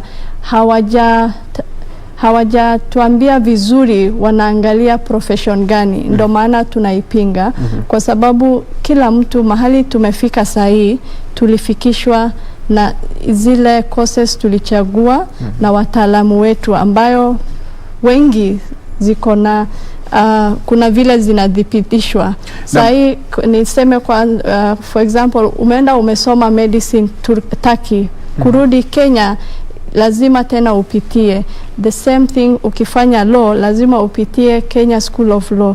Sasa hii manager naona italeta tashwishi mingi kwa kazi, na tunasema vile umeniuliza, mtu ametoka tu shule sahi na aseme yeye ni certified manager na hajafanya kazi yoyote, atawekwa wapi kwa hiyo hierarchy ya hiyo organization? Na kama tunavyoona katika taasisi zetu, na ni taasisi katika kimataifa pia, hakuna kozi ama hakuna mafunzo ya umeneja. Kwa hivyo nahisi hiyo ndio malalamiko yenu ama? Tukiongelea kuhusu kosi ya umeneja, kila wataalamu wako na course fulani wanafanya ya manager. Kama ni financial management, accounting management, even HR management, iko wide sana. So mtu hawezi kuitenga aseme nataka kufanya sasa kudhibitisha manager vile watafanya kazi. Na pia hata inaongelelea sio ati vile watafanya kazi, ati lazima wewe kuwa manager lazima ukue wanachama kwa hiyo institution. Na tunaona tena hiyo ni kuongeza layers vile umeitaja, that nachukuliwa upande hii pia upande vile tuliongelea, that tunaangalia maslahi ya wafanyikazi wetu kwa institute. Mtu sasa akiwa na shida ataenda wapi? Na pia kukua wanachama ujue kuna fees fulani unalipa. So hiyo ni kuongezea na kuwekelea burden watu ambaye tayari washasoma na washalipia fees kwa taasisi wao ambayo inawachunga haki yao na pia inahakikisha wafanye kazi vile inatakana. So wito wenu kwa bunge ni gani haswa? Sisi tulisema hiyo mswada isipitishwe, hata haifai kuongelelewa. Haifai kuongelewa. Ni mswada ambayo inafaa kutupwa nje kabisa. Safi. Na navo bunge limeweza kusikia malalamishi yenu. Kama taasisi yenu hii tumeona kwamba pia inakumbwa na changamoto tele, ikiwemo katika kaunti zile mnapata magavana, baadhi ya magavana wanalalamika, ama baadhi ya viongozi katika kaunti vile vile katika mashirika makubwa haya ya kiserikali unaambiwa kwamba niekee mtu wangu. Taasubu ya niekee mtu wangu ama mtu wetu. Okay. Hiyo ni malalamishi tunasikia sana, na vile nimetaja na nitarudia kwa hiyo institute yetu, kama uko na shida kama hiyo unaweza report na tufuatilie. Shida kubwa tunayo ni katika serikali tuko na sera nzuri sana tunaweza fuatilia, na tunafaa kujua hatuwezi andika kila mtu, na pia ujue kuna wenye hawana mtu wa kuwapeleka useme niandikie fulani. Tukifuata zile utaratibu tulizoweka, nitakuhakikishia tunaweza save rasilimali mingi sana. Ukileta mtu akona talent inahitajika, atakuendeleza wewe kama governor. Sahi shida kubwa mimi ukiniuliza, na hii ni maoni yangu, ni magavana hawafikiri vile wanaendeleza hizo county zao. Ile tu iko kwa mind yao ni nani atanirudisha kwa hiyo cheo next, ndo wanapeana kazi hivyo. Nataka hii ni mwitikio kwa magavana, waiweke county na ile jukumu waliochukua kuendeleza makaunti zao. Devolution ilipokuja tulikuwa tunafikiria hatutahitaji national government, lakini kuna mahali zingine nimeenda wanaimiss national government. Sasa imekuwa kazi inapeana ukabila. Mtu ambaye hajawahi enda shule anapewa kazi cheo kubwa kuliko mwenye akona hizo masomo yote. Na hizo ndo mambo ina contribute watu wasiperform. Lakini tukifuata zile sera tuko nazo, na governor akuje kazi ajue kuna manifesto alikuwa nayo, na kudhibitisha lazima angalie ni nani aliyoandika, na pia watu wa HR wapewe hiyo nafasi yao, na pia wao wasitumie hiyo nafasi yao kuwaleta watu wa kabila yao. Wahakikishe balance diversity na the skills that specific county needs at that time. Hiyo ni kitu mzuri sana, na sisi kama nchi tukihakikisha tunaandika watu ambaye tunahitaji, tunaweza fika mbali sana kuliko kuandika tu kwa sababu tuko na uhusiano, ama kwa sababu nataka kuangalia maslahi yangu ya siku zijazo. Kauli mbiu ya mwezi huu wa wasimamizi wa wafanyakazi nimeona imegusia mambo mengi sana. Labda kudurusu tu machache, kwa nini mumeamua kupunguza ama kuhakikisha kwamba kutakuwa na hewa safi, pia kupunguza utumizi wa rasilimali ambazo ni nyingi zinatumika. Labda kugusia tu chache katika kauli mbiu hiyo. Sasa ile tulipatwa na hii janga la corona, tuliona tunaweza fanya kazi tofauti na vile tulikuwa tunafanya zamani. Na hiyo ndo ilitufanya sisi kama taasisi tufikirie tunaweza endeleza aje. Ukiona timu yetu tunasema going green for successful business strategies. It's going, na kuna mara tutafika huko. Kitu ya kwanza ni lazima kila mtu akuwe ofisi, magari. Tumeongelea mambo ya afya kiakili. Unajipata umetoka nyumba yako 5 am, unakaa kwa njia for 2 hours. Ukifika kwa ofisi unaongelea kuhusu yule mtu alikublock, vile amefanya, time mingi sana inawestika huko. So tunatoa hizo, ndo hata makaratasi to print ama tutumie tu, cause tuko na teknolojia, najua iko na madhara zake na pia iko na faida zake.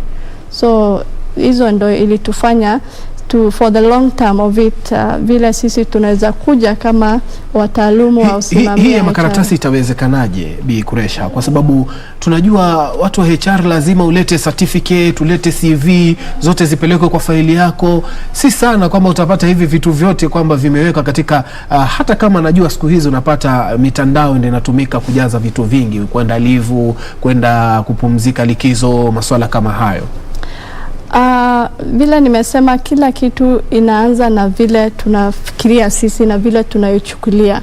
Kama tuko na teknolojia, na naelewa si kila mtu ako na access. Kama tumesema tuma CV kwa email, najua kuna vile pia hizo certificates pia unaweza pata kwa email, uhakikishe ziko sawa na uziweke online badala ya kuprint na kuweka file. Siku hizi kuna watu wengi wanafanya kazi ya cloud based, wanaitanga gig economy, badala ya uprint. Na pia hata files tuko nazo sahi, kuna watu wamekuja record keeping wanaihamisha waiweke kwa mitandao, ndio at least kila mtu awe access. Tukianza mdogo, tuanze kutrain watu tofauti, na hii teknolojia iko na sisi. Na vile tumeona inakuja sana na mbio, na lazima tuanze kuembrace. Neno lako la mwisho? Neno langu la mwisho ni kuitikia wafanyikazi, tuhakikishe to protect mazingira zetu, na vile nimesema, kama umepanda mechi, hakikisha umedownload hiyo app ya Kefri vile walituambia, na uweze utrack. Kuna siku moja utaangalia hiyo miti, itakupatia chakula na pia itakupatia kama mimi mahali nimetoka ni joto sana, so hizo hata kubadilisha hewa itakuwa kitu mzuri sana. Asante sana. Shukran sana. Ni mkurugenzi mkuu wa shirika la kusimamia wafanyakazi humu nchini IHRM, Bi Kuresha Abdullahi, ambaye tumekuwa naye hapa tukizungumza kuhusiana na masuala ya wasimamizi wa wafanyakazi, ikiwa ni mwezi wao huu wa kuwaenzi na kujua kazi zile wanazozifanya, akisema kwamba ipo haja ya kwamba iwapo serikali za kaunti zitaweza kutekeleza mkusanyiko wa watu badala ya kuchagua tu jamii yangu hii ama watu wangu hawa ama hii ni dini yangu, basi ikiwa ni hivyo serikali za kaunti hazitapiga hatua. Lakini ikichanganya mkusanyiko wa watu ambao wana tajiriba, wana vyeti vinavyostahili, basi kaunti zitakuwa zinapiga hatua. Kufikia hapo sina la ziada ila kutamatisha kipindi hiki cha Tamrini. Mimi ni Suleiman Yeri. Usiende mbali, mwenzangu Irene Mchuma Odima atakuwa anakuja hapa na taarifa za Lunchtime News.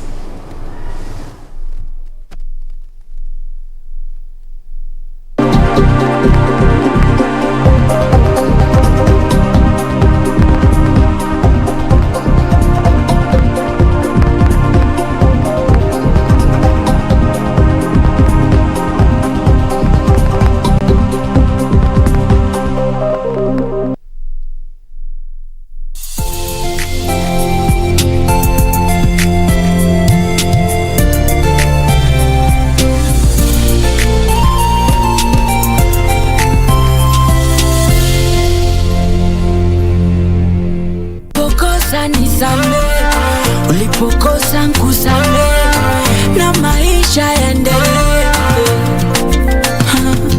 Mimi nakumbuka singo yangu ya kwanza kabisa. Tunakufungua kidogo. Ongea. Nilipoipata ile singo, nilipewa diski hivi. Ndio. Sasa kizungumkuti kikaanzia hapo. Ujue ende wapi? Niende wapi? Nilipiga maraundi hili jiji. Inakuaje bana, ulikuwa umeenda chini ya maji kakangu? Unajua ni zile mishemishe, naingia kwa muziki alafu lazima angalie industry jinsi kwa zinavyoenda. Mano sipocheki ukizidi takuwa noma. Nawe DJ ongeza ngoma paka inogewe. Nawe DJ ongeza ngoma paka inogewe. Nawe DJ ongeza ngoma paka inogewe. Get the VIP access to the best shows on KBC Channel 1. We have something different, something special to spice you up. Get ready for new, exciting and captivating dramas. Movies. I love the smell. Comedy. I went to the popos. Drama. Will you assault the queen in my house, in my presence? News. sports, and so much more. Do the things that make you happy on KBC Channel 1.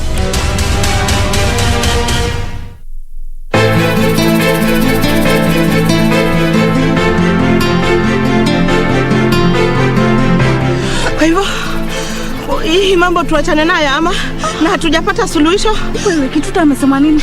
Huyu Keti anipendi tu. Huyu matatizo ulituletea kazi gani? Awe kipochi chako Kija kuhusu hicho. Singependa kuupoteza. Mtasononeka sana huu mkufu ukiupoteza. Ukicheka hivyo ndio unanimaliza. Viungo vyangu na vilegeza mtoto.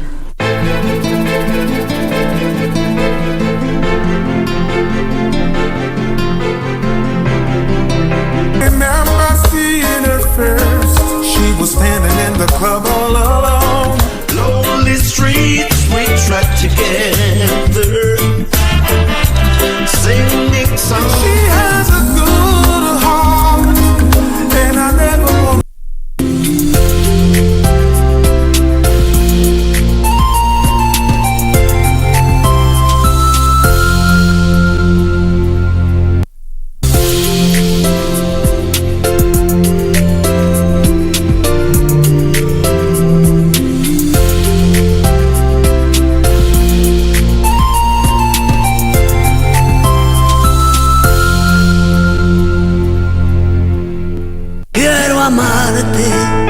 De una forma differente, de otro modo. And soon you'll be the owner of the Star Zone.